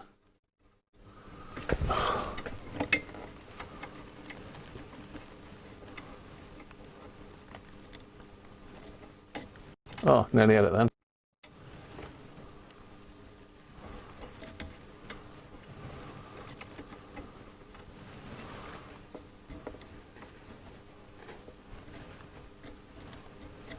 There we go.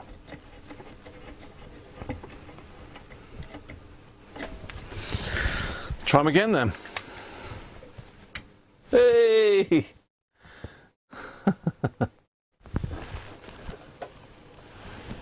We have a dial lamp. A very bright dial lamp.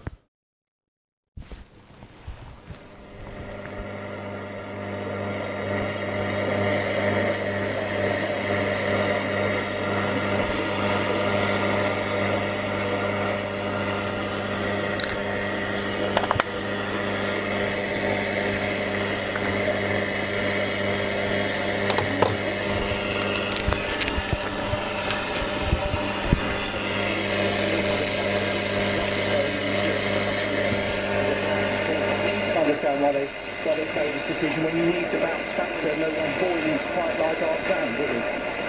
How do you don't like Villa, do they? I mean, there are certain generations.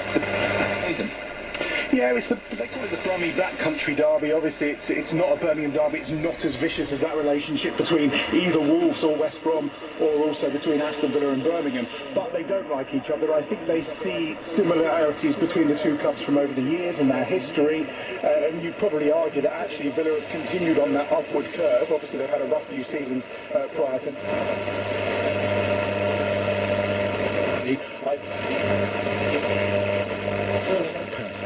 Remember the story. Also available. Lovely stuff. Thank you very much for everyone getting the mini movie mashup tonight. This was your 9. I just like smile. Smiling's my favourite. So I gave it a clue, body. You had the fact it was from this millennium and Will Ferrell. Well done. If you said... That's right, it was Elf. Elf, there you go. And it's a little added bonus. So there you are. We have a dial light as well. Amazing. Sounds like Boris. Our little tiny unofficial helper to give you a brief message. We wish you a Merry Christmas. We wish you a Merry Christmas and a Happy New Year. Hope they hit the spot.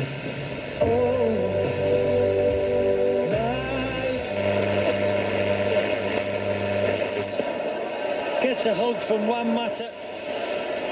McTominay does ever so well. They break up the play. That's strong. They win the ball back. Wan-Bissaka with the ball. Neither halfway, and McTominay 2-3 touches, then cuts back on his right foot. I'm not sure, John, the pass was intended for Daniel James. I think he was looking for Bruno Fernandes, but it went to James. It's a great first touch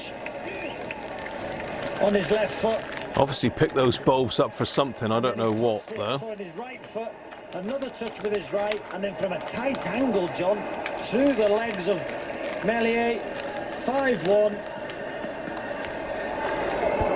Devastating for Manchester United. And it was all about that first touch. That Frankfurt, first touch from James. God knows. I agree with you, but however, it worked brilliantly for James, didn't it? Who just took it round Ayling and just left him completely out of the game. And as I mentioned there, Cooper, who was trying to get back, And because of the, I think it is a hip problem that he's got, we haven't restarted yet because Cooper's... Wow. That was a bit of a success, I think. We've got Sana here. Sana, there he is. He's coming soon. But it did go underneath young Mellier, and it's now 5-1 to Manchester United. Volve. Daniel James, a relatively rare... You've done it again, I know. Daniel James, he's scored only 2 in his last 49 appearances. Now, Use your fingers all over the chassis to see if it's alive. about that, you could see it in the celebration. Quite a relief. You know, I'm sure it's something that is true on his mind. Metric mess or imperial mess? MES, I don't know.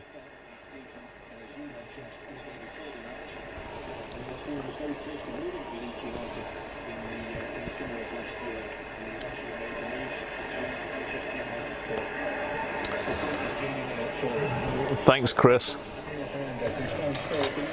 It's good. It's really satisfying, isn't it, to see an old radio like this come back to life. And even nicer, you can smell the warmth coming off of it, but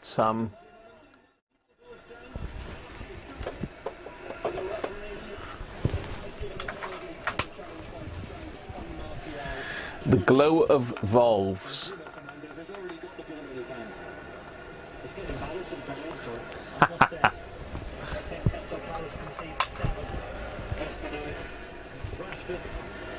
Can't beat the glow of a valve, can you? I mean, that's the output valve, I think, isn't it? Yeah, that's the output valve. So he's glowing quite nicely there, but yeah.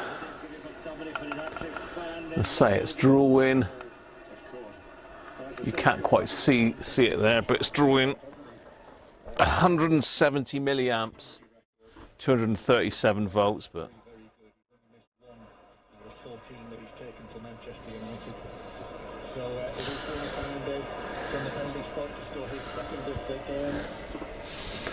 So that is working very well. 180 milliamps at 240 volts.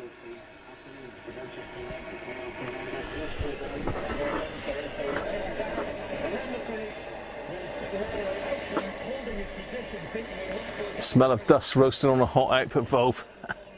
I did give it a good wipe off though.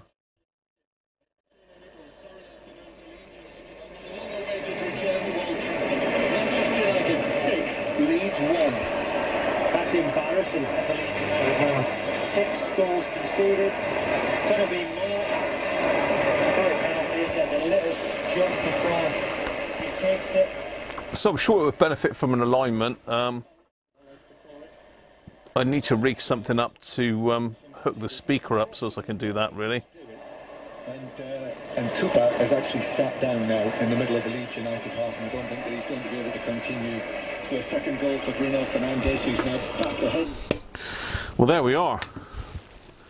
That was a success. It's one of those things, isn't it? I mean, it's a very old radio. It's never been touched before. So you never know what you're going to get or whether it is possible to actually repair the thing. So we couldn't have switched it on as it was. What we might do if we got time in the week is I'll dig the Heathkit capacitor tester out and we'll go through all those capacitors. That'll be interesting to see what they actually are like. Whether it could have been powered up straight away or whether the caps were too far out. So let's push that right back in as far as it will go without damaging anything. Let's move it that way a bit because we need to get some advent calendar action going now. Well, hopefully you've enjoyed that today. Anyway, it's a bit different, wasn't it? I knew you wanted to see some valve stuff, but we have got quite a lot to play with now. As far as these go, anyway, you can certainly get the cap tester on those. We could try them on the isolation tester as well. Insulation tester. Isolation? What's an isolation tester? Go, come on, help me out. I know. He's going wild, the goat. He's not happy. Well, it was always going to be touch and go, and I think Chris said this morning it might be a bridge too far to get Evolve Radio done in the live stream, but we've just about done it, I think. Mrs. Cruncher will be starting to cook the tea now. So let's get our famous missing parts helicopter kit out and open up another day's calendar, because we might have something to build in here, you never know. So we're on the 20th now. Can you believe it? Only 4 more live streams. So tomorrow we must do the announcement of the Hacker Hunter giveaway.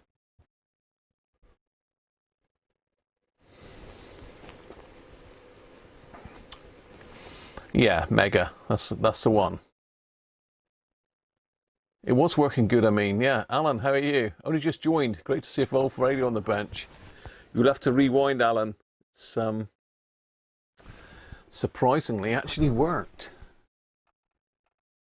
As I say, I really should spend some time watching some of the great videos. I watched a video the other day actually that I think it was either Simon or Chris posted in the Messenger group, and it was explaining how valves work, and I mean it was a really great explanation. I mean it was in real layman's terms with diagrams and like proper working functional flow diagrams as well. George, you didn't miss nothing, mate. We haven't done nothing. Welcome.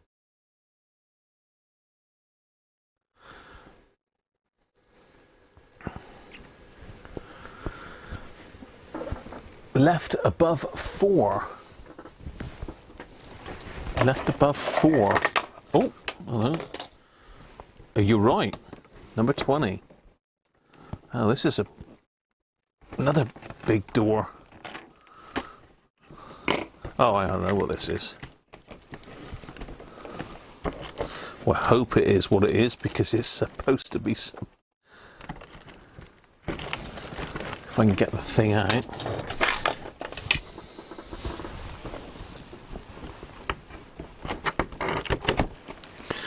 So they've stuck these in to stop any parts coming, getting lost, like, you know, but...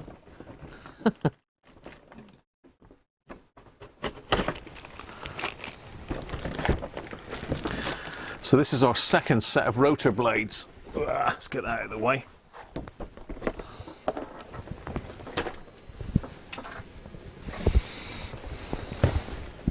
Let's get the helicopter back on the bench.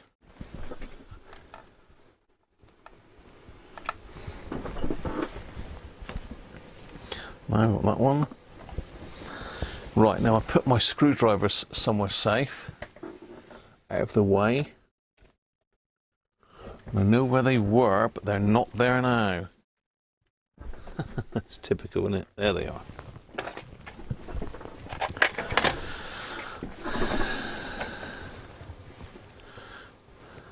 So say we have got lights now, but we've got no no motor action yet. What am I driving? Not driving over here. Oh, it's the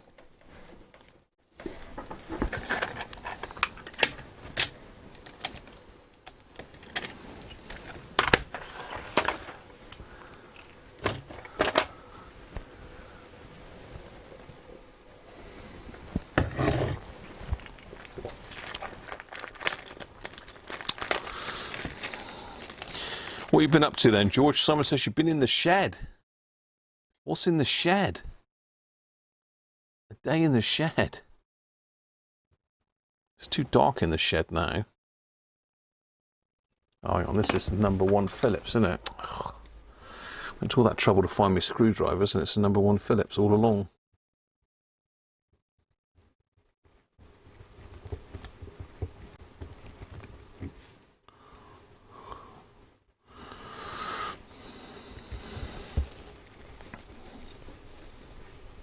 There we go. The floppy propellers. So we've only got 4 more live streams to go. Believe it. Done 20 live streams on the trot now. Mental.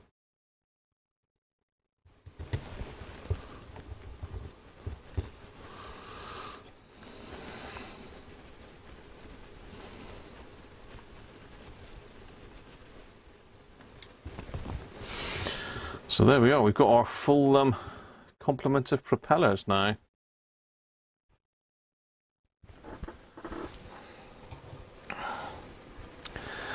It's going to be mad. Oh, there's our spare bits there. I was looking for them earlier.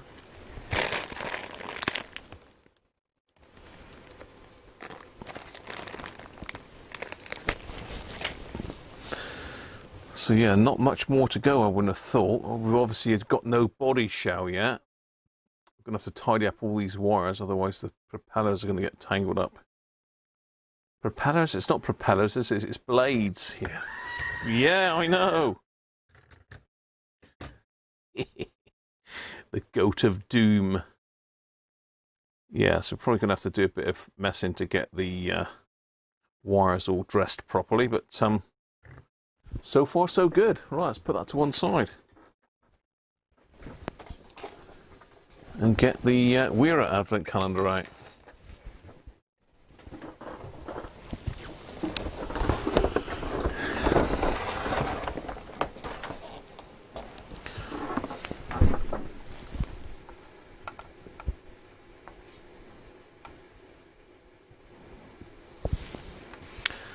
Number 20. You might need to pull that out a little bit.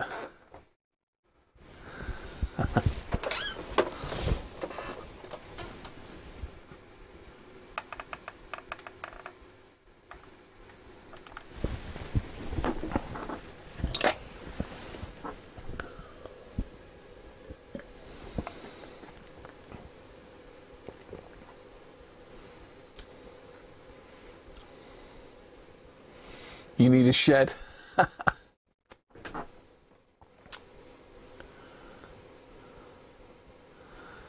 You have a shed, it's full of, you've been in the shed according to Simon George.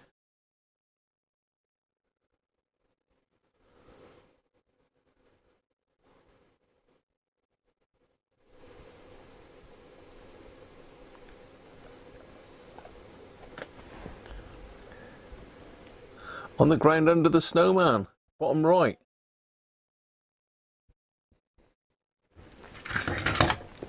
It certainly is. It is bottom right. Just past the pussycat in the corner, look. There he is. Number 20. Say only 4 more to open after this. Oh, another socket. Well, we knew it was going to be another socket really because we're short on sockets. That's a big one. That's 12 mil. Yeah. I haven't got any of that sort of size in here. That'll probably be all right for back nuts on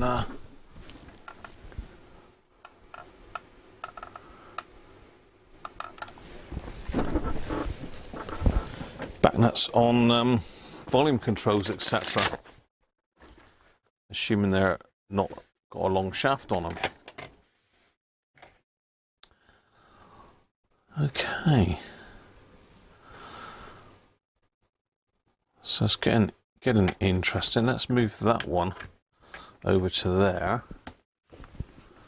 Well, this is the Advent calendar so far, the story so far. So pop that one up on there.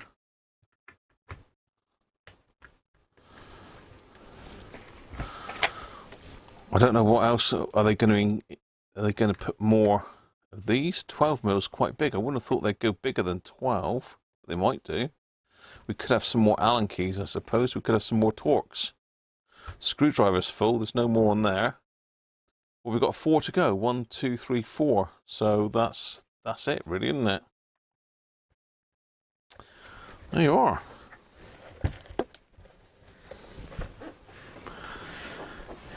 We are at Advent calendar. Great stuff.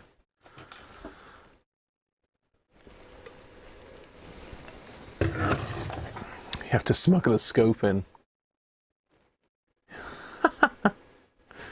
Oh my god, it's all good fun, isn't it? Going to tell her you sent me the scope, Simon. It'll be alright then, because Simon sent it.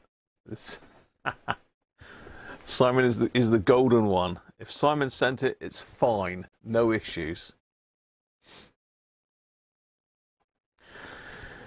Right.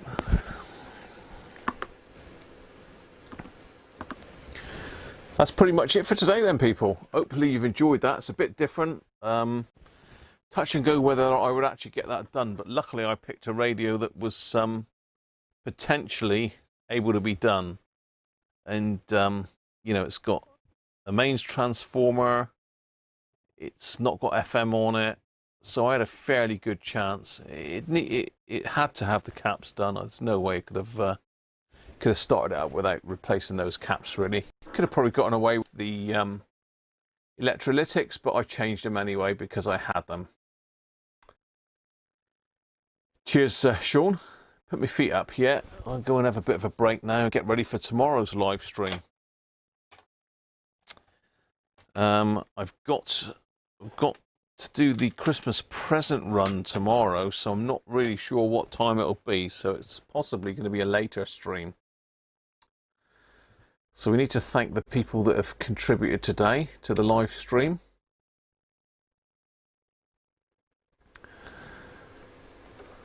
So we've got 3 people who have been very kind today and put super chats in for me or for the channel. End of the day, I buy a lot of this stuff with the super chat money. I mean, this radio here, you know, I bought a job lot of radios, and without that extra bit of revenue coming in, I can't do things like that. So it does help. It really does help. So really, really appreciated. So thank you very much. Great stuff. So we've got Man Cave Workshop, Rich Yardley and Rob Hall. Thank you very much, people, for your kind donation. Just allows me to get some more rubbish for us to have a look at, doesn't it? Excellent. Excellent. Right, so thanks, everybody. Use it or lose it, the live stream, yeah, you know. Let's take that off. Did you ever find that spring? I never have, Johnny. That spring is evaporated into dust. It evaporated into dust. Oh, Derek, come in last minute. Thank you very much, mate. Thanks so much. I can buy another bulb to replace the one that I've just used. Of why I had those particular 6.5 volt, 0.3 amp bulbs, I do not know. I obviously got them in for something, which, yeah. So cheers, everybody. I will catch you tomorrow. Not sure on the time yet, or, well, I know we're definitely going to do the announcement of the Hacker Hunter giveaway. Not sure what else yet, but we'll see. So thanks for joining me today. Hope you've enjoyed that. If you did, give me the thumbs up. And if you're not a subscriber, make sure you hit the subscribe button and click the little bell as well. Catch you all soon. Bye for now.